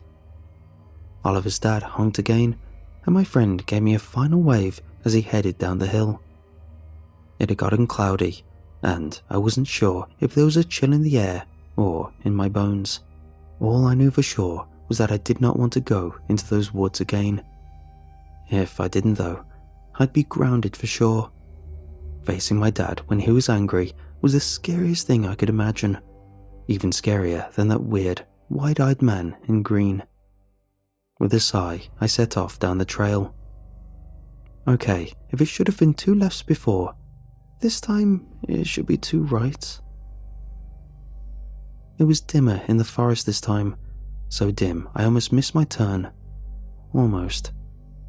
Trying not to get lost kept me on edge, to the point that I jumped at the slightest sound, a bird cooing, skittering in the bushes. I almost didn't recognize the little blue pond, but the clearing felt familiar, and I knew I'd seen those circles of red mushrooms before. I scratched my head. It didn't make sense. How had I ended up back in this spot? Oh, hello there, young man. I recognized the voice even without turning around. The creepy old man from the hallway. How had he beaten me here? His bright green suit was immaculate, even though he was sitting on a rotted log beside the pond. Golden beams of sunset coming through the clouds turned his hair of white golden and illuminated the hand-woven basket beside him, full of plump and delicious-looking red fruits I didn't recognize. Meadowbrook Heights suddenly felt very far away. The man in green must have noticed the look on my face, because he leaned forward with a big, wide-eyed grin that made my hair stand on end. What a surprise to see you again. I thought you were in a hurry. I was, I corrected myself quickly. I mean, I am, so... Then, why did you come back here? He raised a bushy eyebrow. I didn't have an answer for that. Well, now that you've come, why didn't you share some of these fruits with me? They grow here, you know, and they're perfectly safe to eat. He popped one into his mouth, and then the red juice ran down his wizened chin like blood. Here, take one. I took a step backward. How had he gotten so close? It's rude not to take what's offered to you, young man. You know that, don't you? You don't even have to eat it if you don't want to. Take it home as a gift for your mum and dad. You can tell them you met the manager. They'd like that, wouldn't they? And then you wouldn't be in so much trouble if word got back to them about your friend. The man in green's voice had a hypnotic, sing-song quality. As he spoke, I felt the tips of my toes dragging over the wet grass as it reeled me closer and closer to him. There couldn't be any harm in taking just one, right? But then, a strange thing happened. The crimson berries in the man's hand, which just seemed so delicious and bright from far away, looked a lot more like tiny, rotten mushrooms up close. Kid sense. I thought about Grandpa and stopped my hand mid-reach. I don't care if it's rude, I said flatly. I don't care if I get into trouble. I'm going home, and I know my way back. The man in green's face melted into a red mask of rage, and then put itself back together in a way that was horrifying to see. But I didn't stick around for what might happen next. I was out of there, sprinting faster than I ever had on the basketball court. The streetlights were already on by the time I got back to Meadowbrook Heights. The yards and sidewalks were empty and blue in the twilight. All the families were inside and sitting down to dinner together, except mine. I was going to be in so much trouble. My clothes were filthy and shredded by the woods.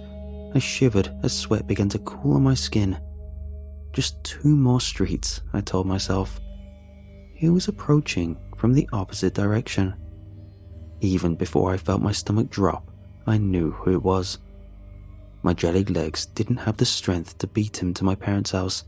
The gold of his rings and watch chain sparkled in what was left of the light. The man in green stopped just in front of my parents' driveway. Just like before, I found myself moving toward him almost against my will. It was like sleepwalking. You've been a very bad young man. The man in green crossed his arms. His victory smile was like a razor blade. Trespassing in the woods, spending time in a stranger's apartment, lying to your parents. But I'm going to give you one last chance. If you will but tell me your name, I'll ask your father to be lenient when I tell him what you've done. I felt a burst of anger. There was something wrong with the man in green, and I knew it. Even if my father and other adults couldn't see it, I knew it. It was true for me. and I wasn't going to let anyone else decide my truth anymore. Who was a stranger and who wasn't? Who was an enemy and who was a friend? Oliver was my friend. The man in green was my enemy, and no amount of punishment was going to change that. I snapped out of it when the man in green's fingers were just inches away from my face. I shook my head and sprinted for the front door without looking back. I slipped inside with my eyes shut and cringing, waiting for pale hands to pull me back out into the night. Yet I locked the deadbolt and leaned against the door as easily as if I were alone. I could hear the TV on in Dad's den, plates clattering in the kitchen. A sharp knuckle rap at the door brought me back to my senses. I saw a familiar shadow in the tiny window. "Tell me your name, accept my gifts, let me in. The sooner that you do that, the sooner it'll be over." I heard the words in my head over and over, like a high-speed mantra. Even though there was a wall between us, it sounded like the man in green was whispering directly into my ear. His attempts to get in were getting louder. Pounding, mashing at the doorbell, scraping his nails on the glass, slamming himself against the frame so hard that dusk shut out. And then it was over. The shadow on the doorstep was gone, but a new one appeared behind me. "What on earth are you doing in the hallway?" My mom swayed tipsily, backlit by the kitchen light. She had her apron on, and there was a martini in her hand. "Your father's working late. Dinner with clients, he says. Again," she sighed. "Come on, let's get you fed." "Okay, sure," I smiled to myself. "I'll be right in. Just gotta do one thing first." I snuck upstairs to the phone in my parents' bedroom and called Oliver to let him know I'd made it home safe.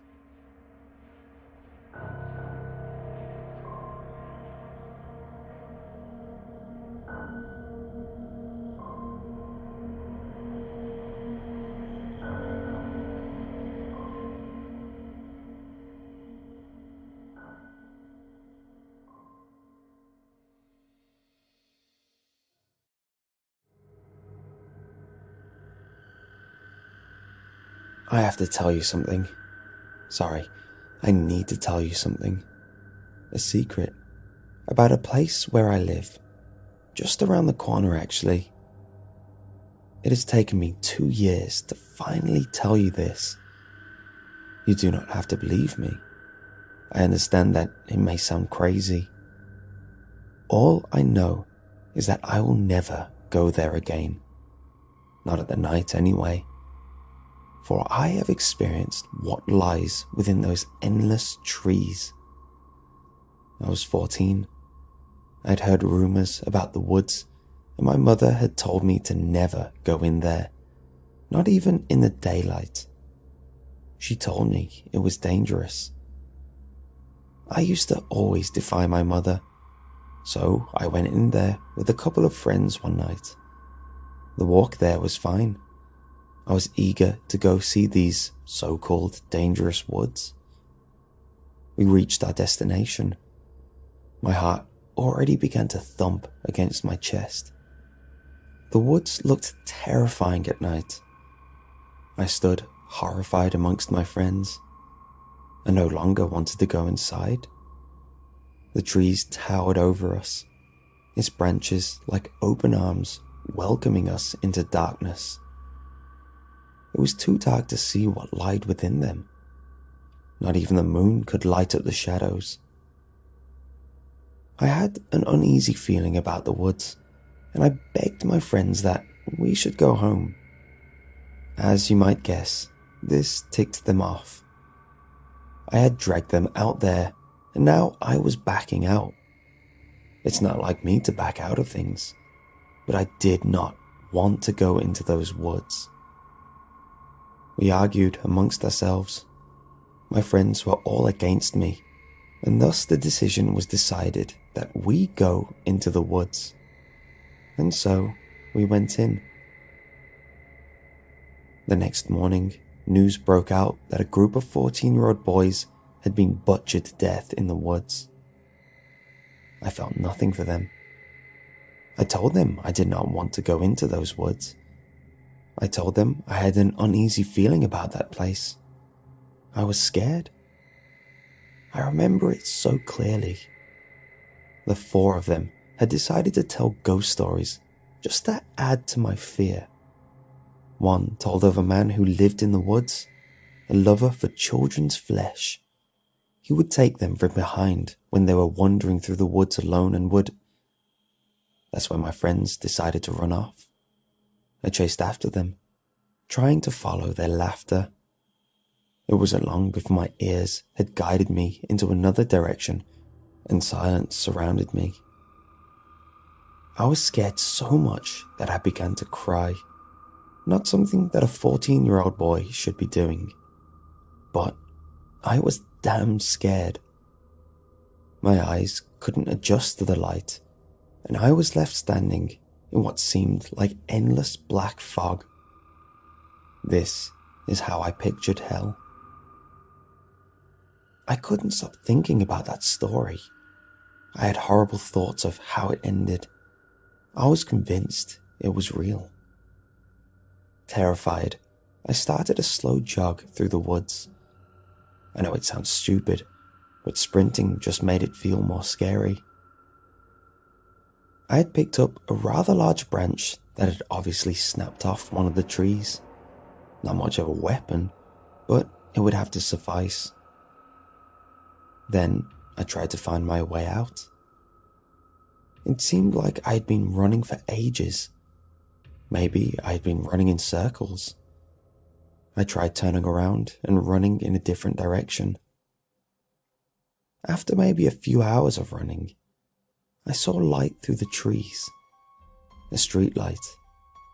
I gave a sigh of relief and sprinted towards the light when something grabbed hold of my shoulder.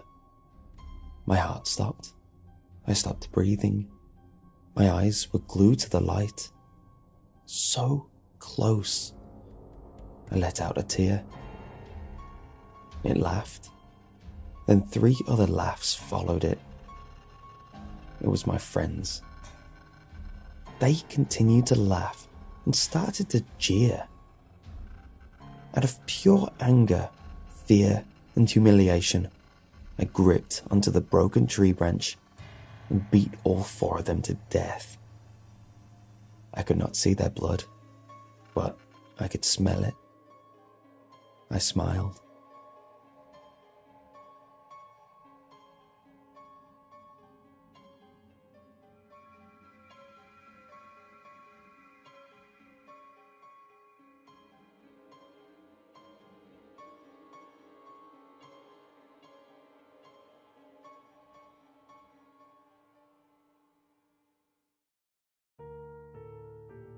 My grandfather was a kind, generous man. He was the type of grandfather who would slip you a sweet or a biscuit after your parents had already said no, with a quick wink and a finger to his lip. The kind of old man who'd roll up his sleeves and get stuck in helping your dad fix the car or put some shelves up, even well into his 80s. A slight stoop, a shock of white hair, and deep throaty laugh are the things I remember most clearly about him. That, and his penchant for smartness. You never saw him without a shirt and tie, a sports jacket or suit, and braces rather than a belt holding up his trousers. Just occasionally, he'd freeze up. I don't really remember when I first noticed it, and it was really bizarre. One minute, he'd be chatting away happily to my mum and grandmother, a mug of steaming tea in his hand, and the next, he'd just stop, frozen in time, and his eyes glazed over. Even more weirdly, the conversation would continue to flow around him, as if nothing had happened. A few minutes later, maybe up to half an hour, he'd unfreeze and rejoin the conversation, his tea now cold and forgotten. He drank a lot of cold cups of tea. I asked my mother about this once, and she told me that sometimes Grandad froze up because of what he had seen in the army, and that it was a medical condition known as shell shock. I didn't really understand what that meant at the time, but it seemed a suitable answer to my young, inquisitive mind, and I pursued it no further. Like many of his generation, he'd been to war. He didn't talk about it much, but I remember once seeing his medals in a drawer, tarnished and gathering dust, and I wondered why he didn't take better care of them. I found out later that, like many young, idealistic men, he'd volunteered in the summer of 1914 and been sent out to France as part of one of the new service battalions 2 years later, in time for the great reaping of souls known as the Battle of Somme. I snuck in once, years later, and pulled out the medals so that I could take a look at them. There were 3, a bronze star with 2 swords across it, a silver one and a gold one. There was also a dull bronze strip, about 2 inches long, but very thin. I wondered what the medals were for, and as this was the days before Google, I had to go down to the library to look them up. The librarian recommended a stuffy old tome with dull black and white pictures, but it depicted quite clearly the medals I'd seen in my grandfather's drawer. According to the book, they were the British War Medal, the British Victory Medal, and the 1914 Star, irreverently referred to as Pip, Squeak and Wilfred, the standard campaign medals awarded to most British servicemen serving from 1914. I found myself slightly disappointed that they were not issued for some heroic deed, but I still wondered why he'd shoved them in a drawer and forgotten about them. Then I remembered the bronze strip and flicked through the book in the hopes of finding an illustration. Sure enough, there was a picture of a similar strip. According to the book, this was a wound stripe, awarded to soldiers who'd suffered an injury in battle. Suddenly, it all made a lot more sense, and I realized why he didn't like to talk about it with us. It also made sense why he'd occasionally freeze up. I assumed it must just be to do with the wound. My curiosity satisfied, I left the matter and soon forgot all about it. That Christmas, because I was 16, my dad let me have a few drinks with Christmas dinner, and afterwards the men sat around the table with a glass of port and a cigar and told jokes, talked about world affairs, and generally enjoyed themselves. This was the first time I'd been invited to stay, and it felt like a real privilege, being treated like one of the men. My mother, grandmother, and aunts left the chat in the kitchen and wash up, whilst my sister and cousins went into the lounge to play with their new toys. We chatted, joked, swore and laughed, having a great time just being men. No wives or kids within earshot.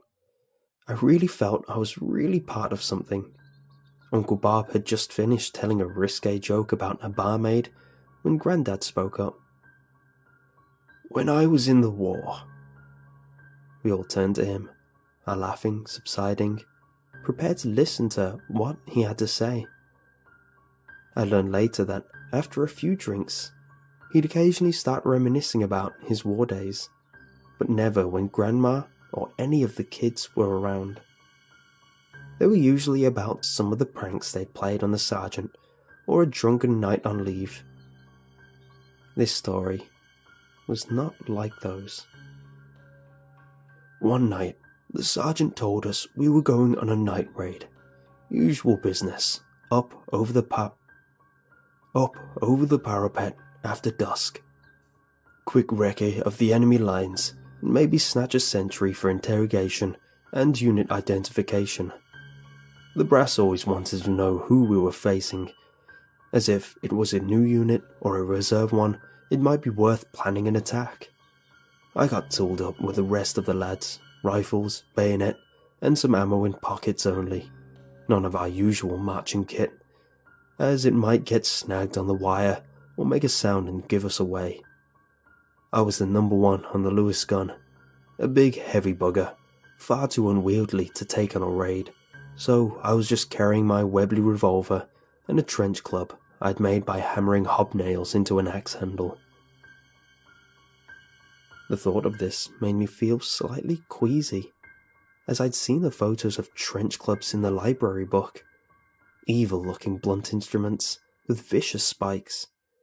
It's difficult to contemplate how someone as kind and gentle as my grandfather could have made one of these for the express purpose of breaking bones and caving in skulls. We went forward through the churned earth, past the corpses of Jerry's last attack. I remember my mate Harry slipped on some poor bugger's entrails and swore under his breath. The sergeant gave him a properly dark look for making a noise, and we all smiled, thinking about the bollocking he'd get when he got back to our lines. We were all bricking ourselves with fear. You always did when you went out on a raid, so anything seemed funny at that point. When you see your mates die every day, when a shell, a bullet, or a bomb could kill you at any moment, you learn to live with the fear. You get used to it. But stepping out onto no man's land, that's another fear altogether. You feel naked, alone in the universe, and it feels like every sniper in the German army is drawing a bead on you, getting ready to blow your head off. It's enough to drive a man mad. All talk had ceased round the table at this point. Everyone was listening, enraptured by my grandfather speaking. He didn't sound like an old man anymore. The passion in his voice was the clear tones of a younger man. He was staring into the middle distance as he spoke. He'd frozen up earlier in the day, when my sister had squealed when she received a Bunty annual. His face was the same now, except for his mouth moving as he spoke. This time, it was even worse. We all felt it. A cold fog had rolled in over no man's land, which any other time would seem like a blessing as it masked our movements from Jerry. But that night, it seemed ominous, malevolent. We kept moving forward. We couldn't see the enemy lines through the fog, but we knew they were close, so we kept low and slow. As we moved up, I began to see a shape emerge from the fog. The sergeant saw it too, and waved us down into a holding pattern. We all drew a bead on the shape. After a few moments, we got the nod and began to move up. As we got closer, we began to make out the shape of a man. He didn't seem to be doing anything, just standing alone, staring at us. I'm not prone to superstition, but it was bloody creepy. I looked at the Sarge, and he nodded to me. Damn, I thought, I've got to investigate. I stepped closer and began to make out a little more. He was in a Jerry uniform, with one of the old spiked helmets still on his head. I began to make out the features on his face, and I could swear the bugger was smiling at me. I took another step and felt something shift under my feet. I nearly peed myself. I then looked down to see what it was, as I didn't want to take my eyes off what was in front of me. Another step closer, gripping my weapons with white knuckles. I suddenly noticed it. I nearly laughed out loud as the tension drifted away. He was hanging up on barbed wire, caught in the entanglements and dead as a doorknob. I'd heard the tales of this from some of the old sweats, men getting so entangled when they died that the wire kept them standing up. Feeling completely relieved, I carried on towards him. In my giddy state, I figured that the helmet would make a good souvenir. After all, this poor sod didn't need it anymore. I grabbed the spike, and his head fell back. he trailed away, and for a moment we thought he was having one of his moments. But then he looked directly at me, focusing for the first time, and I felt dread clawing at my spine. He didn't have any eyes, just two gaping holes, as if they'd been ripped out by something or someone. His mouth was twisted in a rictus grin, as if he was involved in some macabre joke. I felt the courage of the moment before drain out of me, and I dropped the helmet, which clattered on the ground. I'd seen a lot of bodies by this point, some of them close friends, but something about this one seemed different, wrong. The feeling of being watched crept over me, and I wondered if this was some new, evil trap the assholes had set for us. I wanted to crawl up into a ball and hide, but I couldn't let my mates down. I turned around to see where they were, but the fog was thicker now, and I couldn't see them anymore. I had to find them, let the sergeant know what I'd seen, so I began making my way back towards them. I looked back occasionally, a sixth sense not wanting me to look away from the corpse behind me. By this point, Grandad was staring back into the middle distance. I glanced at my father, but the look on his face told me that this was a tale he hadn't heard before, and the colour had drained from his face. I moved about 20 yards when I realised I should have come across them by now. I looked back, but the corpse had disappeared back into the fog. I was alone. I assumed that the sergeant had decided to call off the raid as the fog had gotten worse, and that they'd left me behind. Anger at being abandoned overcame my fear at this point, so I strode forward, determined to get back to our lines. I saw a shape ahead of me, and I assumed it was a rear guard of the unit, so I redoubled my pace, hoping to catch him up. As I moved closer, I realised he wasn't moving, and was instead hung up on the wire. With a sigh of frustration, I assumed I had been turned around in the fog and somehow made my way back to the corpse I'd seen earlier. I resolved to go and grab the helmet, so I'd at least have something to show for this whole mess. But as I approached, I began to feel that same sense of deep unease that I had before. As I moved closer, I realised why I was feeling so uncomfortable. It was a different man. Same pose, same sightless grin, but this man wasn't the German I'd seen before. He was wearing a British uniform. I vomited, not because he was dead, not because the blood seeping from the eye sockets was fresh, but because it wasn't just anybody. It was my friend, Harry. I felt sick. Harry had been on the patrol with us. How could he be strung up on the wire like this? I tried to pull the fat, rusty strands of wire off him, but all I succeeded in doing was tearing my hand. My club and revolver were useless, and I wished I had some wire cutters or even a knife. I fell at his feet and I wept. I had no idea where our lines were in the fog, and I was helpless to do anything for my friend.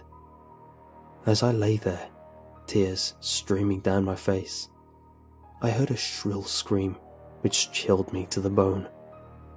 I was frozen in place, terror overtaking all other feelings. I could have been there for hours or minutes, I couldn't tell. Then I heard the scream again, and this time it triggered something in my brain. I got up and just ran. I didn't care anymore. I'd prefer a jerry bullet in my brain than let whatever was out there catch me. I felt like I ran for hours, stumbling over the shell holes and the detritus of no man's land. Eventually, I heard an English voice call out. I called back that I was a friend and stumbled into the front line trench. I was battered, bloodied, and worn from the wire and detritus I'd collided with on my run. But I'd never felt so safe in a frontline trench in all my life. I was the only man from my unit to ever return. My grandfather paused for a moment, long enough that we all looked at each other, wondering if the story was over. It had grown overcast outside, and it felt cold in the dining room, despite the fire crackling in the grate. The pause lasted so long, I was desperate for someone to break the silence. Just as it looked like Uncle Bob was about to break the spell, Grandad spoke again. 2 weeks later, we mounted an attack on the same sector. I took a round in my shoulder in the confusion and lay in a shell hole for a day before the stretcher bearers found me. Apparently, I'd lost a lot of blood and was swimming in and out of consciousness. When I came to, I had a hole in my shoulder, a bit of brass to say I'd been wounded in combat, and this. He pointed to a faded, white scar above his left eye. Something had tried to gouge out my eye.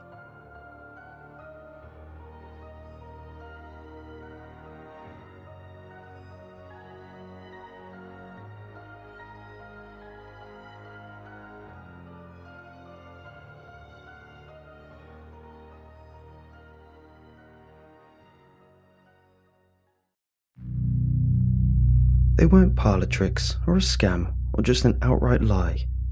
They were actually haunted, accursed, possessed, and we sold them in spades. I'd never wondered where my brother got them. Evil books and rings and mirrors that showed dead women, dolls that moved on their own, and Ouija boards that did that too. He'd always brought them, sourcing them from all over, and I'd always distribute them, first online, then in our brick and mortar shop in New Orleans. We had done well for ourselves, better than well. Then he brought me the talking Teresa doll, the one that spoke not of being pampered and having her diapers changed, but of death and blood and raw, pulsing horror of what lies beyond. I wish I'd listened to Marcus. Wish I'd never pulled that dull string and listened to her scream and scream.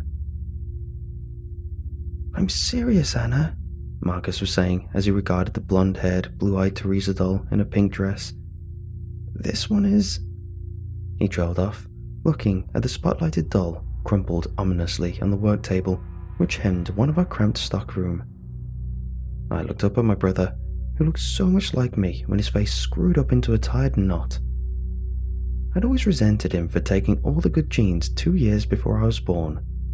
He was nearing 40, handsome as ever, tall, strong, with a firm, sculpted face beneath a jet of black hair.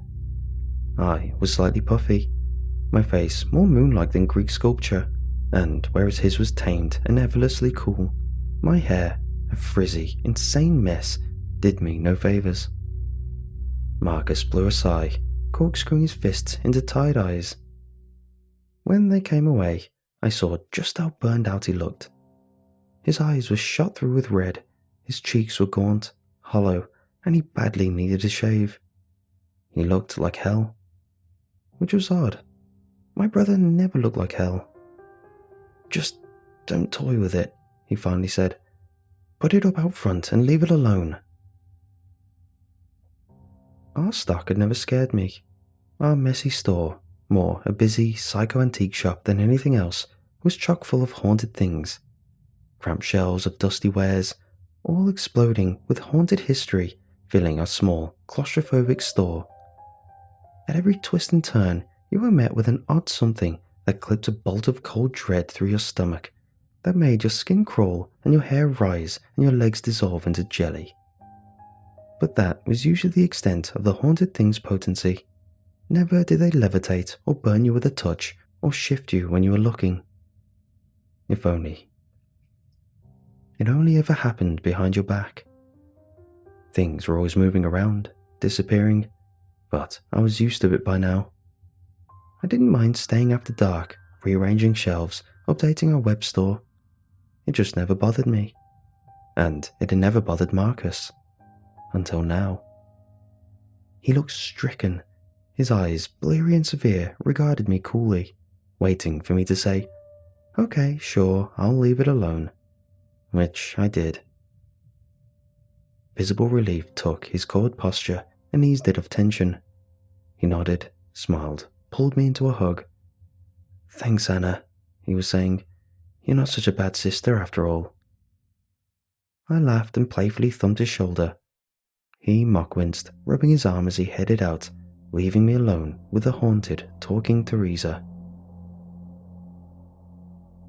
I didn't pull the string.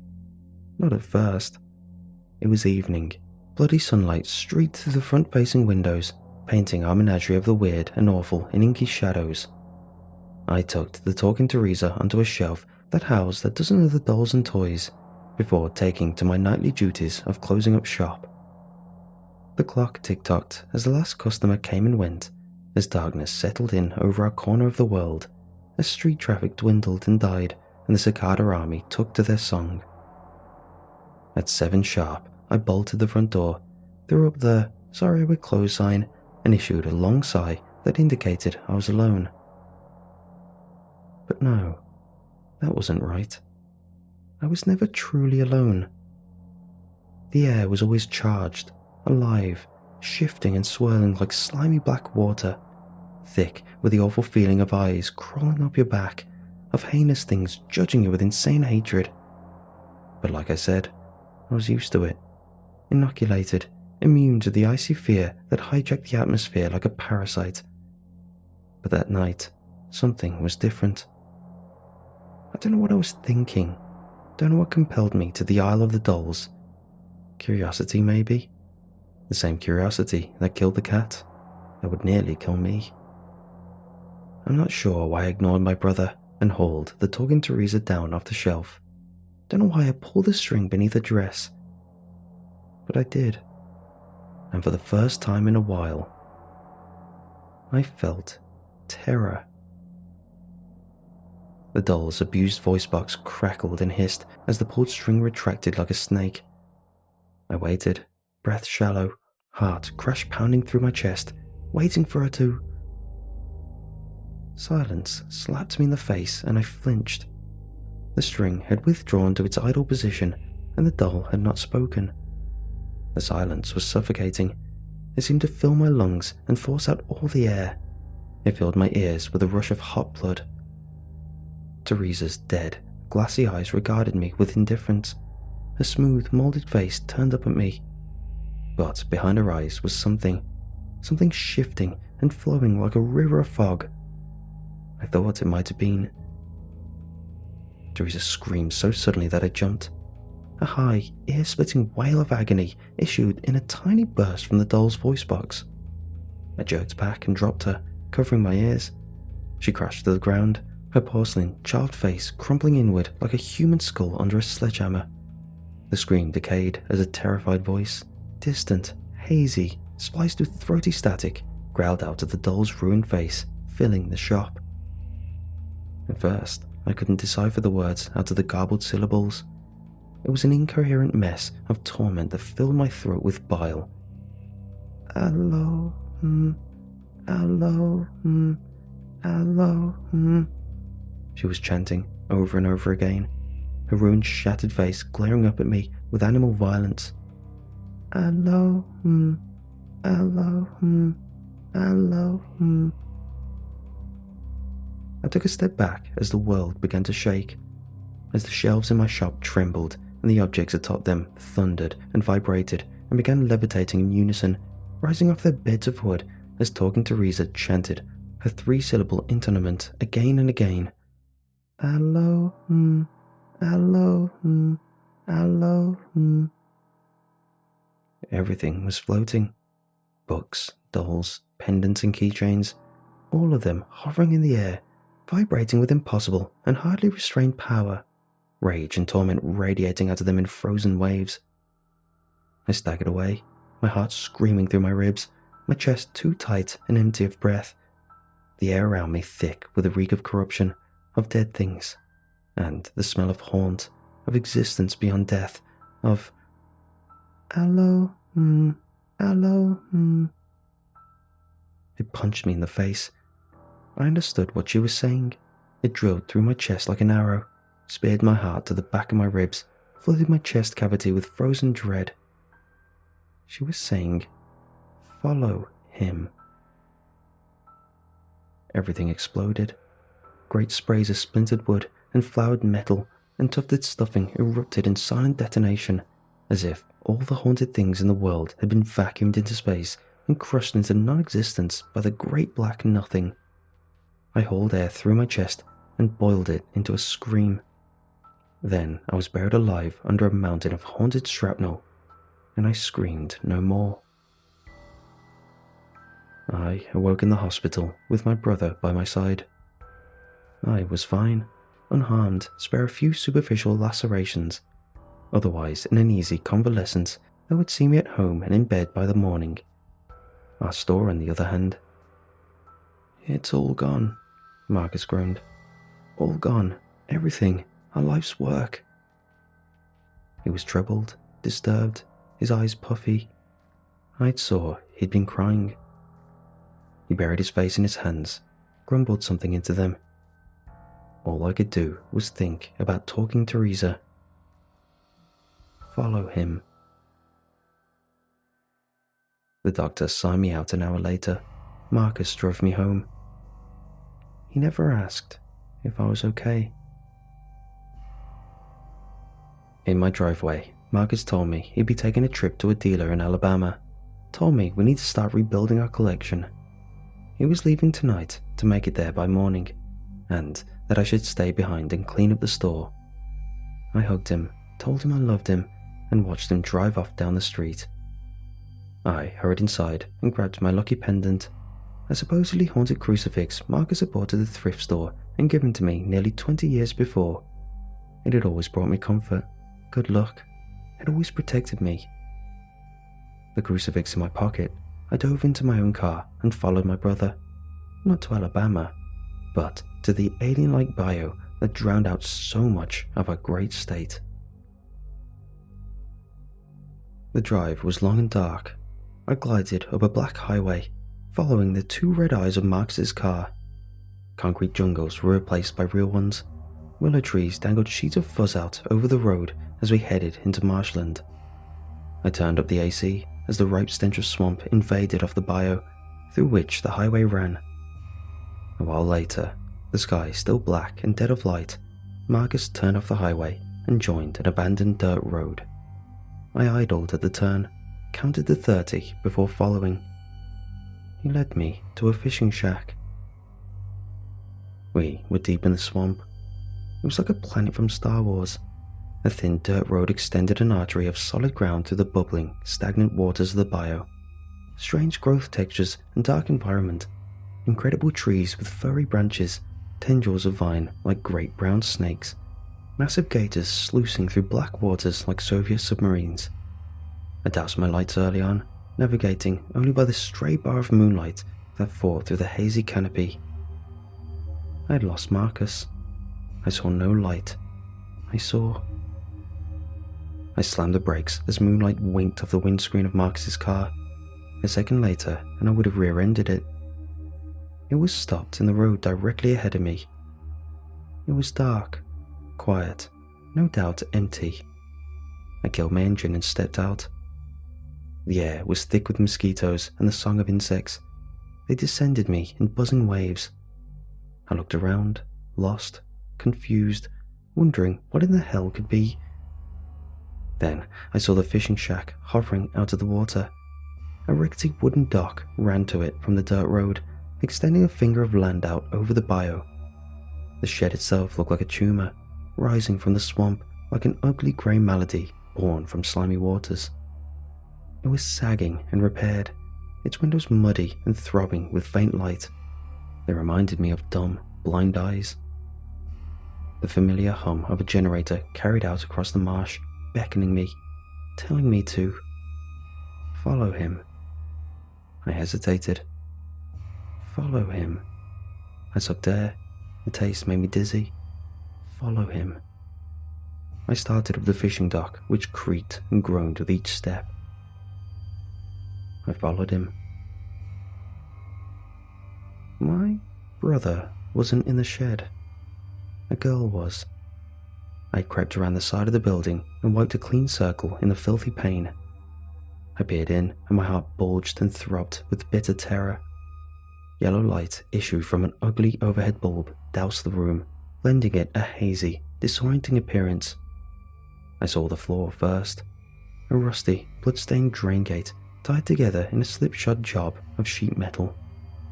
Above that, the walls, raw timber, were warped and bulging and stained with gore. Heavy workbenches wrapped the perimeter, the surfaces displaying an assortment of torture tools, knives, pliers, scalpels, razors. And then there was the centerpiece, the brown-haired girl, bound and gagged in a bolted-down chair, her forehead knotted and bruised, hair crusted with blood, brutalized face lolling limply on a slender neck. She couldn't have been a day over 19. And my brother. Follow him. Hey, kiddo, Marcus said. I looked up. The feral beast that had once been my brother towered above me, eyes wild and rabid, lips drawn in a tight, pain rictus. He didn't look like the man I knew so well. He looked like a predator. His fist collided with my skull before I could respond. A light bulb popped behind my eyes. My legs gave out, and I crumpled into darkness. A spray of mist in my face woke me up. I groaned as curtains of darkness pulled away, and the grimy world slowly resolved around me. I was handcuffed to a chair, bound and gagged in the sickly fishing shed. The brown-haired girl was looking at me. Her eyes, bright with terror, reminded me of an animal's just before slaughter. But it was too late. Her neck was a great ruin, a jagged red grin. Blood roared from a severed throat to the beating of a dying heart. It drenched her like a warm, wet bib. Blood splattered down, draining in thick, black puddles through the grate in the floor. I heard it chuckling as it joined the biowater beneath us. I couldn't see my brother, but I could feel him, watching from behind me. Then the girl was dead, the light leaving her eyes. And I saw it, a thin wisp of energy, join a dainty Omega wristwatch on one of the tables.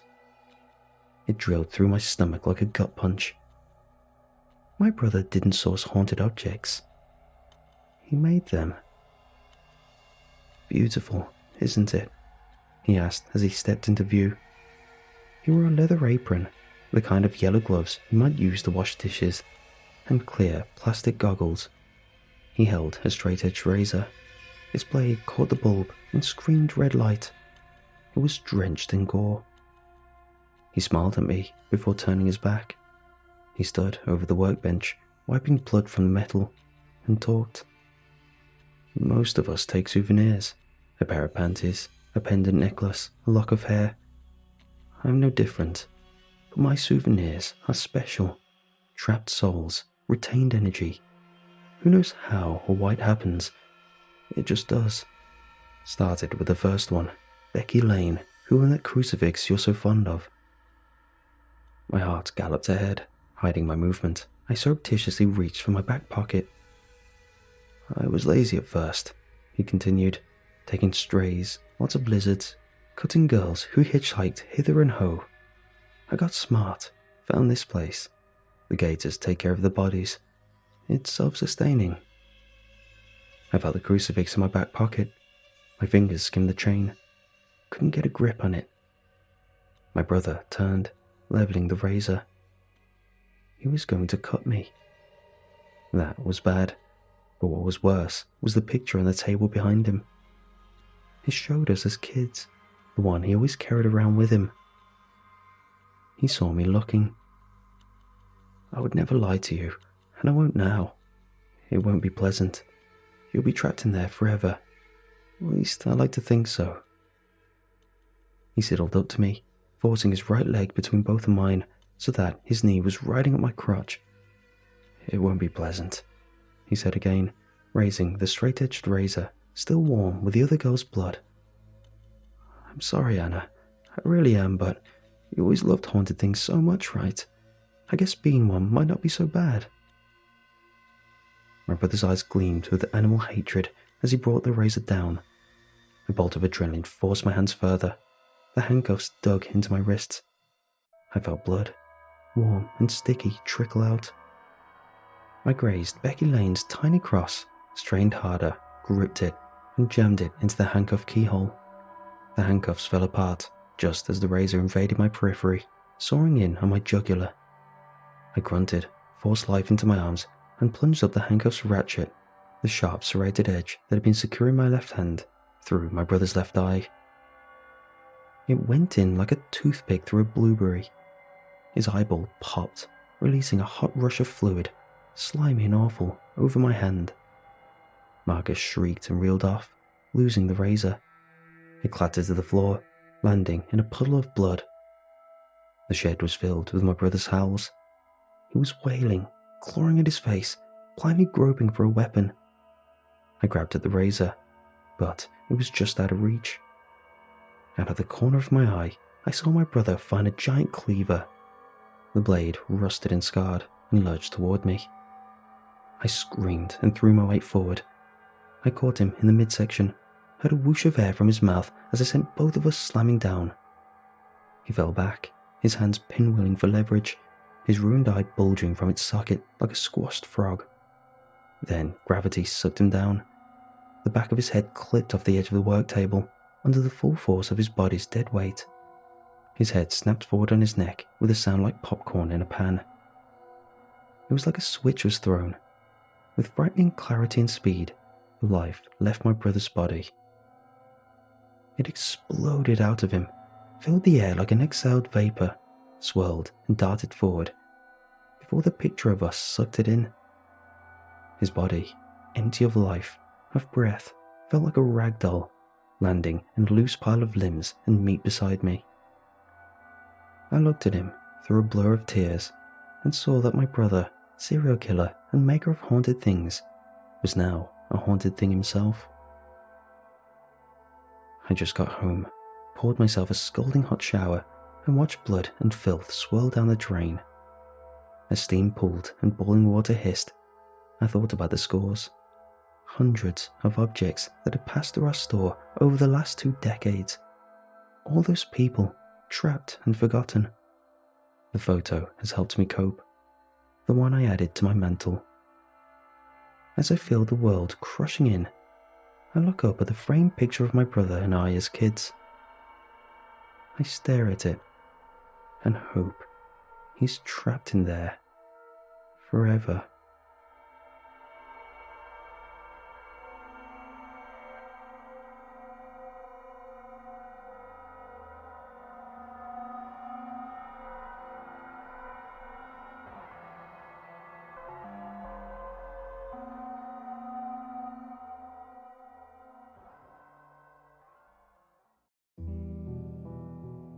Portland, Oregon is a weird state, and most of the people living here will tell you that. Hell, the most popular bumper sticker is one that literally says, "Keep Portland weird." I recently found out, though, that the city may be a little too weird for my liking. There are a set of tunnels which run beneath the streets of Portland, known as the Shanghai Tunnels. These tunnels were once used by bootleggers in the Prohibition era to secretly transport alcohol to illegal bars known as speakeasies. That was a dark and probably boring time in an unusually sober portion of American history. But the origin of the tunnels is even darker. They were originally created in the early 1800s so that merchants and sailors could offload their goods without disrupting city commerce. However, there was another, much more sinister usage. It's still debated by historians now, but supposedly it was also used to transport Chinese immigrants into an indentured servitude within the city. That's where the name Shanghai Tunnels originated, and also where the term Shanghaied originally came from. Of course, throughout the years, these tunnels have garnered a bit of urban legend status. I've heard people say they've gone in there and were chased out by some malevolent spectre within. Others have said there is some mutant cryptid that dwells down there, apparently looking like a mix between a crocodile and a giant mole or something. I never believed these claims. Most of the tunnels have since fallen into disrepair or flooded out by the Wilmette River which runs alongside them. There are some tours that you can schedule to see portions of it, but they are very limited. Most of them are now off limits, but that hasn't stopped some people. Some people in this case was me and two of my good friends who thought it would be a good idea to go down there. I know this guy named Hector. He's a vagrant, uses a lot of drugs, and lives homeless in downtown Portland. I first met Hector years ago when I was at a job site down there. He looked pretty miserable in the rain, so I thought the least I could do was give him $10. He was incredibly thankful for my donation, and he's remembered me ever since. I've slipped him some cash off and on for years now, and last week I was down there for work again. I saw Hector there, gave him a few bucks, and he and I got to talking. He's an eccentric fellow. A few screws loose for sure, but he has a lot of stories to tell. Most of them involve some kind of conspiracy, like lizard people that he says run the government from secret bases underneath Antarctica. I like Hector, but I never really bought into any of his stories as more than fiction. That day, though, I ended up mentioning the Shanghai tunnels. Hector seemed to go stiff as I uttered the name. I don't go near that place, man. I could see the nervousness in his wide-eyed stare as he said it. Why? They're all closed down now, aren't they? I asked. Hector took a quick glance down the block and shook his head. No, not all of them. His behaviour really caught me off guard, as I'd never seen him act so reserved or look so nervous. If anything, it was actually hard to get him to stop talking. What do you mean? What's down there? Hector took another look around and ran a hand through his dreadlocks as he sighed. You didn't hear this from me, all right? I nodded, and Hector took a deep breath. I know a guy who got in. There's a spot on the eastern end where you can still access them. Not many people know about it, but the streets know all the secrets. I don't know what that dude saw down there, but it scared him senseless. I saw him afterward, and he was a wreck. He's always been a bit strange, but after he went down there, he was never the same. I eyed Hector skeptically, but I got no sense of him lying. Dude was found about a week later in a dumpster. He had a gunshot wound to his head. They say he did it himself, but... Hector scoffed and shook his head again, as he didn't believe that explanation. I apologized for the loss of his friend and tried asking more about it, but Hector wouldn't answer. It may have been a bit insensitive of me, but my curiosity had suddenly been piqued. Hector didn't say much more about his late friend, or what he suspected was responsible. But he did tell me how to get in. I bid Hector farewell soon after, and felt the tunnels linger on my mind for the rest of the day. Like I said, I never bought into the superstitions about them, but Hector's story and the demeanour as he told it had me incredibly curious. A couple days later, me and my two friends got together for some drinks. We started talking and getting sloshed, and eventually the topic of the tunnels arose. I told them that someone told me about a secret entrance to get inside. They weren't buying it, so I, in my slightly inebriated and overconfident state, suggested we go see for ourselves. My two friends, Chris and Devon, are very much the adventurous type. They've been on urban exploration trips in abandoned locales many times before, and are generally the types that are up for just about anything. As soon as I'd spoken my challenge to them, they jumped all over it. Next thing I know, we were on our way down to the location.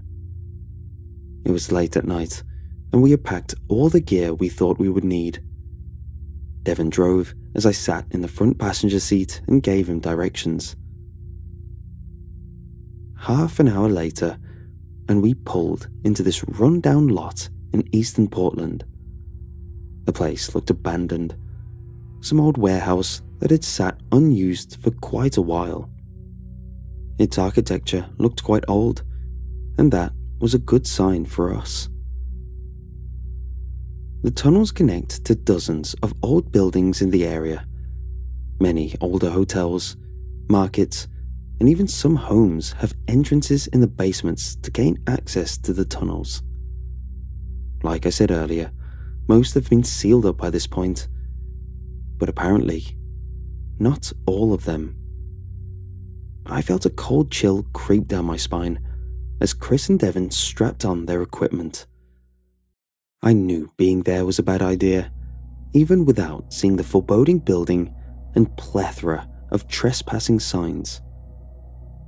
Yet despite that, I was determined to see the elusive tunnels for myself. We hopped the fence and made our way through the lot and towards the chained-up door. Luckily, it was mostly for optics, and we were able to slide right between it and the rusted metal door. Once inside, I felt a blanket of dust fall around us. Chris shined his flashlight around, illuminating several empty corridors. Old crates and piled-up garbage filled the floors, and the walls were decorated with all manner of graffiti. The two of them didn't so much as hesitate, and quickly moved through the forsaken building to try and find the entrance. I did my best to recall Hector's instructions, and within a couple minutes, we found the stairs that led to the basement. Chris went first, with Devon following behind and me bringing up the rear. The basement was in an even more abysmal condition than the ground floor. It was mostly clear of trash, but the walls were all but completely covered in all sorts of strange graffiti. Most of it was the usual gang signs and praises of Satan and whatnot. But there was one image that seemed to stand out. It looked like a butterfly, painted black with splotches of blue within it. It must have been scrawled on at least a dozen different places. After wandering around for a few minutes, Devon called out to us from the side. Chris and I turned to see Devon's flashlight illuminating a large hole in the wall. It looked like there had once been a door there, but someone had knocked it clear out of its frame, leaving only a gaping concrete hole. Dozens of the same image of a butterfly were painted around the hole, varying in size from only a couple of inches to several feet. Devon approached the hole and shined his flashlight through it. I crept up behind him and saw a dark, narrow corridor on the other side. The ground was wet, and somewhere in the distance, I heard what sounded like running water. A cold chill swept down my spine as I eyed the long, desolate passage. Even in that moment, it felt like a bad idea, but ego wouldn't let me say it. Devon stepped through the hole, as if completely unaffected by the foreboding scene. Chris followed a moment later, and I reluctantly did as well. Both Chris and Devon have extensive experience in exploration and splunking, and I chose to trust them rather than my gut. The three of us made our way into the tunnel, taking care to remain as silent as possible while observing all that we could. It felt like we were walking into a crypt and straying deeper into some place that had not seen the light of day in decades. The tunnel eventually branched, and two other passages sat opposite either end. One was partially caved in with rubble and wood splinters, while the other two remained mostly intact. We were about to venture down the left-hand passage when Chris called out, "Hey, look at this!" I turned and saw Chris waving us towards the collapsed tunnel. He was knelt beside it, shining his flashlight into the pile. Something shimmered within it. Chris put his hand in as the two of us approached and pulled up a small, metallic chain with a heart-shaped locket. It was quite rusted, but there appeared to be a word engraved upon it. Desiree. Chris read the name and looked back to us. Wonder where she went? A small grin crept across his face, but neither of us responded. He got back to his feet, and the three of us pushed onward. A couple minutes later, as we were walking down another separate concrete hallway, Devon suddenly paused. He held up a hand, motioning us to freeze and be silent. We stayed put for several seconds, but I didn't hear anything. "What is it?" Chris finally asked in a whisper. Devon remained silent a couple more seconds, then shook his head slowly.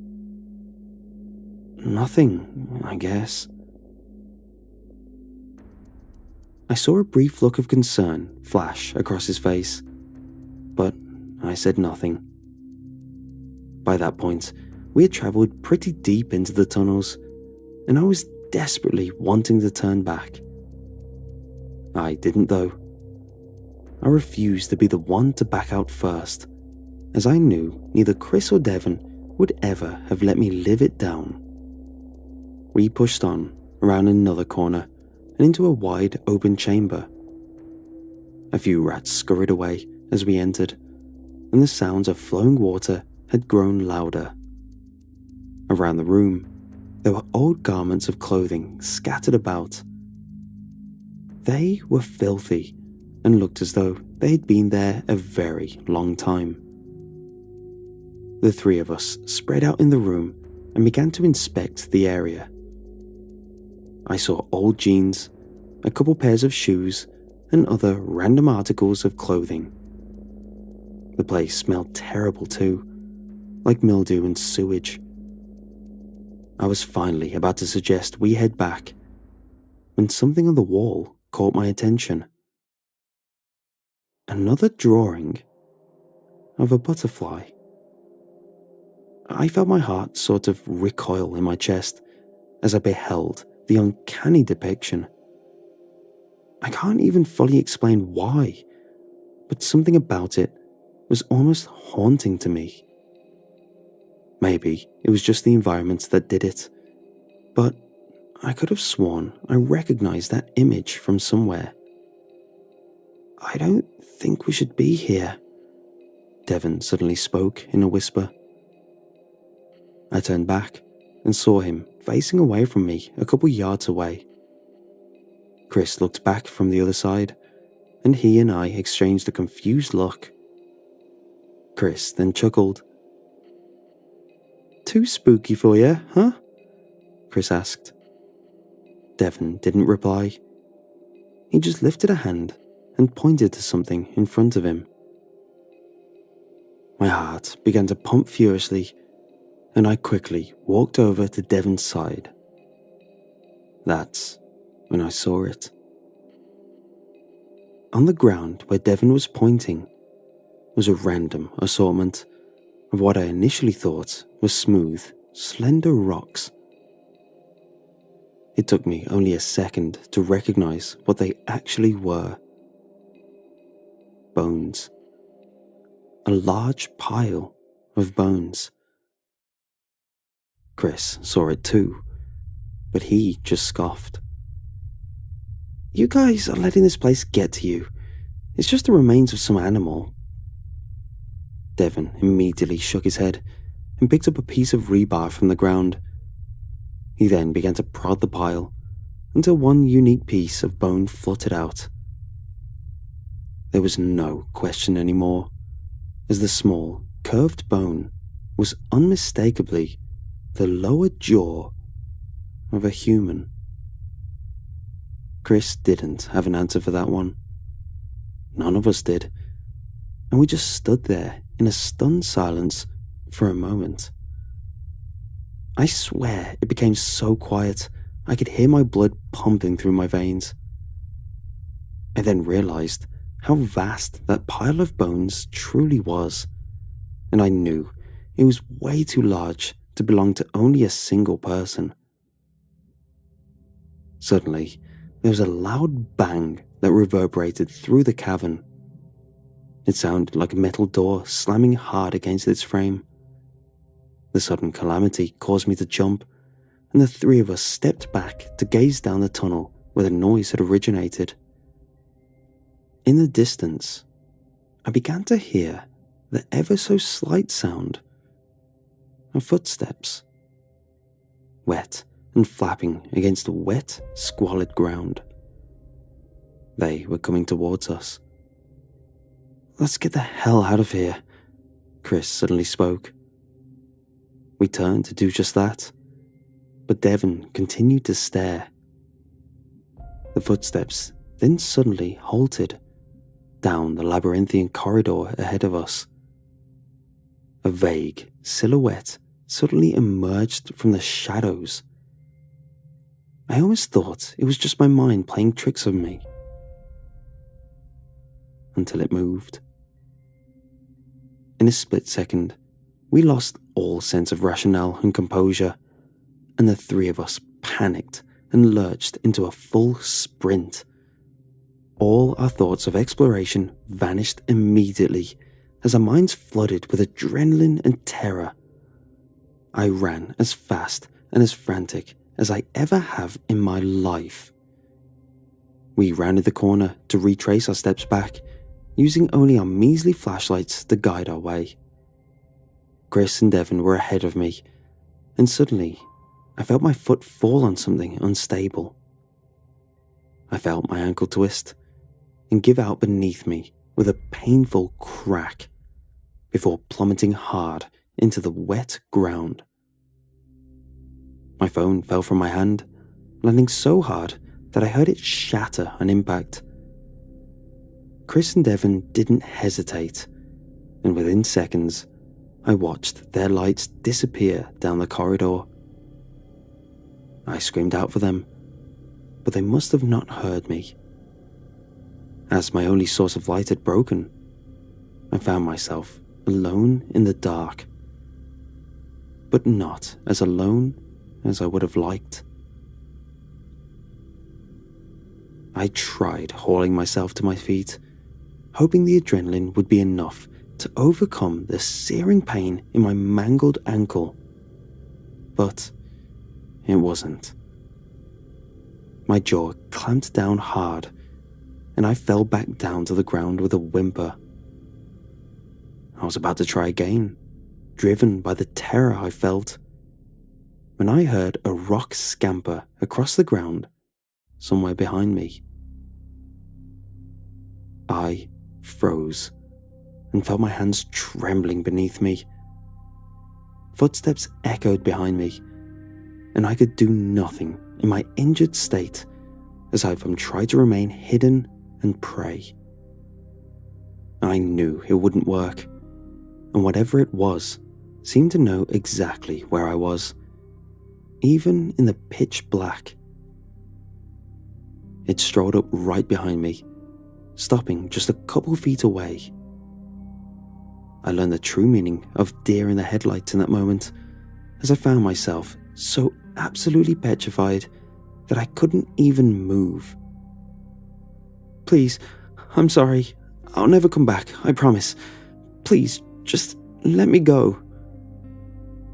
My words echoed throughout the dark halls, but there was no response. I thought I was about to be murdered by some deranged, sewer-dwelling lunatic or torn apart by some otherworldly entity. It took a few more steps towards me. Suddenly, I felt something grab my shoulder. It was cold. So unbelievably cold that it almost felt like a hornet's sting against my skin. It gripped down tighter, causing an immense pressure against my skin. It may have been just my frantic mind trying to cope with the traumatic situation, but I could have sworn I felt something then. It was something more than a physical pain, deeper and more personal, like someone allowed me a glimpse into the depths of their soul. I can't explain it. "Get out. They'll find you." The voice that had spoken sounded like that of a young girl, not threatening or malicious in any way. If anything, it sounded like a voice filled with despair, an all-encompassing sorrow that I suppose I could never fully comprehend.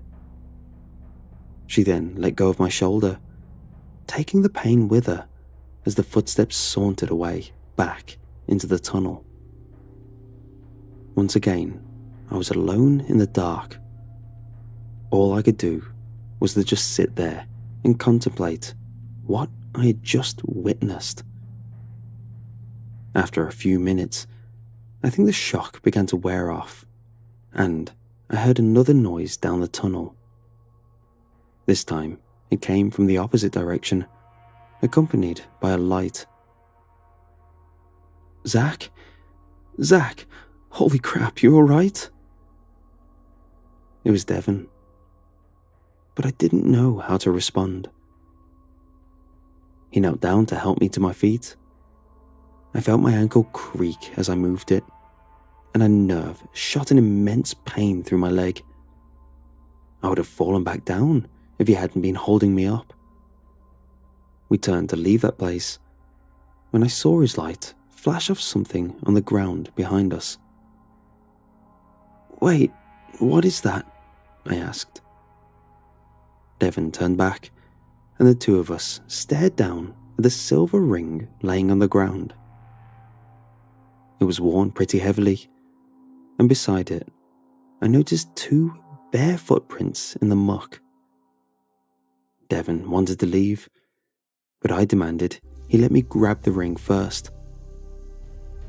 Devon hauled me back outside, and we found Chris waiting for us on the middle floor. The two of them guided me back to the Jeep, and we got out of there. None of us really said much as we drove out of there. I went to the hospital soon after and found that I had broken my ankle. As I spent time recovering from the incident, I found myself unable to move past it. The words she had spoken just echoed endlessly in my mind. After all the rumors of monsters and demons that haunted the tunnels, could it really have been true? Was that really what had touched me that night? I can't explain it, but I felt like her words weren't just a threat. They sounded more like a desperate warning. Devon came over a few nights later, and I told him what I had seen. He was obviously skeptical at first, but after my continued insistence and swearing on my life, he finally came around. He admitted to me then that he had also found something disturbing. He said he was browsing 4chan when he stumbled upon a thread that caught his eye. He said a few users were talking about this human trafficking organization that operated all around the US. He said it quickly delved deep into conspiracies, talking about all sorts of prominent people that were supposedly involved with loose connections. There was one thing that stood out though. The butterfly. Apparently, Anon believed this butterfly symbol was like their specific symbol. Devon said the images they posted looked almost identical to the ones we had seen painted on the tunnels. I didn't want to believe it was connected, but I couldn't deny the possibility. I wanted to call the cops, but Devon refused, saying they'd never believe our story. He had a point, but if what we suspected was going on was true, then we had to do something. Unfortunately, my broken ankle made me practically useless, and regardless, there was just no way in hell I was going back down into those tunnels. Devon ended up leaving that night without us deciding on what to do. I tried calling Devon the next day, but he didn't answer. I figured he was just busy with other things, but a few days later, he finally got back to me. Devon texted me during the day, saying he desperately needed to see me. He was almost frantic when he arrived, and looked like he hadn't slept at all since the night we went down there. He kept saying he had to do something, seeming almost remorseful for his actions. He then did something I had never seen him do. He started to cry. I couldn't just leave it alone, man. Cops never would have believed us about all this. I had to do something. I put my hand on his back and tried calming him down, but it didn't seem to do much. Devon? What did you do? He shuddered and then took a deep breath as he wiped the tears. I went back. My eyes turned to reflect his mutual horror.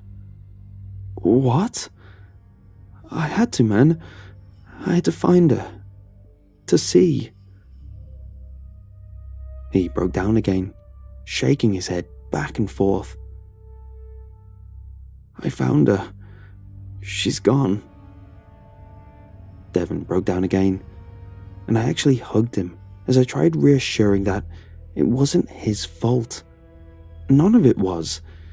And yet, that didn't seem to stop the anguish from pouring into my gut. Devon also mentioned he had lit a large fire on the premises of the entry point as he left. He figured that would be enough to lure the cops there. And he was right.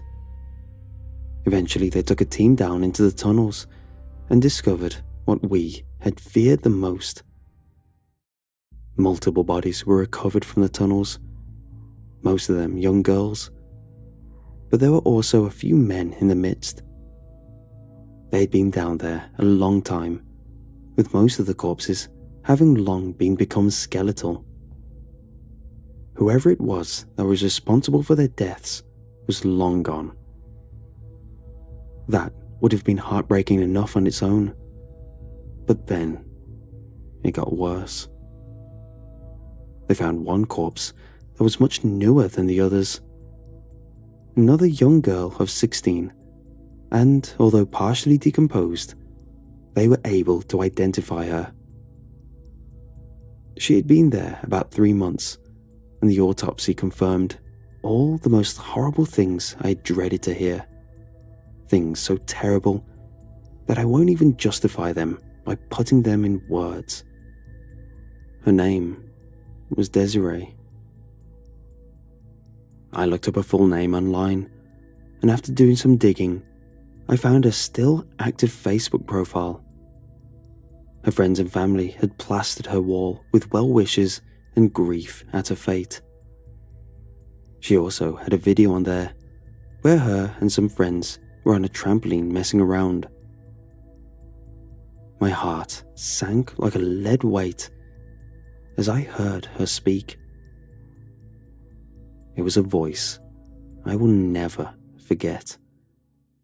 The same voice of the girl that had spoken to me that night in the tunnels.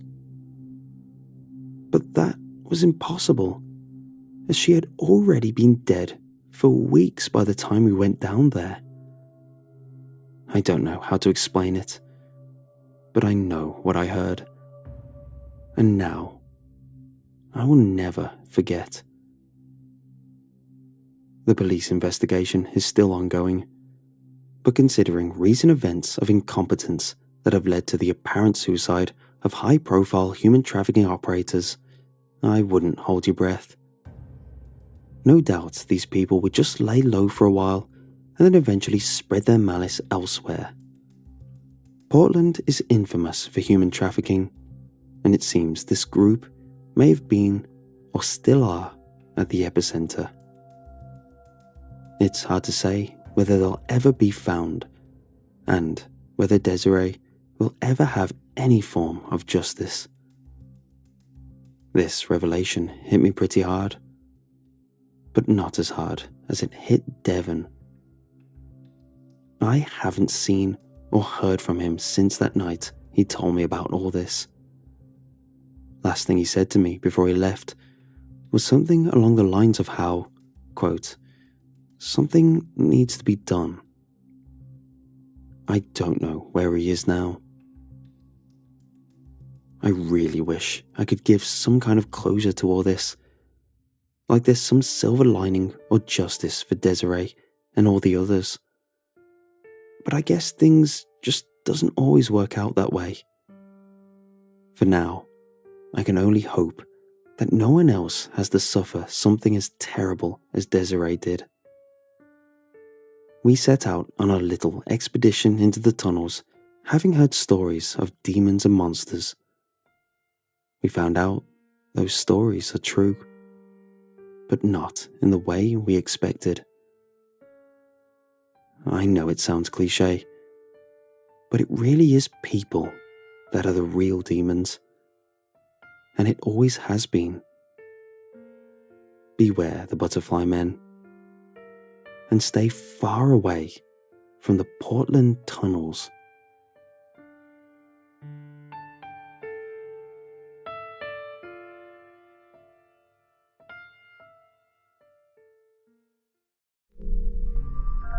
It is a place rarely seen under the light of day. Even with the sun overhead, the world seems to stretch beyond its normal limits, as if nothing were close, as if all momentums to mankind were distant.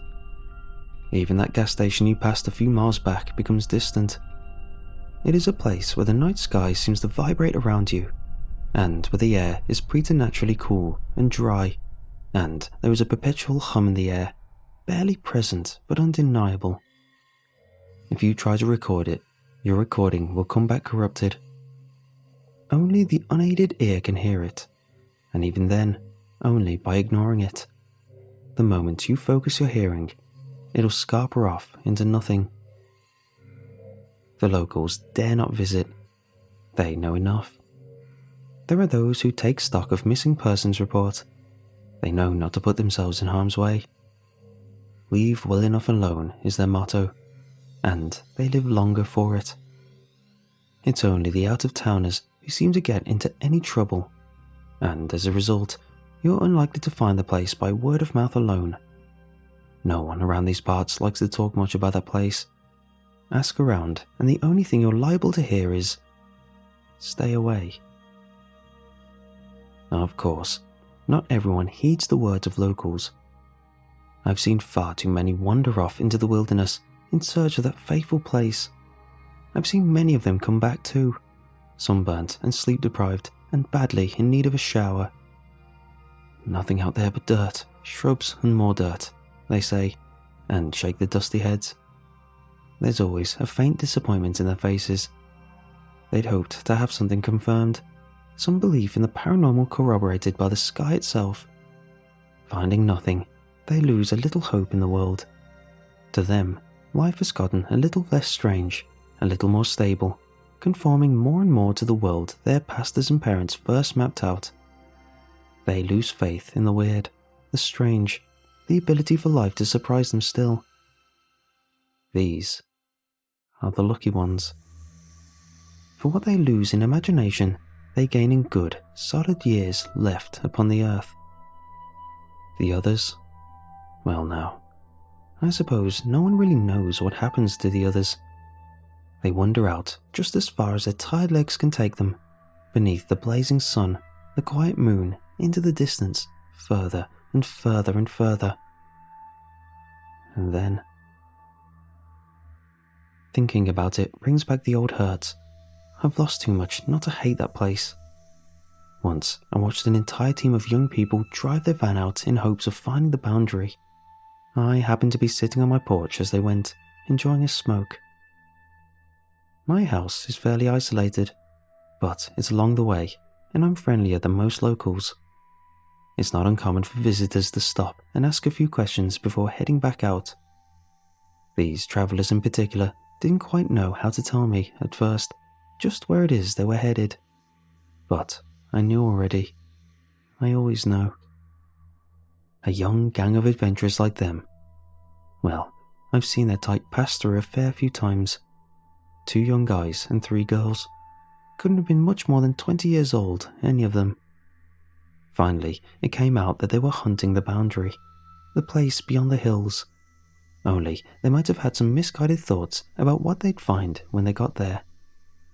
"I hear it's a UFO hotspot," one of the young ladies said, crossing her tattooed arms. She looked to be their de facto leader. The others nodded vigorously in agreement. "We're going to camp out all week, see what we can see." "More if we have to," one of the others jumped in. "We're not leaving till we get that footage." "We've got supplies for a week," the first woman explained. She ran a hand through her close-cropped hair. It was dyed bright red, the sort of thing I might have done once if I'd grown up in this day and age. She flicked loose sweat off her fingertips. "We're hoping we won't have to wait that long, though." You might not have to wait long at all, I thought. But all I said was, "Lots of young people like you have gone missing out there." That wouldn't be enough to deter them, it seemed. I should have known better. It never works. I took a long, hard look at their van. It seemed sturdy, and it was running well enough for a vehicle out this far. If it was as stocked as they said, I had no doubt they'd manage a week in the desert heat. But even the best vehicle in the world won't help out in the kind of situation these poor fools were getting themselves into. "Yeah, well, we're hoping to find out exactly why so many people have gone missing. Someone's got to document it, right?" "I hear there's a mothership out there," one of the young guys called out, "hiding in plain sight." I shook my head. If I didn't try one more time to stop them, and something happened, I'd have that on my conscience. This was way back, before I stopped trying to turn people away, back when I thought I could still make a difference. "I don't know about UFOs or motherships," I explained, "but about 10 miles down that way there's a gas station. Sells hot dogs, charcoal, lighter fluid, beer too. Don't have much of a selection, but they keep it cold, which is what you'll want. Ice is in the freezer too, if you got a cooler to carry it. Nothing like a dog and some ice-cold beers." Yeah, we've already got food, drinks too." Either they weren't listening, or I wasn't trying hard enough, but I wasn't finished. About 5 miles past the gas station, there's a stand of cactus. Big old things, can't miss 'em. Hang a right and drive till you reach the dry arroyo. No need to worry about flash floods. We haven't had a drop of rain in months. It's a great spot to camp, undisturbed, quiet. Prettiest view of the stars you'll ever see. And, far as I know, not a single soul's gone missing who's pitched out there. It was the truth. I've camped out there myself. It's a touch too close to the boundary for my comfort, but I already live too close to that place to rest totally easy. Listen, the woman said, we just want to make sure we're headed the right direction. Can you tell us if this is the road we want?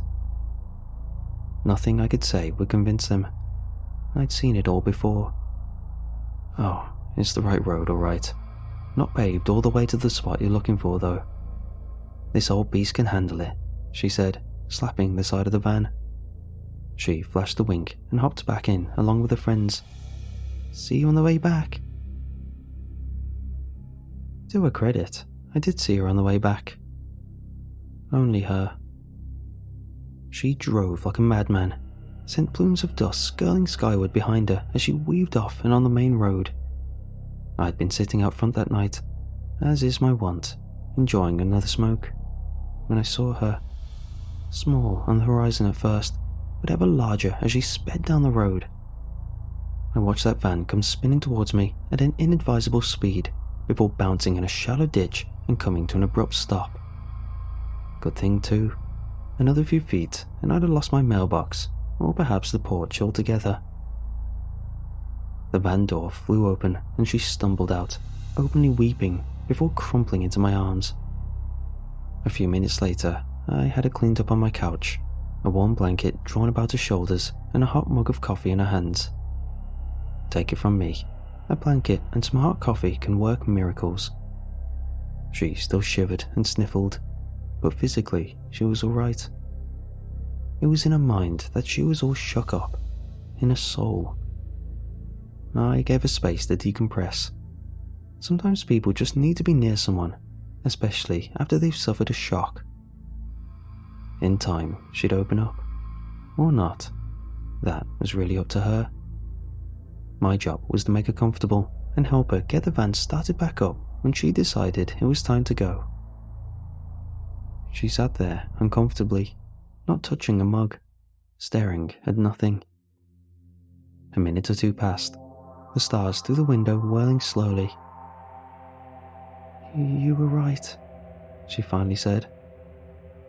Of course I was right, I thought. Only she didn't need to hear that right now. I arched an eyebrow at her and took a sip of my coffee. As if I'd broken a spell, that seemed to give her permission to drink her own. She took a long pull before continuing. We never should have gone out there, she admitted.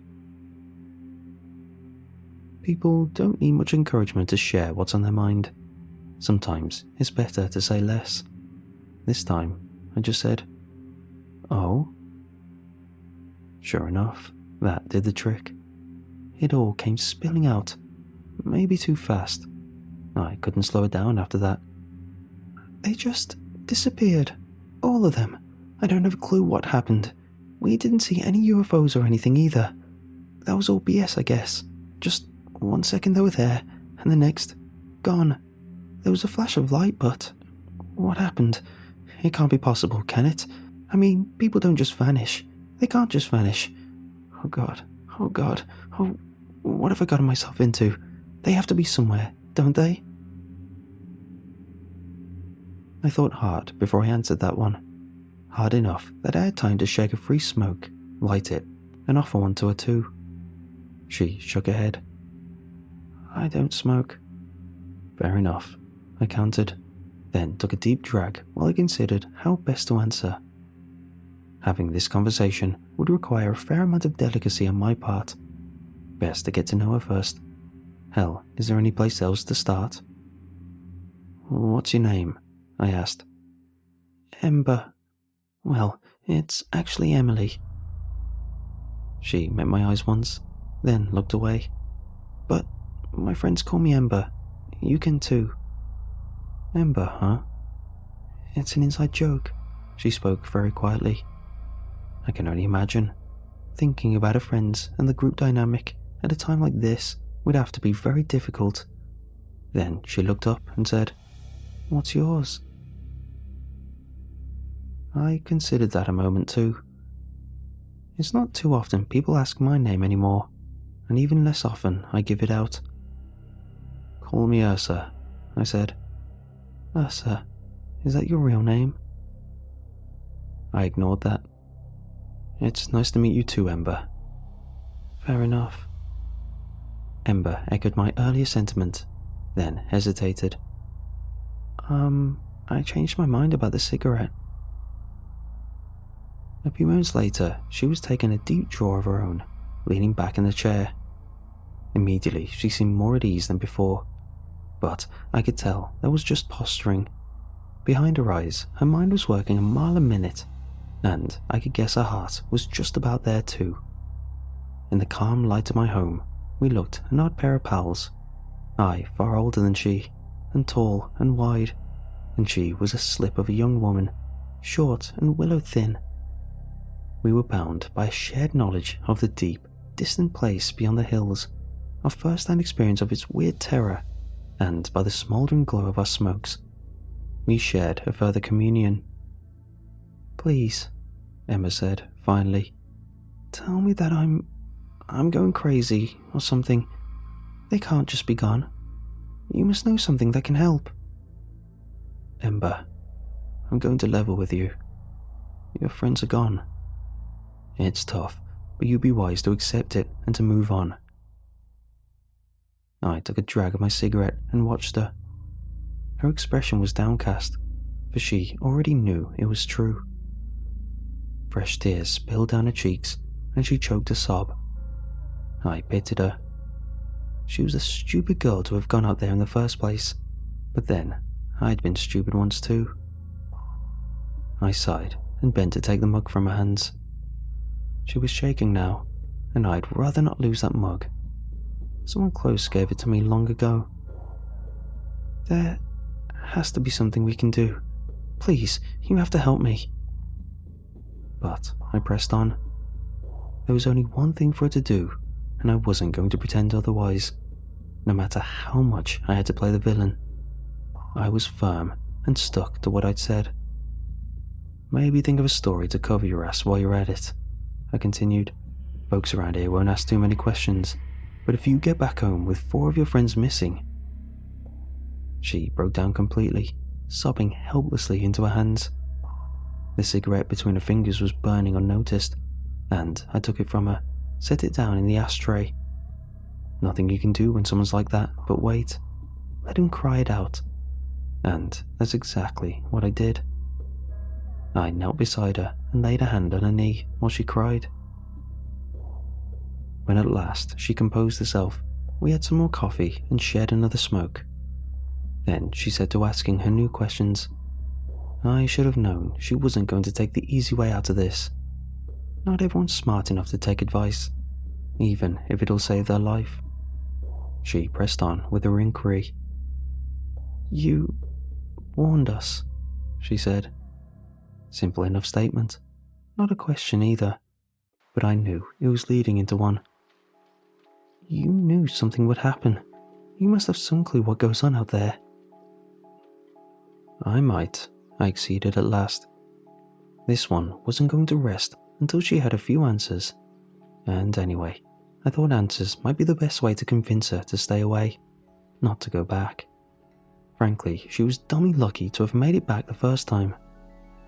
Tell me. I need to know. Tell me.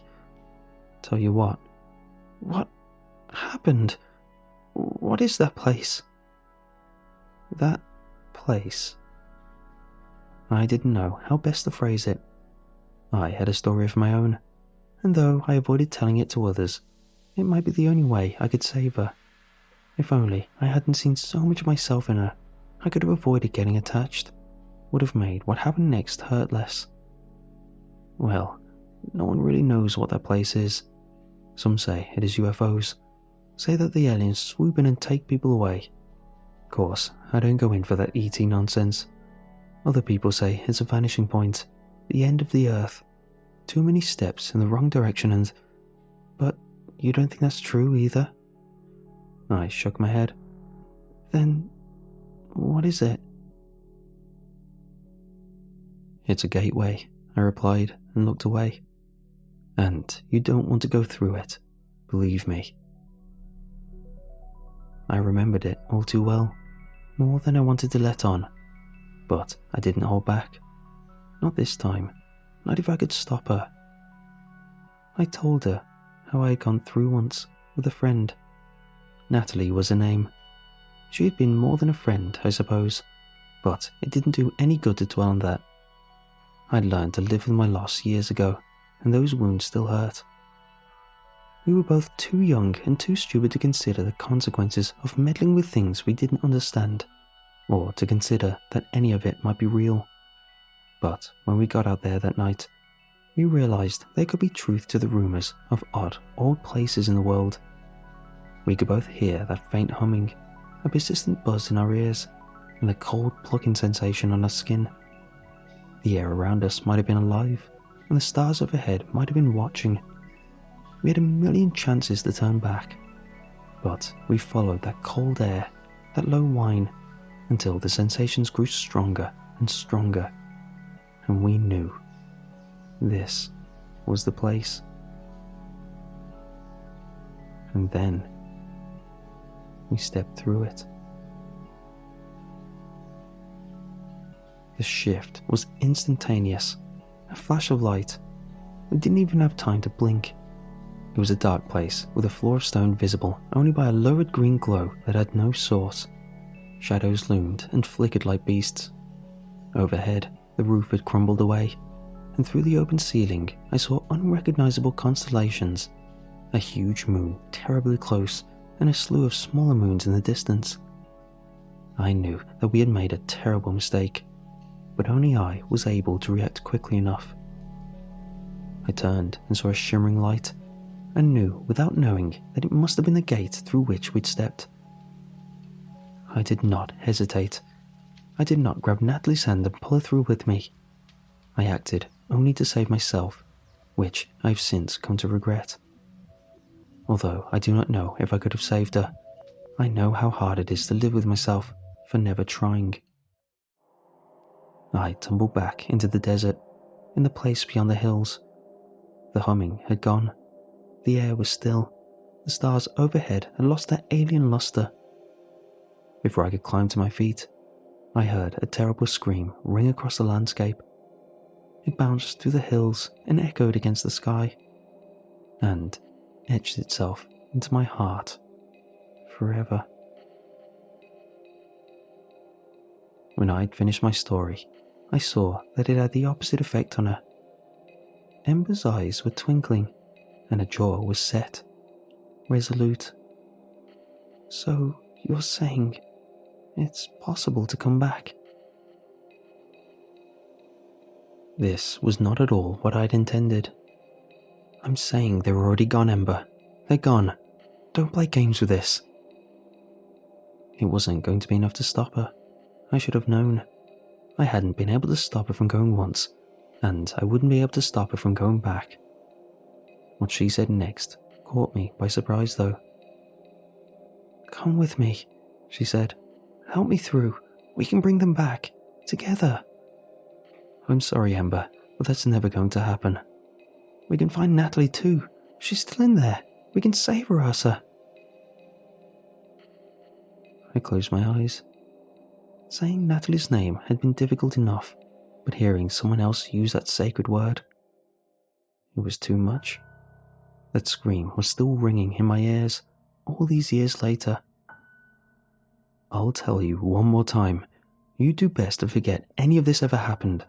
With luck, you might go on to live a good life. It won't be the same, never can. Not after seeing your friends vanish through that gate.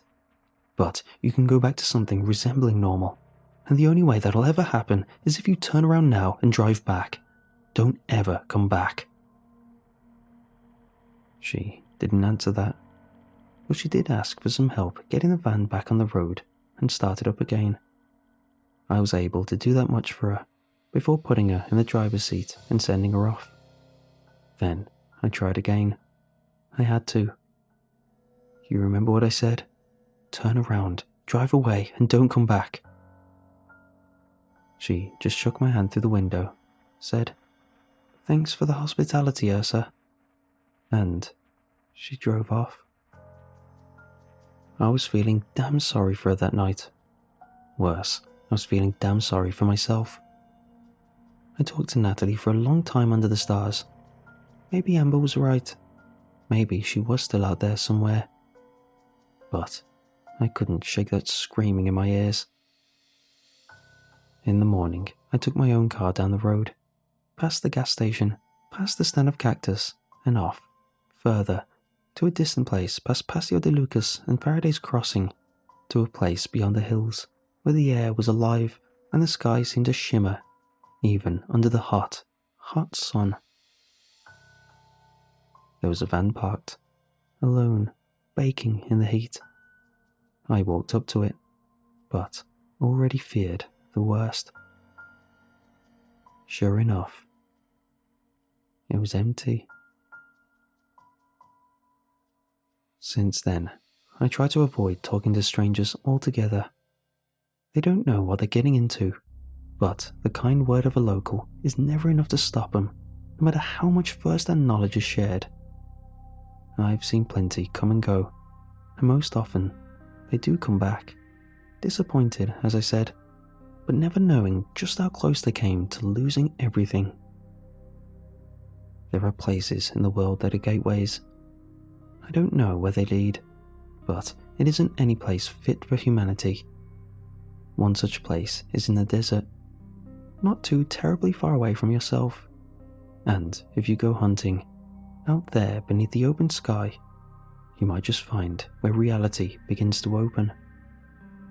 That opening, it's mighty thin. Even those looking for it rarely get there. But you do best to steer clear and hope that this reality holds you tight. We live a slippery existence, and other realms entire will swallow you whole without a second thought. Take it from me, I've seen it and lived to tell the tale. But you might not get so lucky.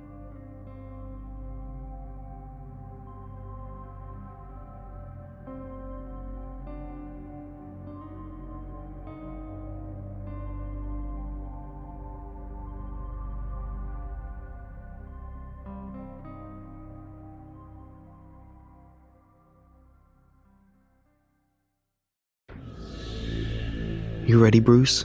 My producer asks moments before we go live. You bet, I say. But it's a lie. I'm not ready. Not after last week's fiasco. How could I be? I check my mirror for any faults in my makeup, suck in my gut, then walk out on stage to a live studio audience. Enter music. The announcer introduces me. I glance down at my monitor and cringe. The producers make me out to be that sleazy game show host from the days of old, polyester and all. The camera cuts to me, and we're live. Alright, I'm happy to be here. Hope you are too, I say, do my best Bob Barker impression. Let's bring out this week's contestant, shall we? I'm looking at the camera, as if asking the folks at home. And then, cue the audience, let's make a deal with the devil. This contestant takes to the podium. He's a paunchy, middle-aged man, casually dressed with broad shoulders and a generous chin. The camera follows him to the podium. Meanwhile, the audience is going berserk. Cut to me. Knock it off, I tell the audience playfully. They hush. Peter McNamara, tell us a little bit about yourself, why don't you? Cut to Peter, who's wiping his sweat-soaked forehead. Well, Bruce, back in high school, I was leading quarterbacks for the Mater Dei Monarchs, state champs 2 years running. These days, I mostly sell insurance, divorced, no kids, plus, saving the best for last, I'm a lifelong Chargers fan. Crowd cheers. Alright, Peter, are you ready to make a deal with the devil? He was. Great, then let's bring out Damien, shall we? Cue creepy music. Damien appears out of nowhere and is standing next to Peter. Tell me, Peter, I ask, do you know the rules? Peter nods nervously, all the while glancing at the extremely tall man who appeared out of nowhere and is now standing next to him wearing an outlandish devil suit. Great, So Peter, tell Damien and the rest of us, what is it you most desire? Just remember, cue the audience, the devil's in the details. Peter is shaking like a leaf. His head looks like a well-polished bowling ball. Well, Bruce, he says, I've given this a lot of thought. Cut to camera 3. What I really want is a big old house on the beach and a big old swimming pool and a car built like a tank. The crowd agrees. Right away, I see the problem. He didn't stick to the script. What's this built like a tank nonsense? Where did that come from? Before each show, I sit down with a contestant and tell them how this works. I tell them exactly what to say, when to say it, and, more important, what not to say. But the contestants always make a mistake. Every week. One that ultimately costs them their lives, much to the fervour of the audience. Cut to me. My pearly white teeth are plastered across the screen. Alright then, let's ask the devil if he's willing to make a deal, shall we? Damien Carey is now towering over Peter, grinning like a used car salesman. He looms larger than life, both on and off the screen. Audiences love him. He dresses in a skin-tight red leather suit, pointed red tail, pitchfork and devil horns. But don't let this ridiculous attire fool you. It's all a distraction. Close-up of Damien smiling devilishly into the camera. Well, well, well, what do we have here? Damien asks in his guttural voice. Peter, is it? I don't know. You ask for so much, but then you must ask yourself, how badly do you want these things? Are you willing to give your soul? Peter would. He really, really would. Excellent. Damien sneers into the camera. Just excellent. Camera shows Peter shaking hands with the devil. I take a cautionary step backward, trying my darndest not to show fear. I don't want to end up like the previous host. Who would? I cannot let that happen to me, not while everyone is watching. Cut to me. Well, that's just fabulous. So, cue audience, let's make a deal with the devil.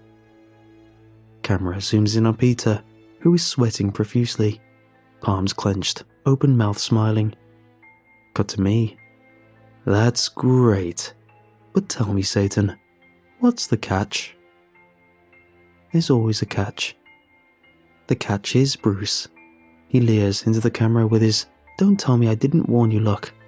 The car will be big, and it'll drive itself. Peter won't have to lift a finger. It'll be a smash. Close-up of Peter, who appears as happy as a pig in feces. I hate the next part. Damien snaps his long and crooked finger. Poof. Peter is gone. Vanished. The crowd is aghast. They think this is all TV trickery. As the camera cuts to Damien, who's licking his paws and somehow wagging his tail, I recall how the previous host died. I can't get that image out of my head. They're still trying to scrape his stains off the floor, right where I'm standing, no less. But hey, the ratings speak for themselves. Give the people what they want. Damien is doing his devil shtick, and the audience is applauding him. Millions of viewers are watching, waiting for the inevitable carnage that will soon unfold. Meanwhile, the knots in my stomach are multiplying. My left leg is shaking. I'm stone cold terrified.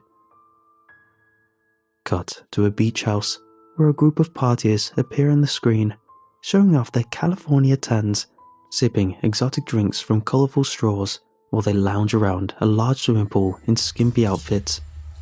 Cut to Peter, who's got a drink in each hand and a cheesy grin stamped across his face. Peter has become the embodiment of the American dream, right before our eyes. The audience rages on. I shudder. My stomach fills with butterflies. I know what's coming. If I screw this next part up, I'll see my career in hell. Camera cuts to me, So, Peter, tell the audience at home, how does it feel to finally have your dream home on the beach? Cut to Peter. The girls in the background are whooping and hollering and splashing about. I'll tell you what, Bruce, he says, sipping his drink, enjoying the view. It feels great. What comes next will haunt me at night, when the lights are off and the cameras put away. Some things in life are impossible to forget, even for heartless Hollywood vampire types like myself. Cut to Damien, standing next to me, too close for comfort. Well, Peter, his voice sardonic and cruel, I can see you like the swimming pool. You do like the swimming pool, don't you? Screen shows Peter grinning ear to ear. Good. Well then, Damien says, licking his moist red lips. Let's cut to the chase. I think it's time to bring out the new car.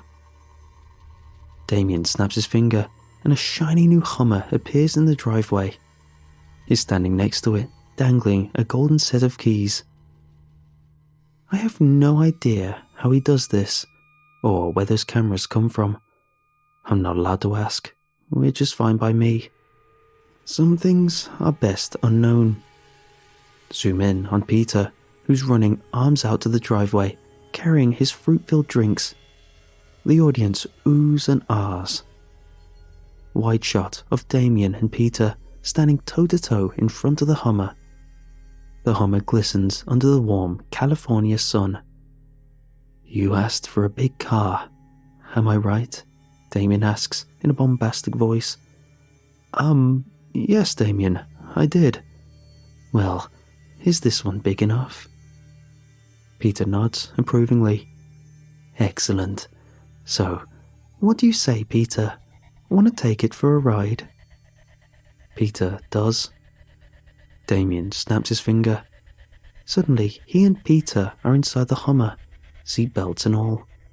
Peter's drinks are nowhere to be seen. People at home think this is studio trickery. It isn't. Which is one of the reasons why I'm scared to death. I don't know how I ever talked myself into this gig. Cut the dash cam inside the vehicle. Damien is outwardly pleased. He leans into the camera. Good. Because, cue the audience, the devil's in the details.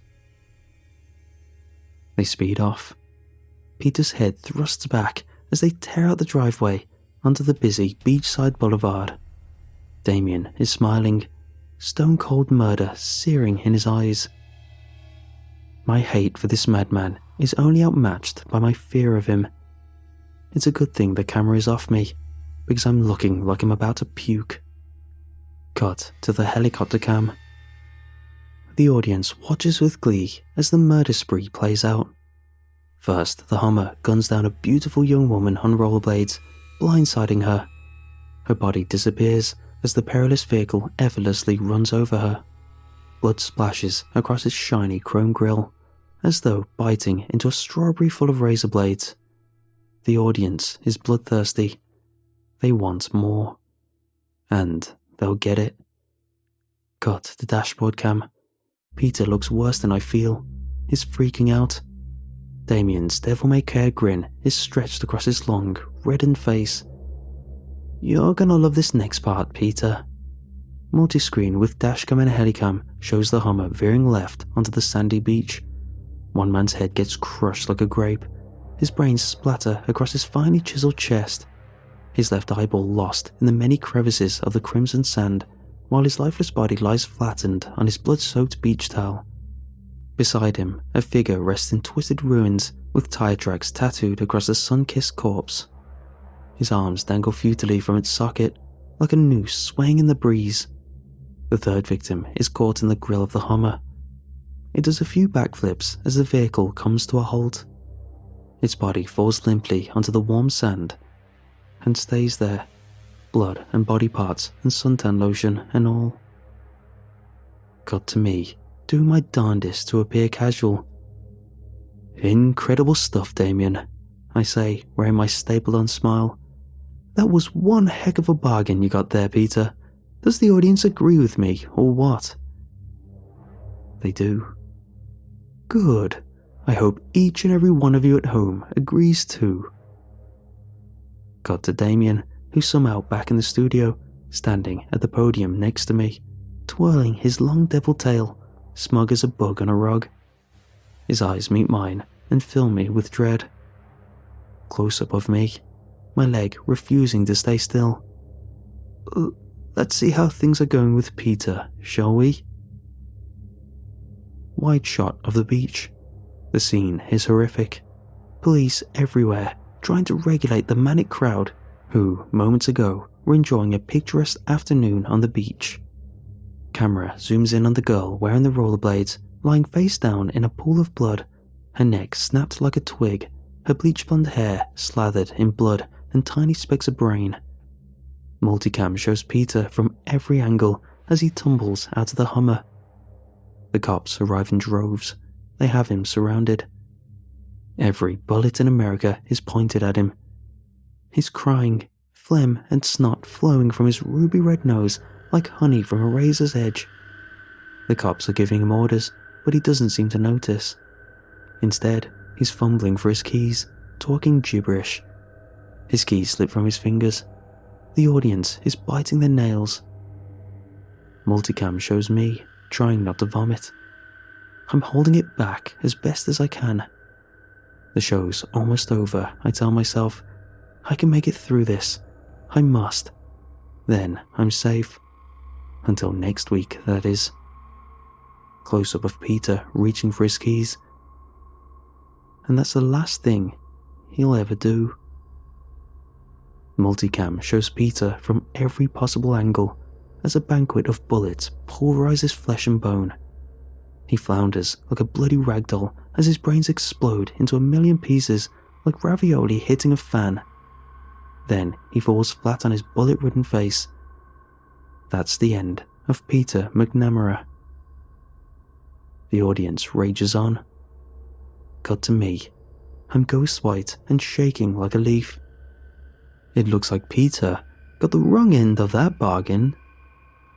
Much applause. Cue music.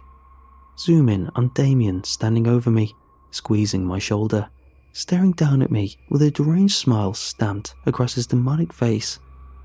My legs still twitching, my stomach still in knots. Well, folks, I say, with as much bravado as I can muster, be sure to tune in next week and try to have yourself a good night. I look forward to seeing you again next week on... Cue audience. Let's make a deal with the devil.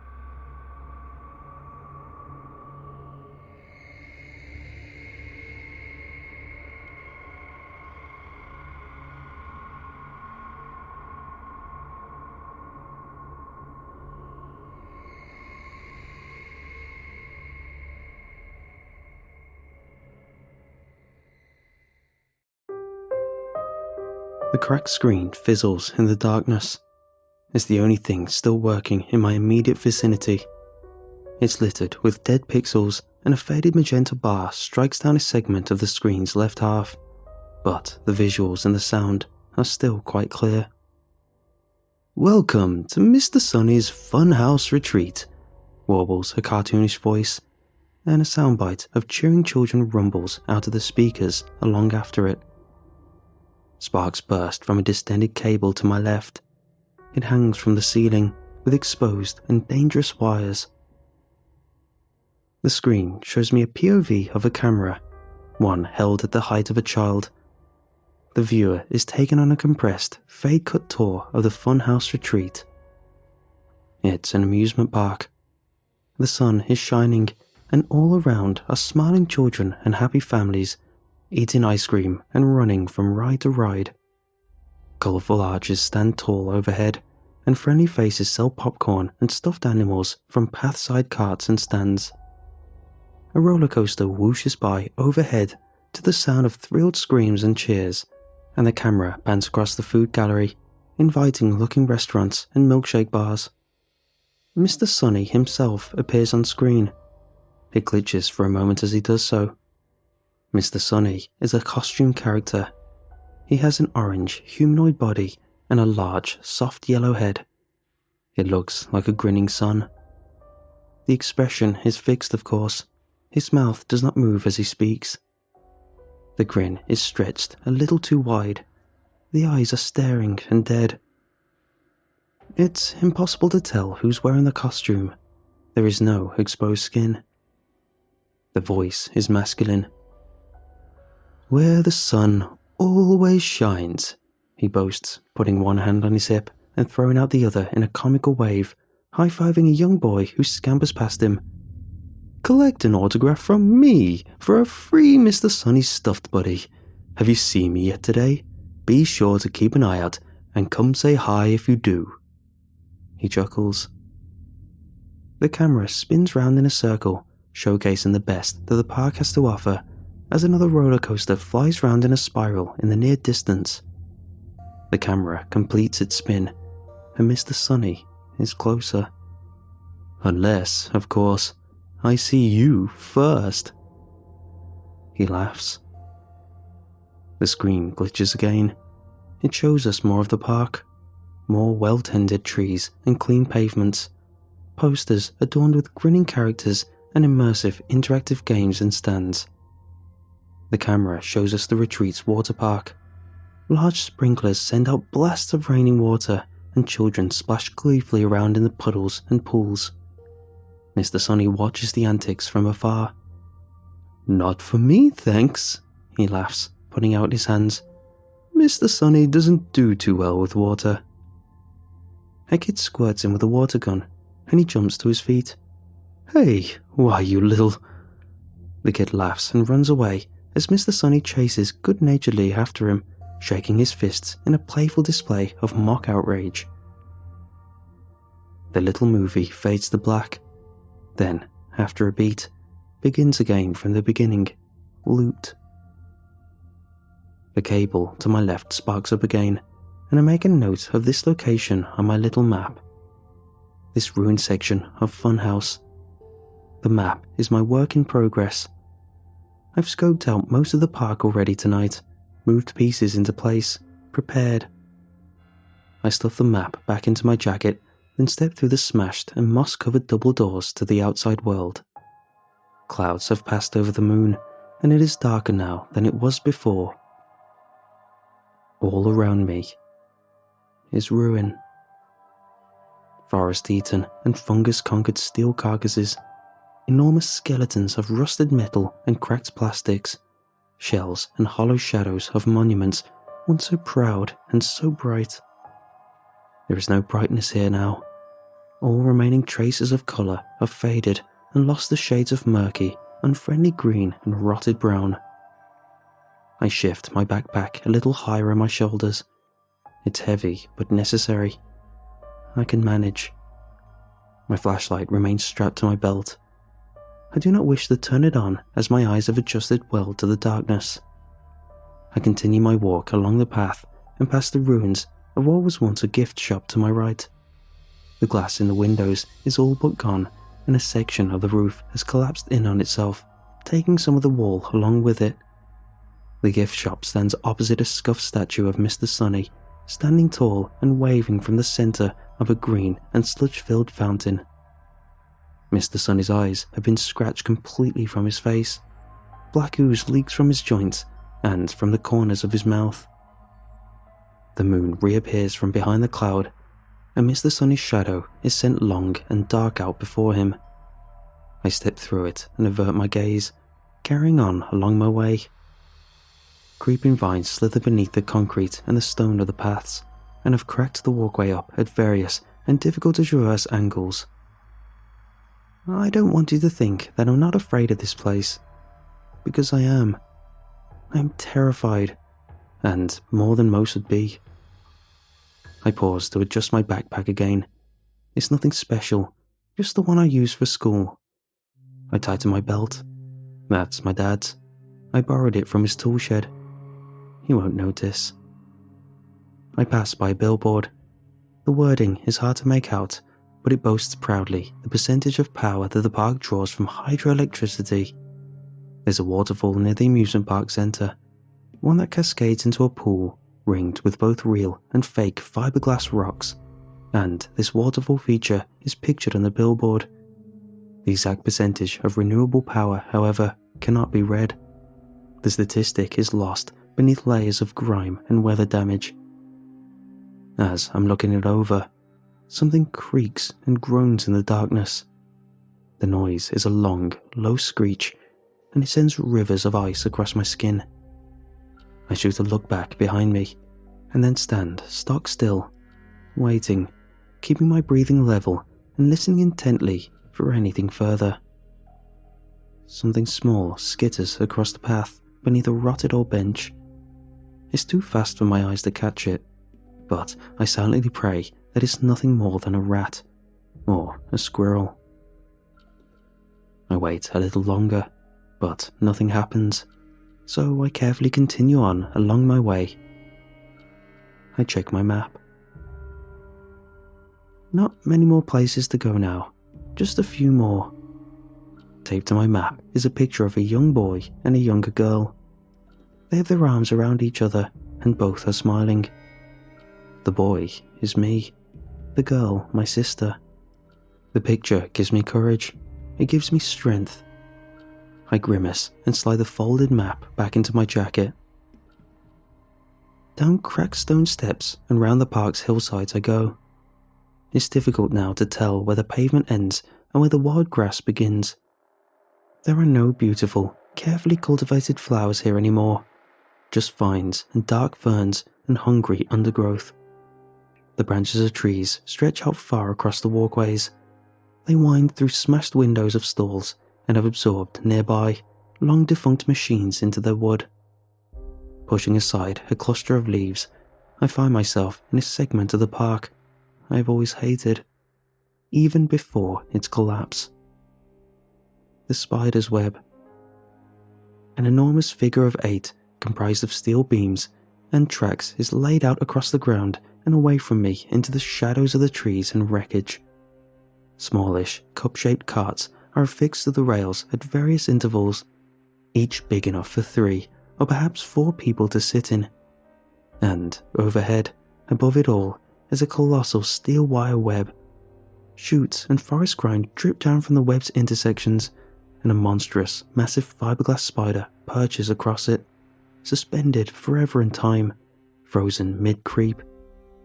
Its eyes once glowed, but now they are dead and devoid of life. It looks almost as bad now as it did in my nightmares. "Dare you ride?" asks a provocative sign affixed to the section of the operating booth to the left. I daren't. Not today, nor any other for that matter. Instead, I take a deep, slow breath and step down from the concrete and onto the rails. I glance up at the great spider, childishly, as if it were going to suddenly burst into life. It does not, of course, and I set out through the enormous loops of steel, past the still and silent cup carts, and kicking through the ferns and vines into the ride's very center, towards the standing stone in the middle. Back in the day, this stone was layered in cables and netting, but that has all fallen away and rotted now. The stone is glaring in its difference to its surroundings. This is no fake rock. It has not been constructed or painted. You can tell quite clearly in its appearance, in the sense of weight it conveys without even touching it. This rock is ancient. It's been here forever, for far, far longer than the park, far older than the construction of Mr. Sunny's funhouse retreat. I stop at its base and crane my neck, looking up. There are a series of inscriptions in this stone, carved deep into the rock. On the left side are a series of simple holes. Near the top is a single hole. Below this single hole, and a little further down, are two dots. Beneath the 2 are 3 dots, and so on, all the way down. On the right-hand side, directly across from and accompanying each set of dots, is a rough, animalistic shape, a different carving for each set of dots.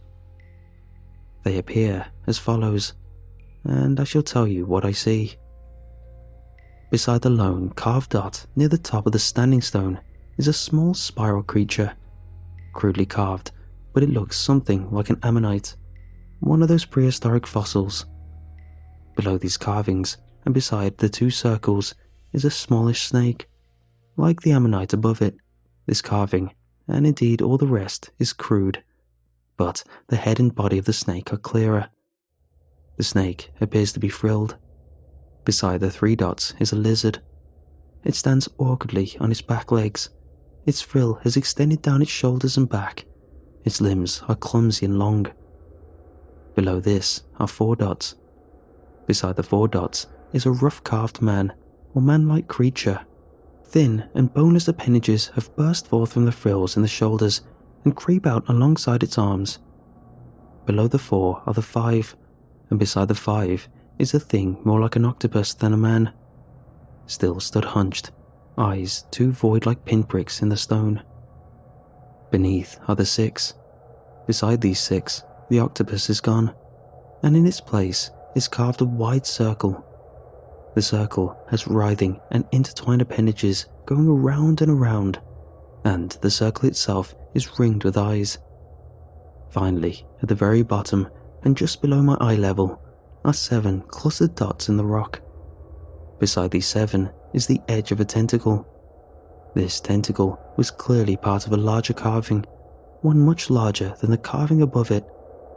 However, most of the stone here has been cracked and eroded away. Rubble sits among the ferns by my legs. I am washed in a dark and sinister wave of dread as my eyes scan this stone from top to bottom, as if there is something cold and shadowy squirming beneath my skin. I take a picture of the stone and make a note of my findings on my map, eager to leave this part of the park behind. And as my pen scrolls its way across the paper, my ears prick up at the sound of creaking metal. Not like before.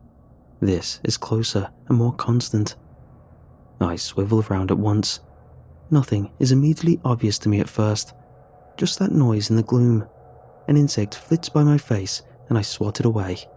And in the manner of some monstrous metal giant awakening from a slumber, the ride starts, to my utter dismay, to blink and grind into bleary life. Sparks start jumping out from the rails. Overhead lights fizzle and judder from dead, cracked glass into glowing trails of rails and eyes. The stone and myself and the overgrowth are all washed with a deep indigo light, and I'm compelled to look up and over to the fiberglass spider in the steel wire web. Its eyes, one by one, begin burning with their own angry light. It's my nightmare. It's just like my nightmare, but it's all coming true. It's too soon, I mutter to myself, glancing down to my watch. I'm not ready. But I've seemingly run out of time. The map is hastily stored into my jacket, and my backpack bounces painfully against my upper back as I take off across the ride, jumping and dodging over the rails and trying to return to the safety of the concrete beyond. But I do not make it in time. The cup-shaped carts have begun to shake, and they start to drift their way around the rails. Slowly at first, sure, but in no time at all, they have begun to whiz and whir, spinning deliriously as they do so, all around me in the forgotten lights of the spider's web. The jumping shadows play tricks in my mind. I have to keep glancing up to the spider to be sure that it isn't creeping its way across the web towards me. I take a step back in panic as a rush of air blasts past me, watching as the spinning cup shoots around in its perpetual path. The noise of the ride grows louder and louder. The lights flash. Over to my right sounds a terrible grinding and a fountain of sparks in white and gold. One of the cups has caught in the branches of the tree, and it spins angrily, stuck more or less in place as it tears off twigs and leaves in a flurry. Another cup over to my left disconnects entirely from the rails, broken as they are, and smashes violently into another going the opposite way. Metal and plastic fly in all directions as the ride goes faster and faster. The rush of air blows my hair back from my forehead, and I clench my fist in determination. Gotta wait for the right moment. 1, 2, 3.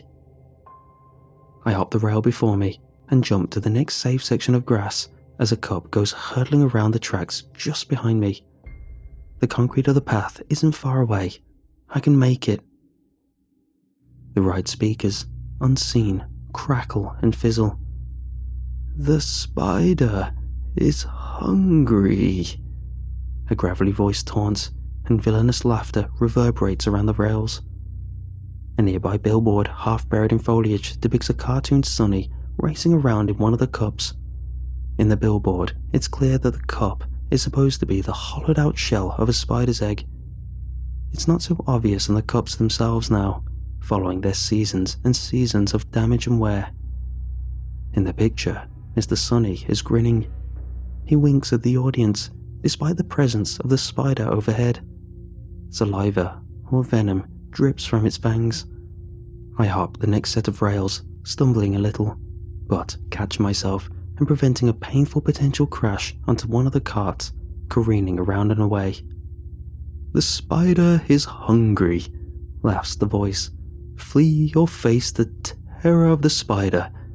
It begins to glitch out. The spider is... The speakers crackle, and to my horror, the cadence of the voice changes somewhat. "Children," it says, "so brave, so courageous, ever the heroes, to trek so boldly into so dangerous a place, unarmed and reeking of innocence, so hopeful, so sweetly ignorant." It's his voice, Mr. Sunny's. I turn to look behind me, at the lights and the spider and the shadows and the screeching rails. "Where are you?" I whisper. "The spider is hungry," laughs the voice. Sparks fly, and with a concerted exertion of effort, I jump suddenly forwards and scramble up one of the concrete steps, scrambling away from the danger as the cup carts spin furiously round and around on their tracks beneath the watchful gaze of the spider. I don't have much time now. I take off at once, checking that nothing has fallen from my belt or my pockets as I consult the map. I take a sharp left and sprint through the ruins, past the old water park to the control center nearby. The water is dark and grim, a large plastic feature in the shallow end, a once friendly-looking giant frog head, one that beamed with pride as children played in its mouth. It has now the appearance of some twisted leviathan, a lurking terror from the depths, leering at passers-by who dare to venture too close. My feet splash in the water as I cross the flooded ground. I ignore what might have been a series of bubbles from the darkness to my right. The control center, its prime, had the power to redistribute water and adjust pressures from various parts of the park. It can adjust the intensity of the waterfall. It can do all kinds of things. The glass is all smashed up here, and the doors are either gone or cracked completely from their hinges, so getting in isn't difficult. I consult my notes. I'm going to have to implement my plan much sooner than I'd expected. Darting to the appropriate section of controls, I spin a great and rusted wheel. I have to put a bit of effort in at first, as it clearly hasn't been touched in a long, long time. Gradually though, round and round it goes. I check the control panel. Blinking lights that represent different areas of the park change colour from yellow to red. Some blink dead entirely. I check to make sure that the appropriate levels are all in the right places. Pipes hiss and leak all around me. I ensure that the levers connected to the waterfall's dams are directly engaged, certain ones near the top, and particularly the ones in the pool at its base. My watch ticks. Time is not on my side, so I take one last look, and I hope for the best. It's now or never.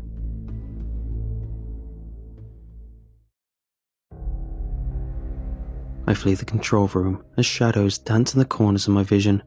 Unable to shake the sensation that something is following me through the ruins, I take a shortcut through a nearby building. Mr. Sunny's 4D experience. Racing through a shattered emergency exit and down corridor after corridor, I pass through one of the main rooms. The rows of seats are all empty now, of course, but as I try to maneuver my way through the room, the screen blares suddenly and loudly into life. The indigo light from the spider's web did not do much to help my night vision, but the light from the screen here obliterates it entirely. I shield my eyes in distress as white intensity blasts out from across the room. The screen cuts through colours, yellow, cyan, magenta, and then to black. And Mr. Sunny appears on screen. His permanent grin stretched across the yellow of his face. He peers down at the ghost audience, at myself caught in his glare. An artificial breeze begins to blow through the room, and I feel it rustling my clothes. "Hello, friends." Mr. Sunny beams down at us. Computer technology has been used to make his mouth move. Not so permanent grin after all then. The effect is disturbing and unsettling. Or should I say, friend, he says, peering a little closer. The breeze blows up into a wind. I stand my ground, staring at the monster through the screen. Black ooze leaks from the place that Mr. Sunny's head meets his neck. He twitches, and something writhes behind the mask. Something presses up against the headpiece, making one of his eyes temporarily bulge. "You are trapped in the web now, child. I can help you, if you like, but I cannot do it from here." I stare at the monster. Afraid, yes, but angry also. "I can help you escape. I can help free you from this place. Mr. Sunny always helps those in need." I bore my hatred into the soulless eyes of Mr. Sunny, and the room darkens. He leers closer still. His little speech falters, and he changes his track. "You are different," he says. "You are not reacting as one would expect. What's your secret, child?" I close my eyes. I gather myself, and I carry on along my way. I reach the end of a row and start heading down the steps toward the emergency exit. This seems to frustrate Mr. Sunny. I hear the jump in his emotions. "Where are you going? Don't you know it's rude to walk away when someone is talking?" And then his tone changes further. The supposed care for my well-being drops entirely. I hear terrible, terrible recognition in his voice. Oh, that's right. How could I forget?" Mr. Sunny laughs. "I think we've met before, haven't we? Numberless Nolan, you were supposed to be my four." A striking shot of fear roots me suddenly to the spot, and I cannot help but look back over my shoulder to the screen and the theatre room. Mr. Sunny's CGI mouth laughs wide. "Never matter, your sister was an excellent four. She served deliciously. I'm sure you'd be glad to know." A visual of my sister is projected across the screen. I'm in the picture too. It shows us on the log flume ride, shouting gleefully. "It's been a long time, Numberless. I hope you've been well across these years. I've certainly missed you here. We've all missed you here." The lights change to red and the wind rises. "You will be my 6, Numberless Nolan. You'll be my 6, and then I'll only need one more.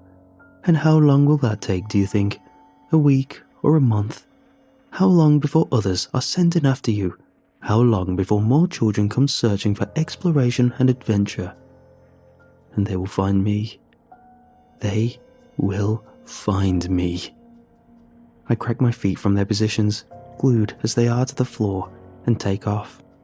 I run through the emergency exit and down another moss-filled corridor as Mr. Sunny laughs loud and large from behind me.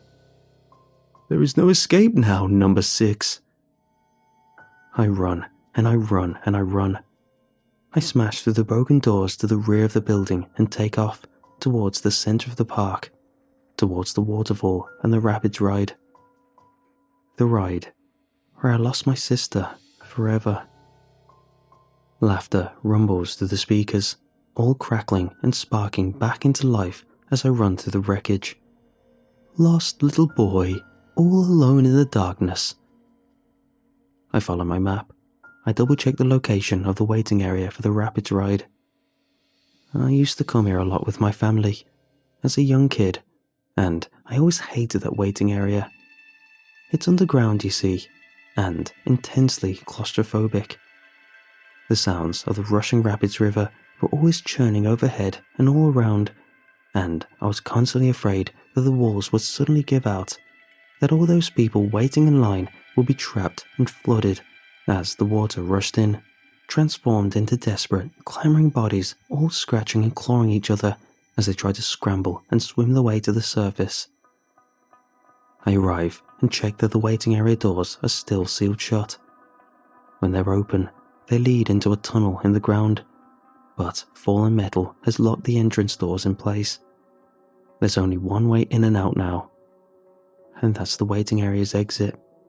The exit that leads directly up to the rapids ride itself. I carry on uphill to the ride's beginning.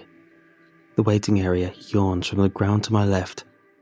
It's little more than a hole really, with some steps down into the gloom, and a flaked old handrail built into the wall. Most of the tiling walling beyond has broken off and fallen away, crumbled to wet dust on the waterlogged flooring. The waterfall is right beside us, the park's centerpiece. The sound of its constant rush, the ongoing pour of the water into the pool is loud, and I can feel the splashes drizzle against the side of my face.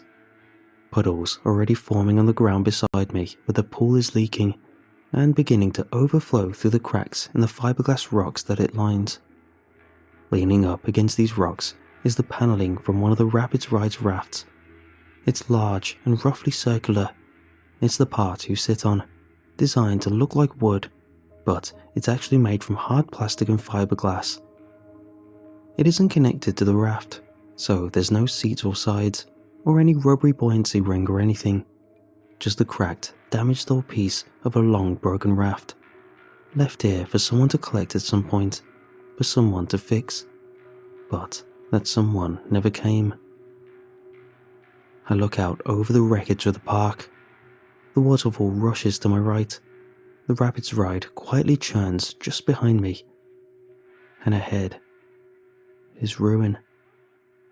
"Show yourself, Mr. Sunny," I manage to croak out. "Coward, monster." Shadows creep through the darkness. I take a step back, though I'm careful not to step too close to the rapids ride and the churning river. It has just restarted of its own accord. I can hear the machinery crackle into life. The water starts pulsing, and the ride groans and churns as the rafts begin drifting down the river. Though they aren't really drifting, of course. They're not floating. At least not here, in the boarding area. They're being dragged by mechanical gears and churning metal tracks, bubbling and frothing. They're being hauled along by an underwater conveyor belt. A belt of ever-grinding and ever-chewing steel teeth.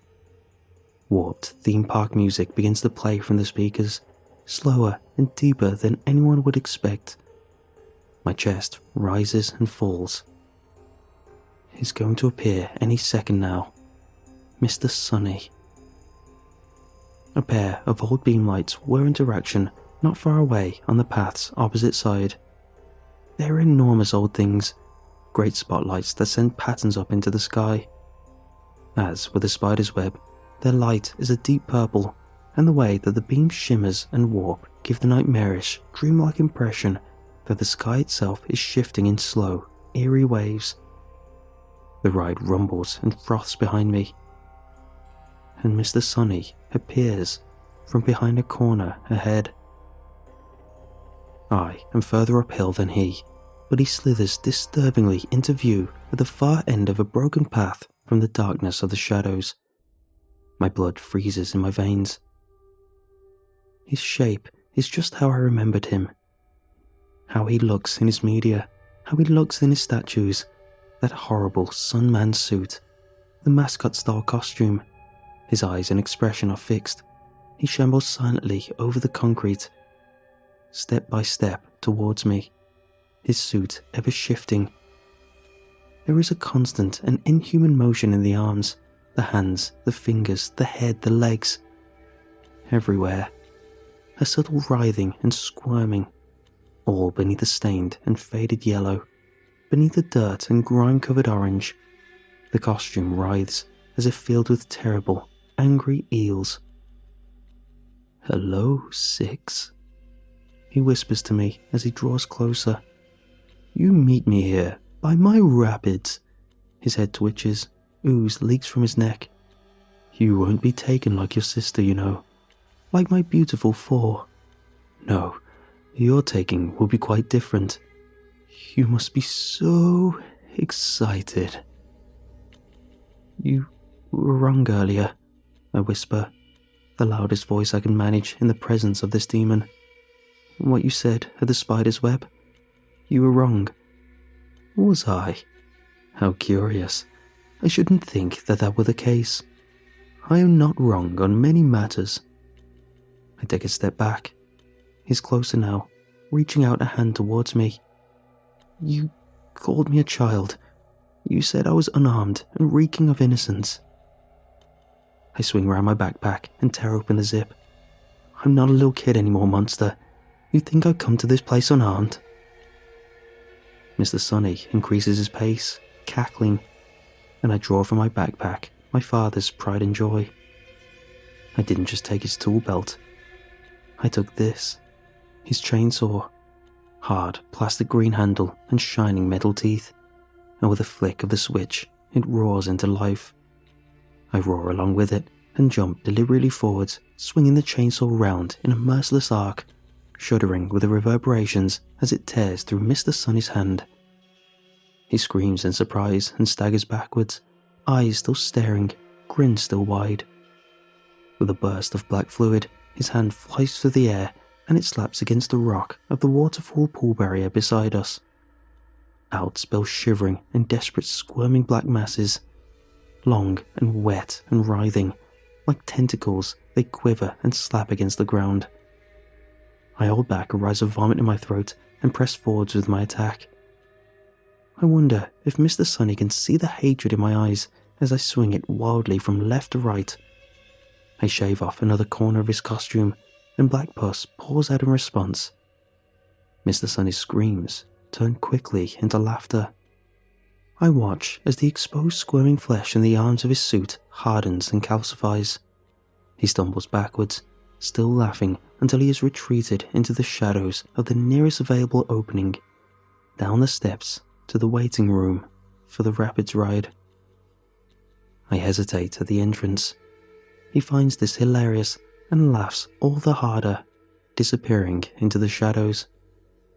"Oh, number 6, 6, 6, so feisty." A wet and disgusting noise. Something between a cough and a burst of laughter echoes from the darkness. "How very quaint. But I need you afraid, little child. I want you to embrace your fear. Come now into the darkness with me. Carry your weapon with you if you like.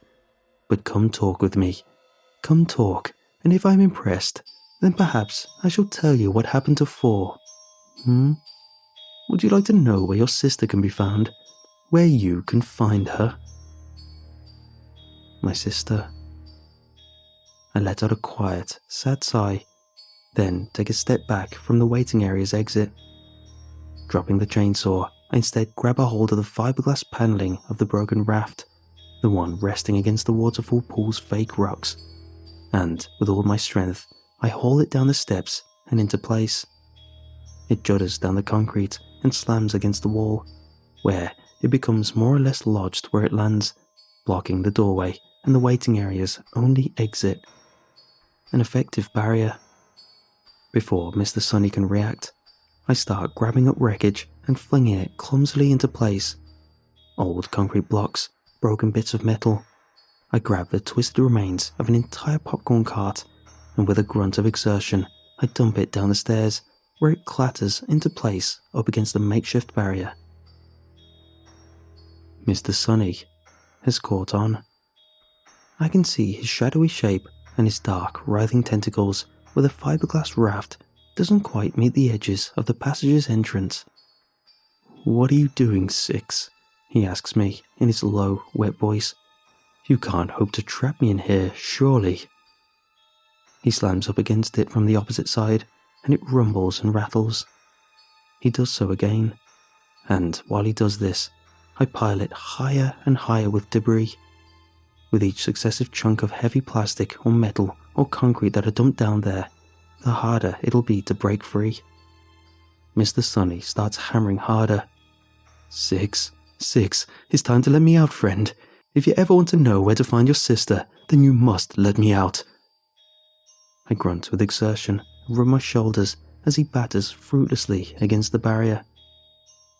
"My sister is dead, Mr. Sunny," I mutter in response as the waterfall's pool beside me starts gushing and leaking out over the rocky walls. The dams are working quite nicely, it seems. Mr. Sunny slams against the barrier. He yells at me to let him free. But I don't.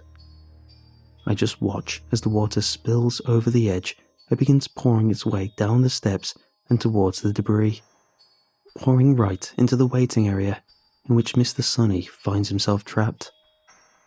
I use the chainsaw again, where I'm able to cut away sections of the fiberglass rock wall, the border to the waterfall's pool, now brimming and frothing and dangerously overflowing, and more water begins pouring out and directly down the steps.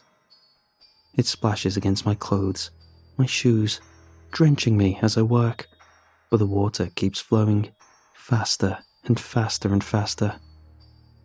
Mr. Sunny stops hammering against the barrier I've created. I presume he has slithered away to test the doors of the tunnel's opposite end. A shiver of vengeful electricity passes through me. He will find them sealed. There is no way out. The waterfall surges. It pours relentlessly down into the tunnel, more and more and more. Mr. Sunny begins to scream. I watch as he tries to slither a tentacle through a gap in the barrier. Before he can calcify it, I slice it messily off with a chainsaw.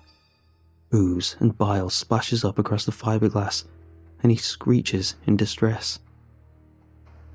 A few minutes more, and the rocky barrier guarding the pool has been entirely cut away in just the right places, and the waterfall begins to thunder more or less directly down into the tunnel, filling the waiting area as it did in my childish nightmares, drowning all those who wait within.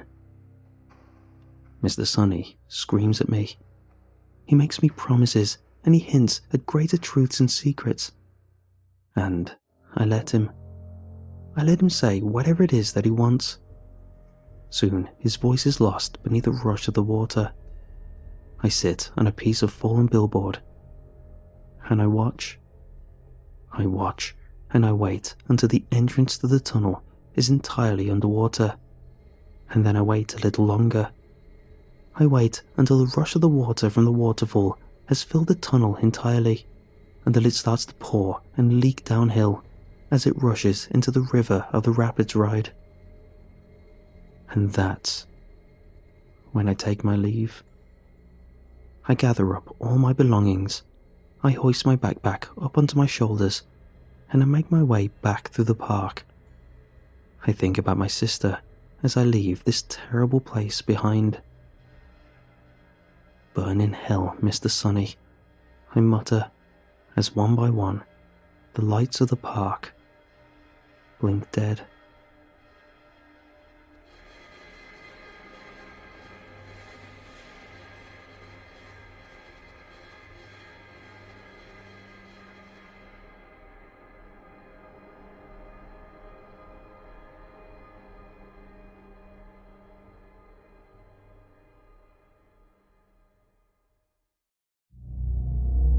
"So, she just sits there?"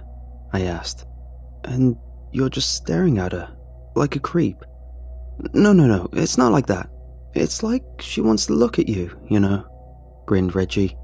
"She shows off her legs, her white little panties, she throws her red hair around. That doesn't make you any less creepy. She knows I'm there. Hell, last time she smiled at me. She smiled at you? I scoffed. A human woman actually smiled at you? You, Reggie? I get a hell of a lot more smiles than you, he teased. And I swear, she smiled at me. I'm telling you, I'm in love. Tinder not working out for you? Superlike's not getting you anywhere? If I had to choose between a random woman smiling at me from a window once every 2 weeks or getting a match that isn't a bot on the Tinder meat market, I'd choose Window Girl 10 times out of 10. I'll drink to that. And so we did. 6 shots of tequila and a game of pool later, we said our goodbyes. Then he disappeared. One day, he was just gone. No messages, no logins, no goodbyes, no witnesses, no indication of him going anywhere. There were rumors of him being attacked.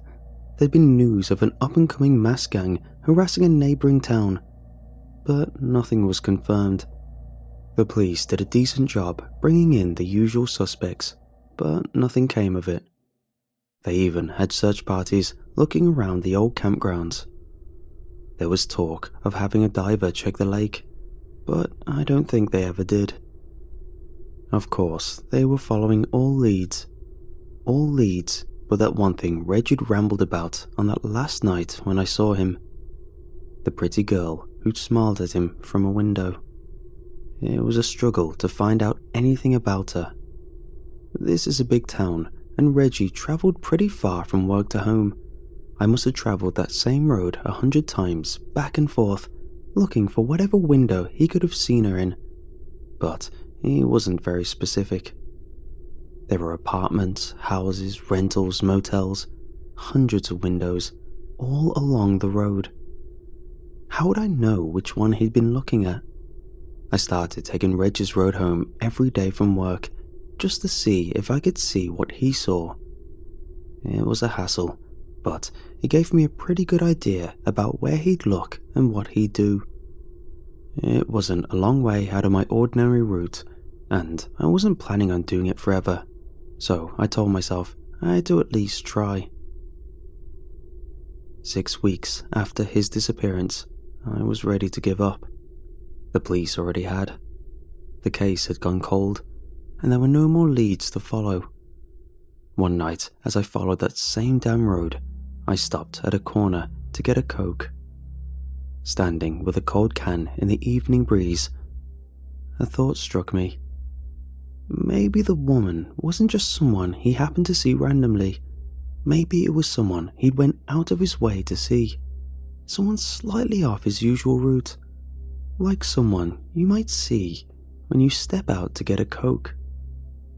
Right across the street from the corner store, just above a bookstore, was a small apartment.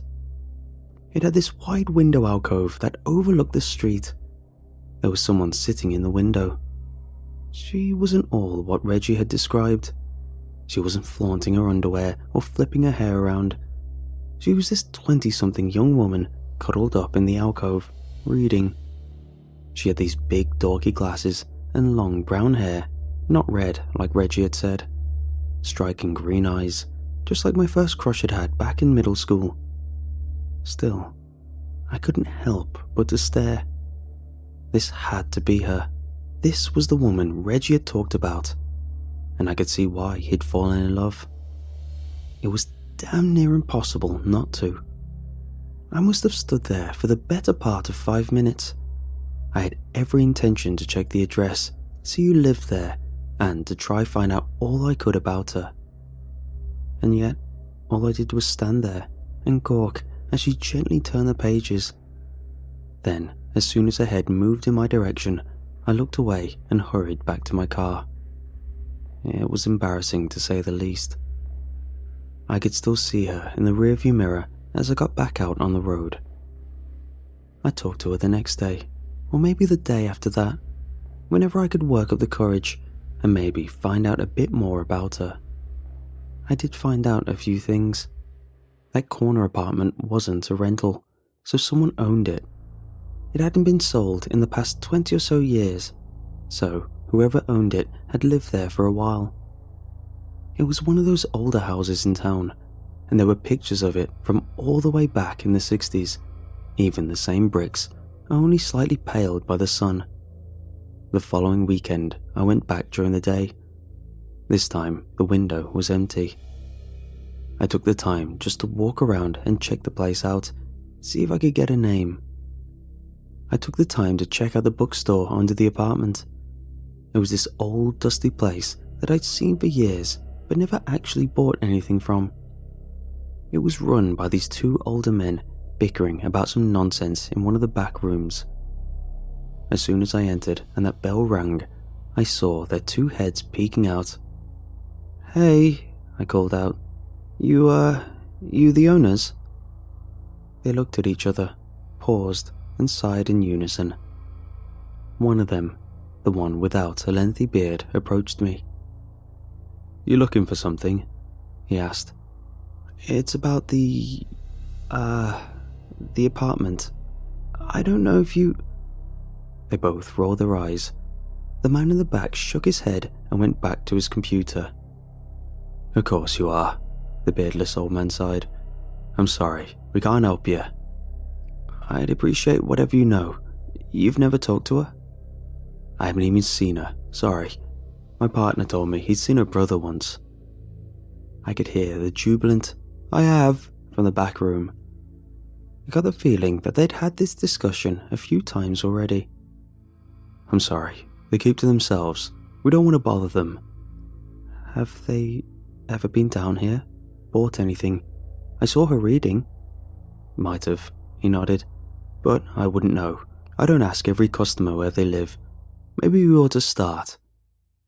He gave me an apologetic shrug and returned to the counter. I thanked them, waved, and left.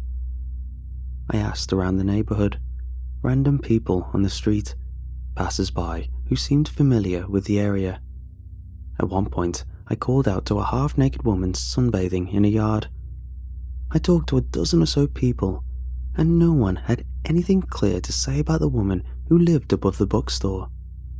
Some claimed she lived alone, others said she lived with her brother, some thought it was her father or her husband, but it was clear she wasn't living alone. One man claimed he'd seen an older woman walking around up there, so maybe it was a whole family. Then again, they didn't seem to have a car, and no one seen them leave. I was getting a funny feeling about the girl living there. It wasn't a large apartment, so I couldn't imagine so many people living there. One or two, sure, but 3, 4? No way. I decided to take matters into my own hands. It took me a lot of stomping around to build up the courage, but I made my way up the stairs to the apartment door. The name on the door just said, Moray. Strange family name. I stood outside her door for a solid minute before I knocked. Had I known she wasn't home, I wouldn't have bothered. I knocked 2 more times, but there was no one to answer. Instead, I just stood there like an idiot. If I had had any paper, I'd left a note. I did take a mental note of the other 2 apartments on the same floor being empty though. Strange. I started by going by that street regularly, once a day, waiting for it to show up in that window again. Every day, sometimes more than once, I passed that street. I was starting to wonder if I was still doing this to find out what happened to Reggie, or if I was genuinely interested in that woman I'd seen in the window. Maybe it wasn't even the same person. After all, she looked nothing like the woman Reggie had described. It took me 2 weeks of diligent watching to finally see her again, but when I did, I nearly got in an accident. I slammed on my brake, shocking the driver behind me. I parked outside the corner store, and I just stood in the middle of the dark street, gawking at her. It was the same woman, same brown hair, another book it looked like, and she'd cuddled up with a blanket. There was a cup of something warm next to her, fogging up the inside of the window. I could see those emerald eyes all the way down the street. She was magnificent. In a moment of onset stupidity, I waved at her. I couldn't help myself. To my surprise, she turned to me. She put down her book, tilted her head, and met my gaze. She looked bored, frustrated even. There I was, some random man on the street, waving at a young woman in the privacy of her home. I was being an idiot. Then she smiled at me, and I fell in love. This warm, genuine emotion. She was so happy to see me. She was eager to meet me, I could tell. I had to go see her. I ran across the parking lot, crossed the street, and went around the back of the building. But as I put my hand on the door to the apartment complex, I felt a tiny drop of water on the back of my hand.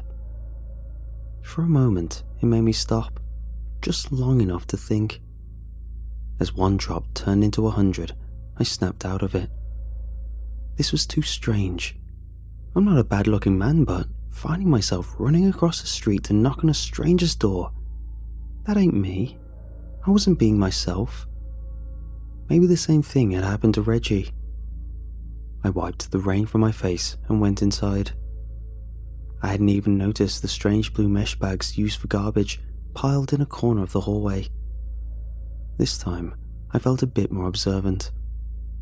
But I still walked up those stairs, and I still knocked on that door. Not just to see a pretty face, but to ask questions. This time, she was home. I knocked 3 times, firmly. "Come in," a soft voice spoke. "I just want to ask a few questions," I said, "about a friend of mine." "Come in," the voice repeated. I took a deep breath and felt the handle. It was open. This wasn't right. A lone woman letting a strange man into her apartment at this hour. Sure, this wasn't a big town, but this was just odd. Shouldn't she at least meet me at the door? I couldn't see a shine from the peephole. She was nowhere near the door. She wasn't even looking out. "Do you mind coming out for a sec?" I asked. "It won't take long." "Come in." "I'm sorry to bother you, it's just..." "Come in." My stomach slowly turned as a chill crept up my spine. I let go of the handle and backed away. "I'm sorry, can you hear me all right? I think the door..." "Come in." Oh, she heard me. No way she didn't. Was she mocking me? "I need to talk to you. I'm not coming in." No response. A shadow suddenly blocked the light from the peephole. Someone was looking out at me, and I hadn't even heard him move. I took a step back, leaning against the wall across from the door. "I should leave," I said. "I'm not..." "Come in." This time, the voice was harsher, insistent. It wasn't an invitation anymore. It was a request. I felt my heart skip a beat, and I just kept backing further and further away from the door. As I reached the stairs, I heard a mechanical sound. A click, a lock. I peeked down the stairs. I could see someone by the exit, a shadow locking the door from the outside. Reggie? I didn't get time to think as I heard a creaking sound. The front door was opening. She was coming out, and whoever had been downstairs disappeared into the night. "Come in." This time, the voice was dark, bubbling, like someone speaking underwater. All I got was a short glimpse. Her gorgeous brown hair hiding a strange face, scaly skin that changed tint as I looked at it. Too many eyes. Some blue, some brown, some striking green. The components of the beautiful woman I'd seen, scattered about something wrong. I would have stared at her forever had I not been instinctively backing away. I lost all balance as I reached the edge of the stairs and I tumbled backwards. It felt like an instant, like no time passed at all. I was suddenly on the ground floor looking up the stairs. I was bruised, my leg twisted. Behind me, I could feel the front door. locked. "Come in," I heard from the top of the stairs. "Come in, come in, come in." A face peeked around the corner. It was rearranging, making itself pretty, discarding old teeth to regrow new ones. Little white molars danced their way down the stairs, only to turn to dust. She was changing hair color to black and her skin to a Mediterranean tan. She was starting to resemble my first girlfriend. I closed my eyes and turned to the front door. I heard clumsy footsteps slowly make their way down the stairs behind me as I pounded on the door. I screamed for help, forcing myself to my feet. Another footstep. "Come in." I kept screaming for help, pounding on the thick glass. "Come in." There was a sudden heat near me. Someone warm and inviting. The smell of exotic fruit shampoo. Something resembling a hand reaching out to me, brushing against my jacket. Then, someone stepped out. One of the old men from the bookstore, the beardless one. Instantly, I heard the footsteps behind me hurry back up the stairs. The man unlocked the door as I scrambled out of the complex. My twisted leg couldn't support me, so I fell flat onto the pavement, crawling backwards, away from the thing I'd seen and smelled. The old man looked confused. "Call the police," I stammered. "Call them, do... Oh my God." The old man brought out his phone and dialed the emergency number. He kneeled down next to me, putting his hand on my shoulder. "Are you okay?" he asked. "Did the man do something to you?" "What? The man, that young man by the stairs. Did he hurt you?" I just sat there on the pavement. I barely even moved until the police came. I told them I'd been attacked. I told them there was something wrong with the one living in the Moray apartment. I told them about Reggie, about the girl in the window. I must have just kept babbling on and on and on as they took me away back to their squad car. The owner of the bookstore just looked at me apologetically and waved goodbye, giving a short statement to one of the officers. I don't think they did a damn thing to whoever or whatever lives in that apartment. I think they did nothing, found nothing, and just chalked it up to me being hysterical. I'm getting mixed messages depending on the officer I ask about it. One says no one lives there, another says they're out of town. One claimed it was some sort of storage. No one is giving me a straight answer. I think Reggie is still out there. I think something was done to him, but I don't know what. I think he lost himself to whatever lives in that apartment. And sometimes, to this day, I stop by that corner store to see if there's someone in that window. And sometimes, there is.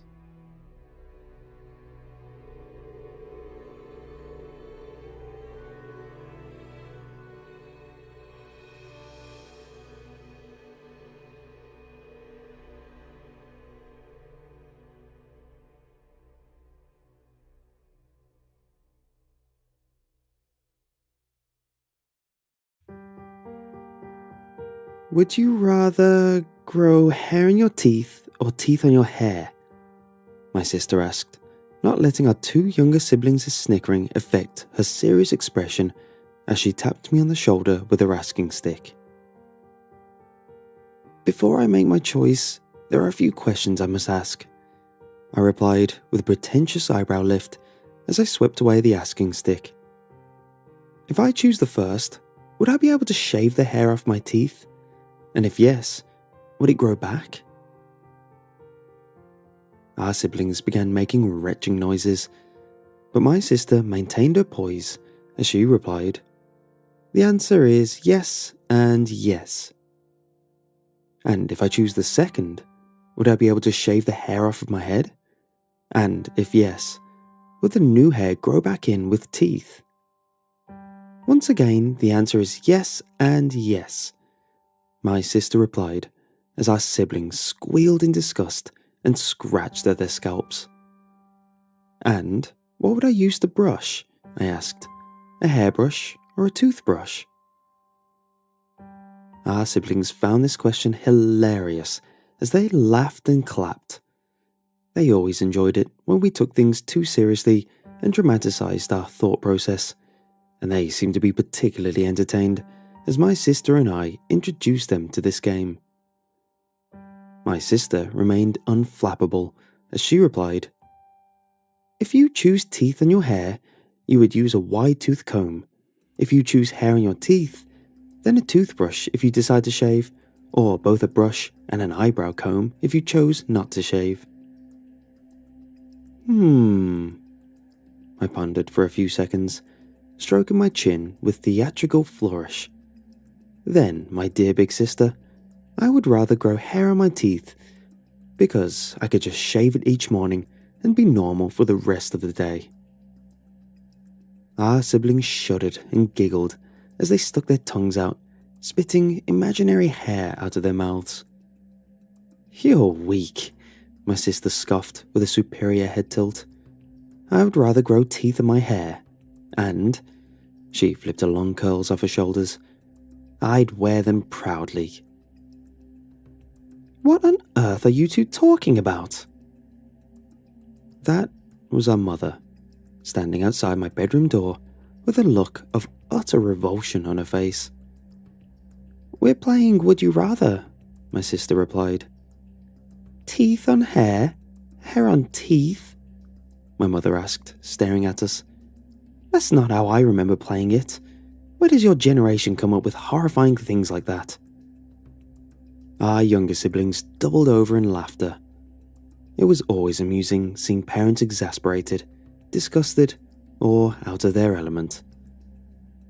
"Actually, that question was pretty tame," my sister said with a shrug. "And is that Nana's cane?" our mother asked, crossing her arms in disapproval. "You knew better than to remove it from its case." "No, it's the asking stick," my sister replied, balancing it across her shoulders. "And it's not like anyone's using it. It just sits there collecting dust. I'm doing it a favour today. I'm giving it purpose." "Its purpose is being the only keepsake your father has of his mother's. He'll kill you if he finds out you're playing around with it." Our father peeked in the room, standing behind our mother and wrapping his arms around her waist. "Who am I going to kill?" he asked, nuzzling his face against hers. "Because it'll have to be quick. We're going to be late for the movie." My sister waved a hand, shooing them away. "Then go. Don't worry, we've got it handled." "Curb your creativity," our mother said. "I don't want you two giving Jude and Lara nightmares. And tomorrow is the first day of school, so bedtime is—" "This isn't the first time we've babysat, Mom," my sister said, rolling her eyes. "Just go enjoy date night." "Come on, honey. Mona and Nadia know what they're doing," our father said, pulling our mother away. "Just put the cane back in its case," he called over his shoulder. "Mother didn't like us playing with her things when she was alive. Let's not disrespect her now that she's passed, you hear?" "Yes, Dad," the four of us called out. After we heard the front door close and lock, Jude turned to Mona and me. "I want to ask a would you rather." Mona shrugged and handed him the asking stick. "Go ahead, ask Lara." He grinned and turned to his little sister, poking her in the stomach with the asking stick. "Would you rather turn into a cockroach or a rat?" Lara grimaced and shoved the asking stick away. "None of them." "You have to pick one," Jude said, pouting. "That's the game." "No, I don't." Lara turned to Mona and me. "Do I?" "Yes, you do," Mona replied in an authoritative tone. "Those are the rules. If you don't choose one, then you forfeit your right to play." Lara's lip trembled, and I nudged Mona and whispered, "Mona, chill." "Fine," Mona sighed. "Lara, how's this? You can ask Jude to answer first." Jude didn't even wait. "I would rather turn into a cockroach, because they can survive anything.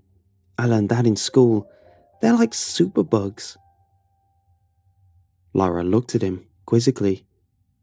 Superbugs? He nodded, excited to share his trivia. They can eat anything, so they'll never starve. They can hold their breath for over 30 minutes, so they'll never drown. They are super fast, so they'll never be caught. They can survive nukes, and they'll never die. They can even live if they lose their heads. And I'm going to choose to be the one with wings so I can fly. Lara stared at him in awe. I want to be a superbug. I choose a cockroach with wings too. Hey, you can't copy me, June said, frowning as he turned to Mona and me. Can she? Yes, she can, Mona replied. It's called Would You Rather, not first come first serve.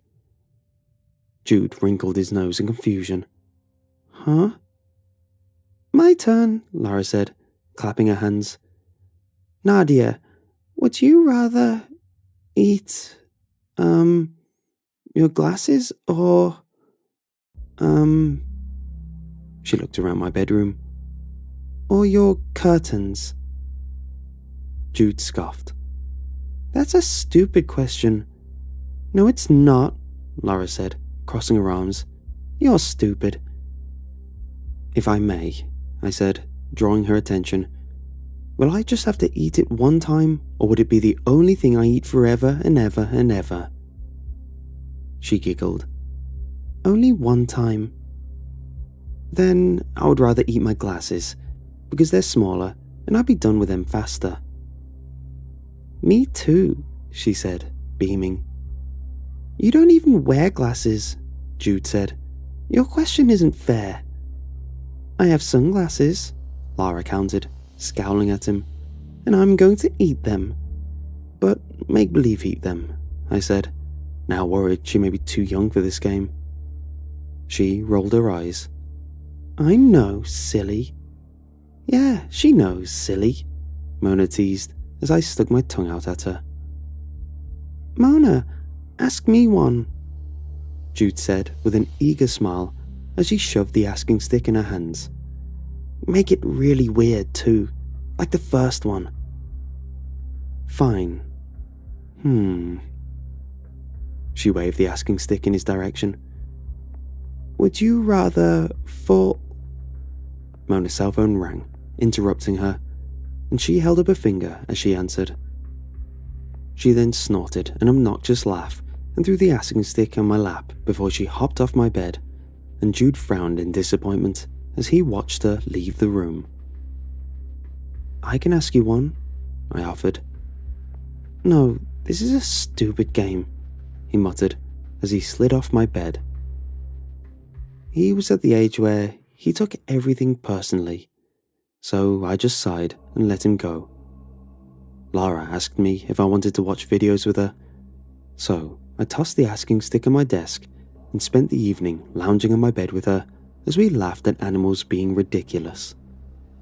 When 8 o'clock rolled around, Mona and I made sure Jude and Lara had washed up, brushed, and changed into their pajamas before we tucked them in and read them a bedtime story.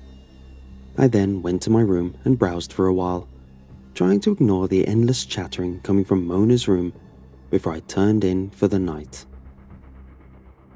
The next morning, I woke up before my alarm, coughing and sputtering.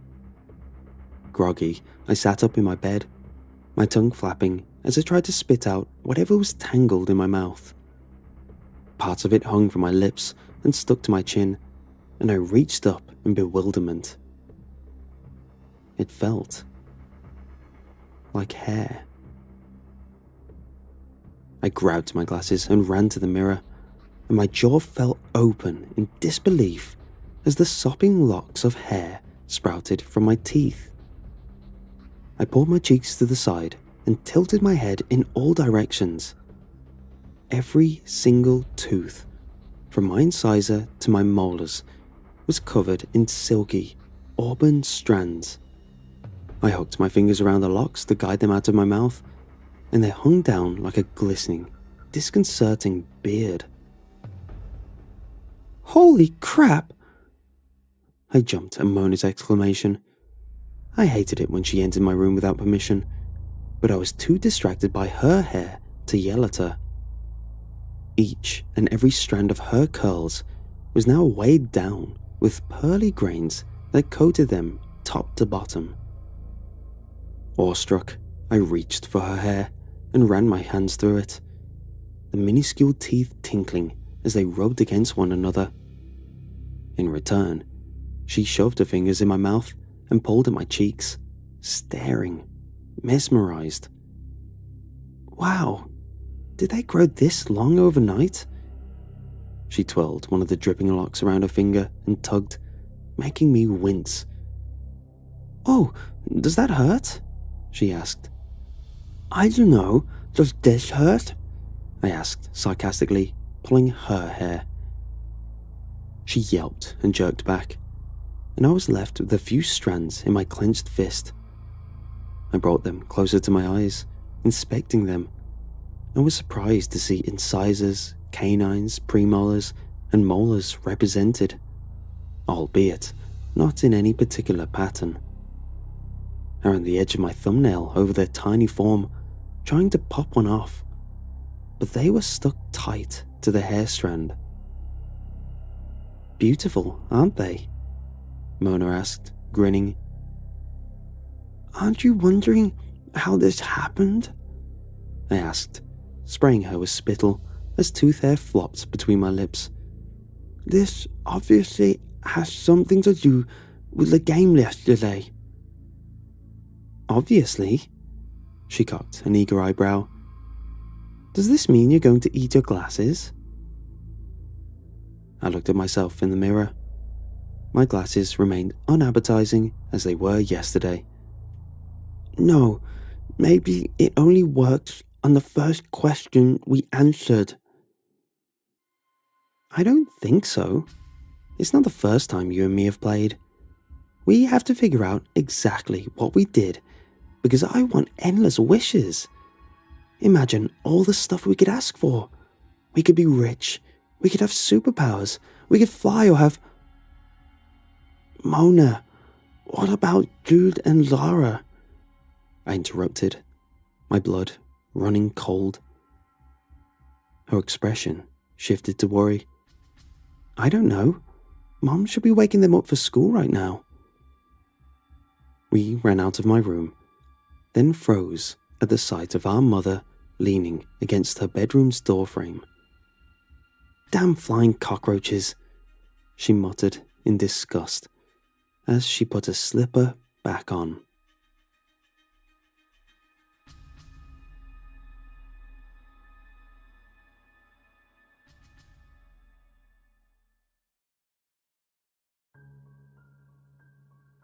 So, I worked for a company called Ground Feeders.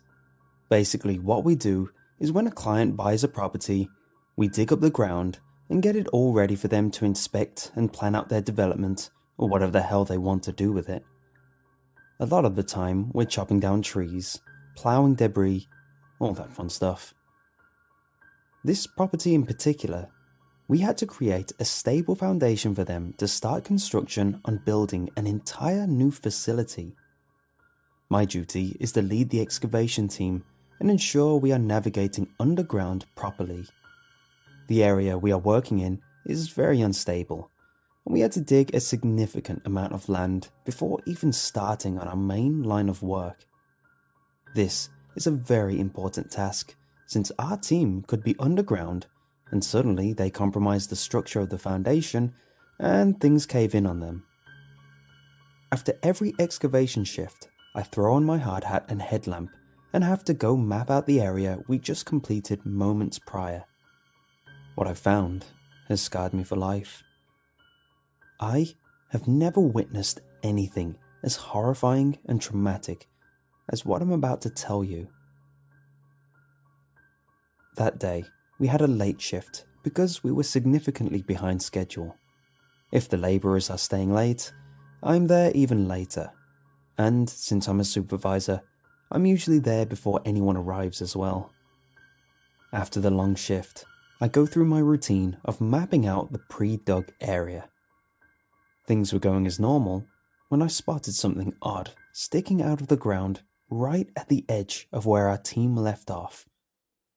At a glance, it looked as if one of the workers left a tool, so I decided to pick it up and return it to them since I'm such a good guy and all. This is where things suddenly took a turn for the worst. It turns out that it wasn't a tool at all, but a round U-shaped handle sticking right out of the soil and rock. My heart raced, and I quickly dug at the ground with my hands, scratching away just enough to see that this is a bunker door. For a moment, I was frozen. There wasn't civilization damn near 20 miles in each direction. This intrigues me even more. There was a giant turnstile lock that sealed the door. I pried at it for about 15 minutes until it finally gave way. Letting out a deep sigh of relief while wiping the sweat from my forehead, I pulled the handle and the door opened. Almost instantly, I was mauled by the horrific odor. It was so putrid I damn near threw up instantly. Retreating to the entrance of the job site, I grabbed one of our respirator masks, a pair of thick work gloves, and a heavy-duty LED flashlight. I returned to the mysterious door and mentally prepared myself before venturing further.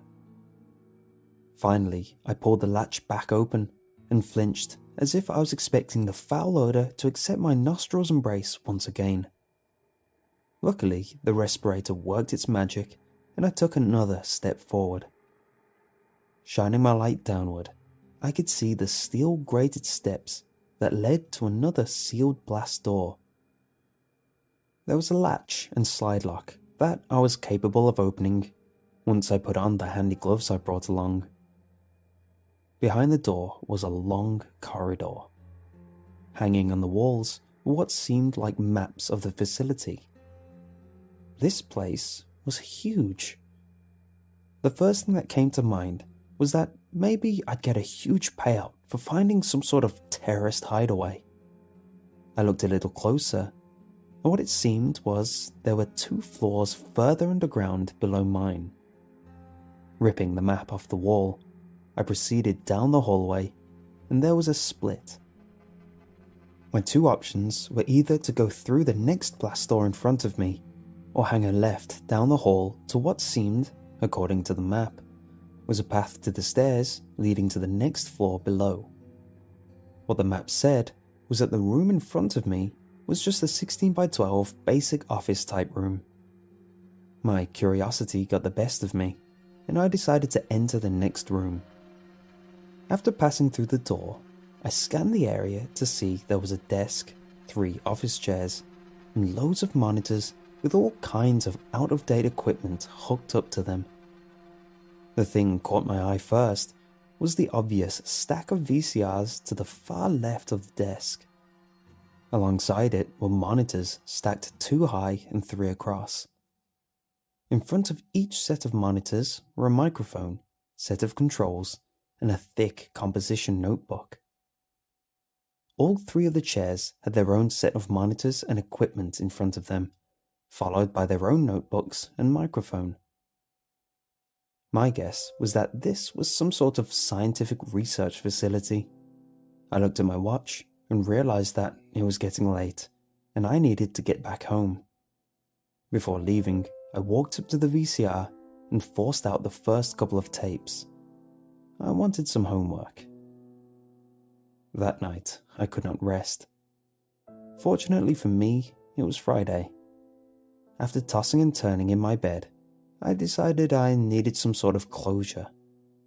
I jumped into my slippers, waltzed downstairs into the garage, and dug out an old VCR and television I just couldn't seem to get rid of. Now I regret ever keeping the damn thing. There I was, sitting on the floor of my office, in my jammies, setting up a nearly antique video player. I wiped the old decrepit dust off the first tape and popped it in. It started as a profile shot of a man in a lab coat. He had a dark complexion, dark eyes, and jet black hair. The remainder of his face was covered by a black mask from the nose down. Hello, viewers! As you've all anticipated, our series premiere begins today. He announced this with loads of enthusiasm, but something about his demeanor was troubling. We have 4 willing contestants. Your contributions have made this possible. These young men and women will be locked away in our underground facility with no means of entertainment. The only functions of this location are a fully functional kitchen, plumbing, and your basic electrical needs.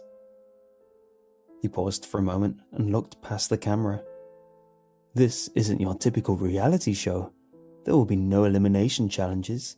The only objective is to provide these contestants pre-cooked human remains.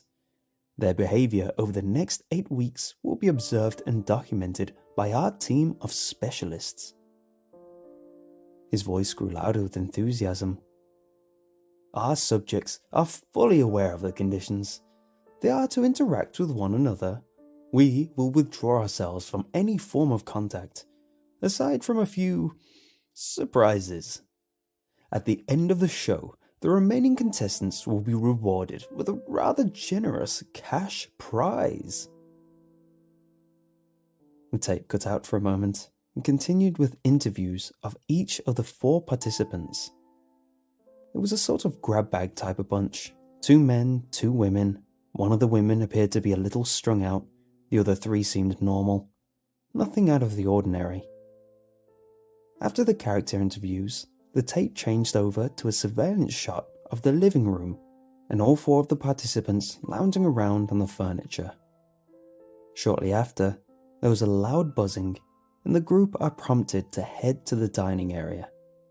This was their first meal, it seemed. The food provided seemed disguised as any typical dinner. 1 large serving of meat fillet, alongside a very small portion of vegetables and 1 piece of bread. There were tags attached to each plate. One of the men read theirs out loud. Male, 28, inner thigh, died of lung disease. He read aloud with a tone of absolute disgust in his voice. The other members chatted nervously. The 2 males gladly ate the small, unsatisfactory additions, but neglected the meat. The 2 women didn't even touch their plates at all. I don't know if I could do this, exclaimed the young blonde-haired woman. She had long, manicured nails and heavy caked-on makeup. It's one thing when they disguise it as animals, but I can't eat it knowing who it was and how they died. It's just psycho. Her voice was loud and obnoxious. The woman quickly rose from her seat and made her way back to the living area. This didn't do much for her since there was no means of entertainment anywhere to be seen. She sat there with a disgusted and fearful look in her eyes. The camera switched back to the dining area where the 2 men were poking and prodding at their food. Whatever, I guess I'll give it a shot. Protein's protein. The muscular man, who appeared to be in his late 20s, cut a bite-sized piece from the slab and ate it disdainfully. Holy crap, this is incredible. There's no way this is human meat. I think they're playing mind games. Idiots. Easiest $100,000 I'll ever make. He exclaimed with another mouthful of human flesh squeezing between his teeth. The man proceeded to devour his meal, while the other 2 sat there and watched with their jaws hanging wide open. He finished his plate and dropped it in the sink, then left through the passageway back into the living area.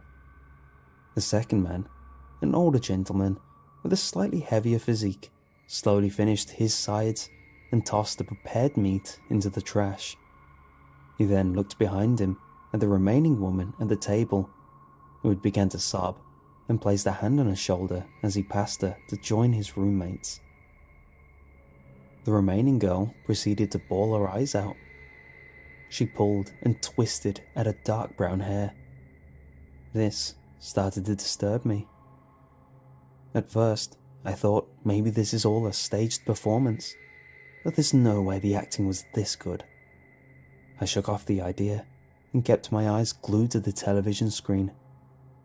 This had to be fake.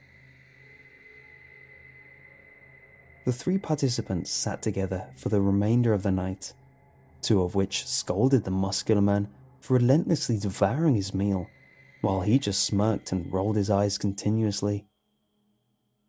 I'm telling you guys, it's all of a facade. They're trying to get a reaction out of us. That's the point of the show. American television at its finest. And not only will I be leaving here 100 grand richer, I'll be a star. The man stood and made a very amorous pose while looking directly at the camera mounted to the ceiling in the corner of the room. I felt as if he was looking directly at me. The night went on. I assumed they would have pulled a lot of this filler out in the editing process since it was incredibly boring. I fast-forwarded the tape until it changed to a scene of the muscular man in his bed. The camera was in its night vision mode, and it sat steadily in the corner of his bedroom. He tossed and turned violently in his sleep. My assumption was that the food wasn't prepared well enough and it was making his stomach uneasy. Soon enough, he rose from the bed. His eyes glowed in the reflection of the camera's night lens. It looked menacing. He then made his way to the kitchen, and the cameras followed him from room to room, switching from one to the other. He seemed as if he was in a sleep consciousness. His demeanor was rather different, since he usually walks with an arrogant stride. This stance was different, sluggish. He stepped lightly, as if hypnotized by some sort of force. The man halted at the trash can and leaned over, bending at the waist. You could hear through the microphone a malicious growl. He reached both hands into the trash and violently dug through the discarded food until he stopped. Motionless, he froze in that position for a few seconds. Then you could see his shoulders rustling. When he pulled his torso from inside of the garbage can, you could see he was eating something. It was the other roommate's discarded meat. You could hear the moans of pleasure between the sounds of meat grinding against his teeth and slapping his tongue while he gnawed at it like a rabid beast. The tape clacked and snipped. My screen went black, and the VCR ejected the tape at me with a mechanical whir. I was thoughtless. My mind had just ceased to work as I sat there in complete surprise to what I had just witnessed.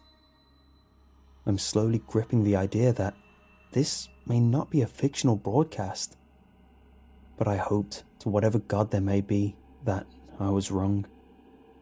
Please let me be wrong. After pulling the tape from the VCR, I noticed a subtle inscription on the outside of the VHS. I took a picture of it in case anyone could recognize it. It is heavily suggested that if you come across this logo on anything, that you stay away. There is something sinister about this organization, true or not. I climbed to my feet and staggered my way to the restroom. Peering into the mirror, you could easily identify the signs of fatigue. My eyes had dark circles around them, while above, my eyelids sat low. Although I desperately needed to recharge my batteries, I wouldn't have slept well until I finished these series of recordings. I hobbled to the kitchen and poured myself a cup of cold stale coffee and returned to my station. After sliding the next tape into the VCR, I tapped the rewind button to ensure I didn't miss any important details. I could hear the gears twirling around in a counterclockwise motion, followed by a click and the whirring and buzzing as it auto-engaged its playback function. The scene started with a shot of the dining room table, with 4 meals set up accordingly. The loud buzzing indicated again that it was mealtime. The camera angle swiped between each of the individual's bedrooms and gave simultaneous shots of each person waking up and running through their morning routine.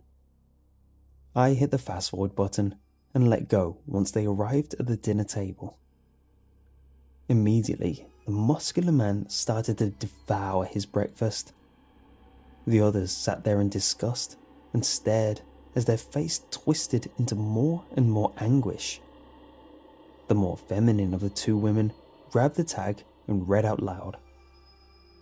Female, 9, brain matter, died from an automotive collision. Her face stayed locked in a horrified expression. The other female gagged and lunged towards the trash as her body evacuated what I'm assuming was bile, due to the fact that she had missed her previous meal. After recovering from her regurgitation, she kneeled and peered into the trash can. Her eyes grew wide, as if she'd seen a ghost. The remainder of the guests sat at their dinner table. Mr. Muscles promptly finished his meal and let out a large belch as he leaned against the back of his chair. I give up. If Sexy over here can eat this, I sure as hell can. There's no way I'm going another minute without food, the blonde woman exclaimed as she picked up a fork and slowly nibbled at the piece of brain tissue. To hell with it, the older gentleman added, whilst following through on taking his first bite as well. To my surprise, they both indulged in their morning meals as if it were the best thing to ever touch their tongue. They scraped at their plates with the forks to collect every possible bite they could. The muscular man stayed seated and watched with satisfaction as his comrades joined him in this disgusting endeavour. As all of that took place, the other woman ignored the meal and climbed to her feet as she walked off slowly back to her bedroom. The camera switched locations following her. She laid in her bed for the rest of the evening. One woman and 2 men were all gathered in the living room. They were chatting about how delectable their breakfast was. This food is to die for. I feel so alive after eating, like a breath of fresh air, gawked the woman as she gestured every word with her arms like a crude version of sign language. I never expected this at all. After breakfast, I felt as if I'm capable of anything. What do you think they're planning for lunch? Replied the older man. This went on for the next few hours. Within that time, the muscular young man slipped away from the two. Just as he left the room, the camera follows him to the hallway. He sits there with his ear to the girl's door. I fast forward the tape. It jumps back and forth from a heated conversation between the two whom remained in the living room and the hallway where the young man continued stalking the sad girl. There was this look in his eyes. It was a look of animosity. Of all the things witnessed in this video, I think the behaviour of the young man is what shocked me the most. He was generally normal in the first day or two.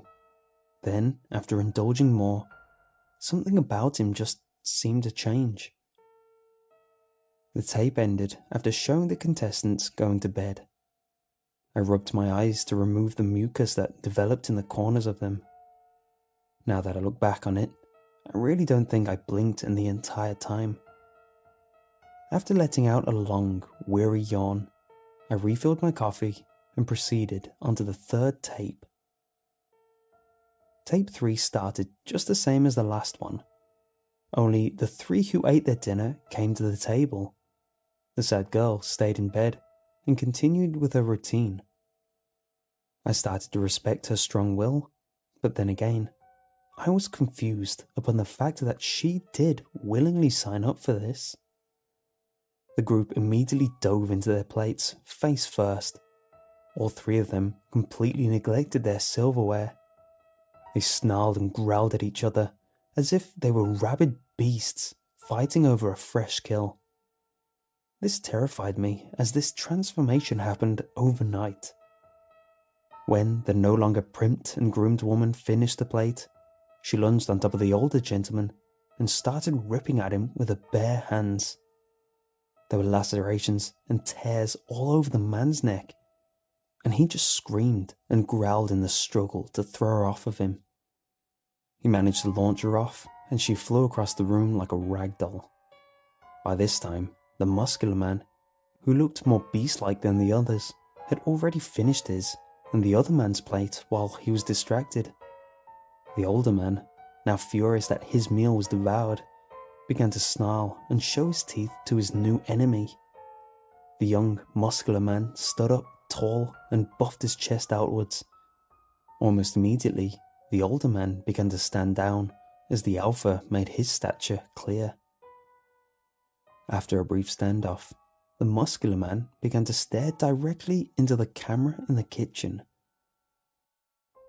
Slowly, he walked towards its lens and got his face as close as humanly possible. "I need more." His voice was rough and distorted, almost as if he was possessed. He continued to stare into the camera for several minutes, gritting his teeth like a rabid wolf. I could see the drool bellowing in the corners of his mouth as it pooled down the sides of his chin. After only a few minutes, a vent in the ceiling slid open. Like rainfall, countless severed limbs and organs fell from the passage and filled the floor of the kitchen. You could hear flesh smacking hard against the linoleum. Entrails were caught in the serrations of the exterior of the vent and hung from the ceiling like a cruel decoration. The three howled and dove into the buffet of human remains, like throwing a raw steak into a cage full of hungry lions. They devoured each piece mercilessly, as if it were the only meal they'd ever have again. Once satisfied, and the feeding ended, they lay there on their backs with this twisted grin of satisfaction. I quivered at the sight of this. My hands were shaking while I held my coffee mug in place. The tremors caused my beverage to splatter all over my shirt and sprinkle down onto the floor. My eyes hurt, and I didn't even notice the light peering in through my closed curtains. I couldn't look away. I had to see the conclusion to this horrific broadcast. The tape cut out amid them savouring their previous meal. After about 30 seconds of pure darkness, the image came to view in a 4-way split screen. Each screen was of one participant sleeping in their beds. Almost as if they had an alarm set, 3 of the 4 rose slowly from under their covers. The glow in their eyes was sinister, and the look in their faces seemed truly primal. Individually, each one of them made their way through the thresholds of their rooms and made it out into the hallway. Coming together, like as if it were all premeditated, they made their way to the young girl's room. She hadn't moved from her bed since the previous night. I can imagine she didn't have the energy after going days without any food. After hearing the horrific sounds that echoed throughout the house, I wouldn't want to investigate or witness what was happening if I was in her shoes. They congregated outside her door as the alpha male pushed his way to the front. Slowly, he turned the knob, and you could see the dim beam of light spear its way through the crack of the door. All I could hear was the sound of heavy, animalistic breathing, and what sounded like the gargling of saliva through my speakers.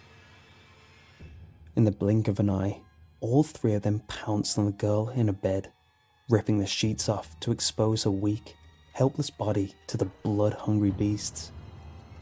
Their teeth sank into her flesh as each one of them tugged on a different limb, slowly ripping her into thirds. The sound of her violent screams nearly shattered my eardrums as she squirmed and convulsed in pain. The girl stood no chance as they ripped her to pieces and gnawed off every piece of flesh from her bone. The room was filled with blood, pooling on the floors as it leaked from the now ruined bed.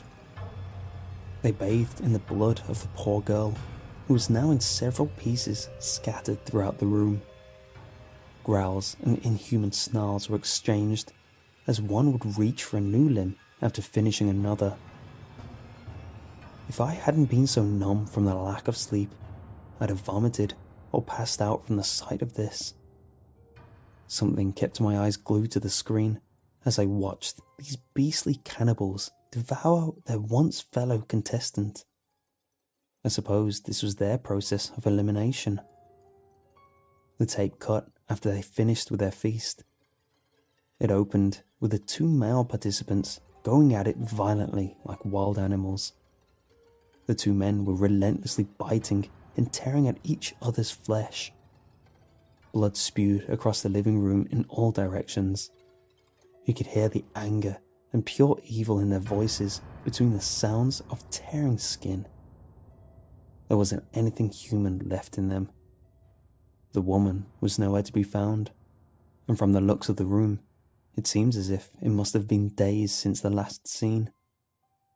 There were countless organs strung around the entire house as the camera changed views to show its delightful scenery.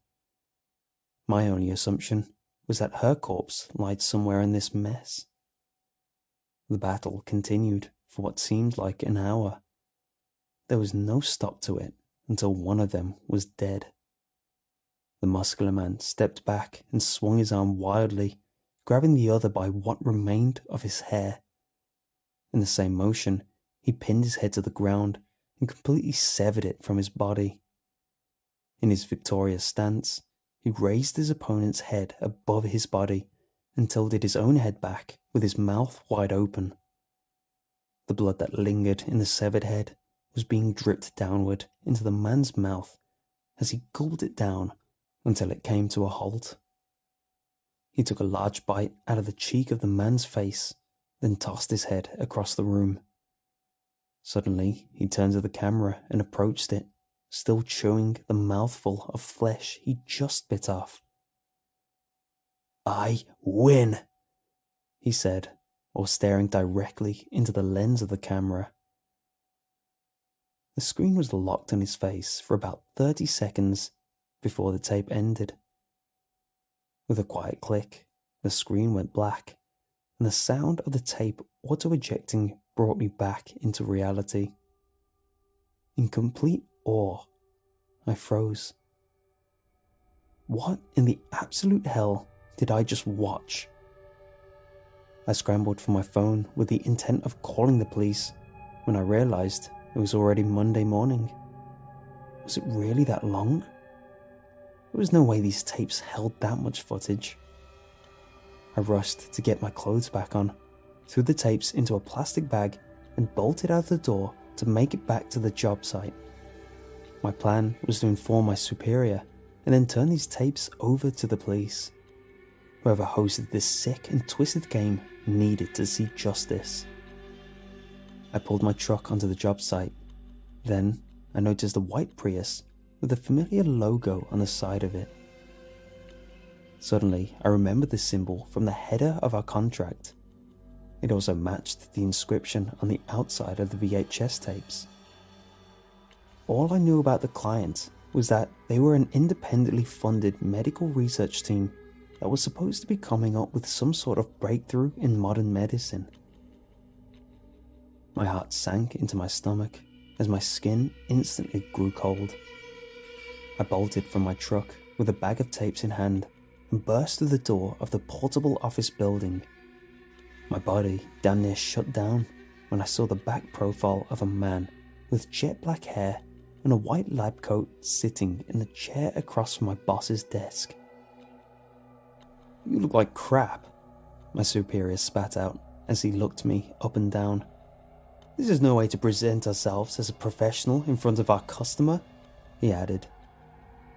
The man turned around to look at me. A smile grew upon his face when his eyes fixated on the transparent bag I held in my hand. "Sir, I found these on site last week.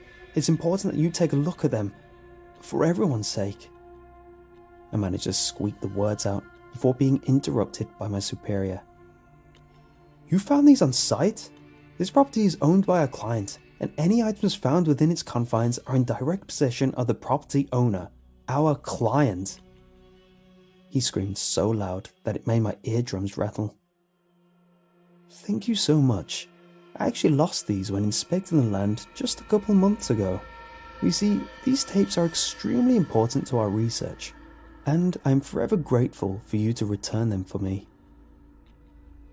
The scientist's smile grew into a wide, toothy grin as he snatched the bag from my weakened grip. The man then turned towards my boss and gave him a farewell nod as he walked to the door. Him and I locked eyes as he passed me by. The smile never left his face.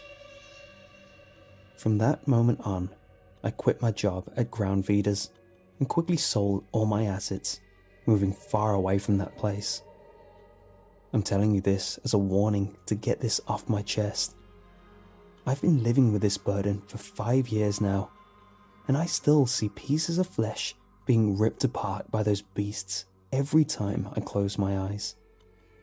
I don't know how long I can deal with the trauma of what I witnessed. For now, I'll just take it day by day.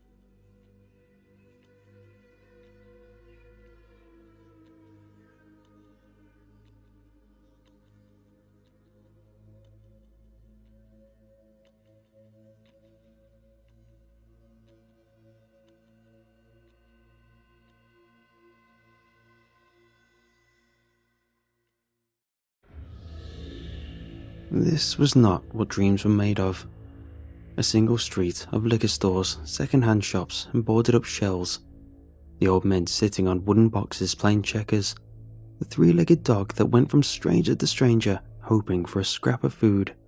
And the police station that most times felt like a motel for drunks and lost souls. My station. I joined the police with a mind to becoming a detective in the big city. LA or New York. I'd solve homicides and bust cartels and hang out with beautiful women. That was 30 years ago. Now this was my beat. I was a lone cop in a one-horse town. The land was not fit for farming, and there was no manufacturing or chemical plants. Not a whole lot of anything for folks who wanted to earn a living. But there was hope on the horizon. I climbed out of my patrol car, stretched and winced as my back cracked. I spent too long sitting on my backside, and when I wasn't behind the wheel or my desk, it was propping up the bar at Marty's. On Tuesdays and Thursdays at Marty's, the peanuts were free, and any broken teeth you found in the bowl you could keep. On Fridays, there was a square dance, which always ended in a brawl, so Fridays I stayed home and watched TV. Once my back had stopped complaining at being forced into action, I looked out into the distance. It was pretty much empty as it had always been. But if things worked out, that was going to change. A big bucks organization that specialized in such things had won a government contract to build a supermax correctional facility, a sprawling high-tech home for the worst kind of lawbreakers. And the organization wanted to site it out there in the desert, within an easy truck ride of my town. There'd be money flooding in, and people, a lot of contractors during the construction itself, and then the guards and support staff. They'd need places to live and eat and let off steam. Good times they were coming to my small town. There was just some smoothing out needed first. I climbed back into my car and drove to the mayor's office, stopping once to let Marty collect a critter that lay expired in the middle of the road. Sundays was stew night at the bar, and I often gave that a miss as well. The mayor's office lay at the western end of the high street next to the grocery store. The store's window had a display of canned goods which had not changed in all the time I had lived here, and a sign saying no refunds, no credit, no spitting. The store's owner was sat in a rocking chair by the door. He nodded a greeting, and I could not tell you if it was the chair or his neck which creaked. I nodded back then pushed through the fine glass doors which took you into a local seat of power. The mayor came from a long line of mayors. His father, his grandfather, and his great-grandfather had all held the position, and that seemed to suit the townsfolk just fine. The gravy train had travelled down a lot of their family lines as well. Having only lived in the town for a decade, I was still regarded by some as a newcomer, but I knew my way around. I knew my way very well indeed. I tipped my hat at the mayor's secretary. She was a fine woman with cascading brown hair and recently bereaved. I was planning on asking her if she would like to step out with me one evening, and had taken to wearing deodorant on the days that I knew I would see her. I strolled on into the mayor's office. He was sat behind an impressive oak desk that came with the job, smoking a cigar and scowling at a laptop. His jowls hung limply over his shirt collar like fleshy pink drapes, and his nose was a mess of red, broken veins. The mayor had a mighty liking for the drink, and round here, that made him a man of the people. I pulled up a chair, took off my hat, and wiped the sweat from my face. He glanced up from his laptop and drawled, "We've got to get this done before they'll sign on the dotted line. I've had more emails from the organisation telling me." "I told you I would sort it," I replied, "and if the suits that want to build this shiny new prison here are raising your blood pressure, then today is the day." The mayor's eyes narrowed as he looked at me. "You'll clear out the trash?" I smiled. "I'll do better than clear. I'll blast it away." He nodded and showed his teeth in a tight smile. They were crooked and yellow. I wished him a good day and headed out to take care of things. It was an hour's ride to the Clunes homestead. On the blueprints I had seen, the northern perimeter fence of the proposed correctional facility would run right through their dilapidated shack and outhouses. The organisation had made more than generous offer which would allow them to relocate, but the Clunes were not the moving type. This was their patch of dirt. They'd been living here, breeding here, and dying here for as long as anyone could remember. The patrons in Martis said that if you dug down deep enough, you'd get to dinosaur bones, but before then, they'd be all Clunes. That day, I was brandishing a holster and a badge as I marched onto their property. There was no one in sight, so I made my way round the back of the shack. The ground was littered with broken and rusty things. I took in a hoe snapped off at one end, a vicious-looking scythe, and a barrel full of rainwater, before my eyes were drawn to a pair of ladies' underbreeches hanging from a clothesline strung between two poles. I like to improve myself by learning new words from the 3-volume dictionary which took pride of place in my parlour, and the word which sprung to mind when I looked at those flimsies was voluminous. I shuddered, then noticed Pa Clunes was emerging from one of the outbuildings. He was skinny as the handle of a broom, and his hair stood up coarse and bristly to complete the impression. A large clay jug dangled from his hands. It would be full of the famous Clunes moonshine, I figured, and the still must be the outbuilding. No one outside the family had ever drunk their moonshine and survived, so legend went, and I believed in legends. Pa Clunes squinted at me, and his mouth curled in displeasure. I could see he had 2 teeth, one on top and one directly below, enough for chewing and to inflict a nasty bite. "The law ain't no authority round here," he said. "You're trespassing." I stood up tall, my deputy's badge gleaming. "I'm here to deliver an ultimatum, Pa. If you and your kin are not cleared from this place by sundown, then I'll be returning with the boys." Pa Clunes' expression hardened into a sneer. "No one tells me what to do. Not those city slickers wanting to build on my land, or you with your tin badge and matching shoes." "Sundown, Pa," I replied, and turned slow to show I was not scared. I started my car. My next port of call was minutes away. The organisation behind the proposed prison correctional facility knew about the derelict building that was the only other thing out here in the desert. They thought it would just need demolishing. It wasn't that simple. Billy and Tommy Mulgrew were waiting for me in the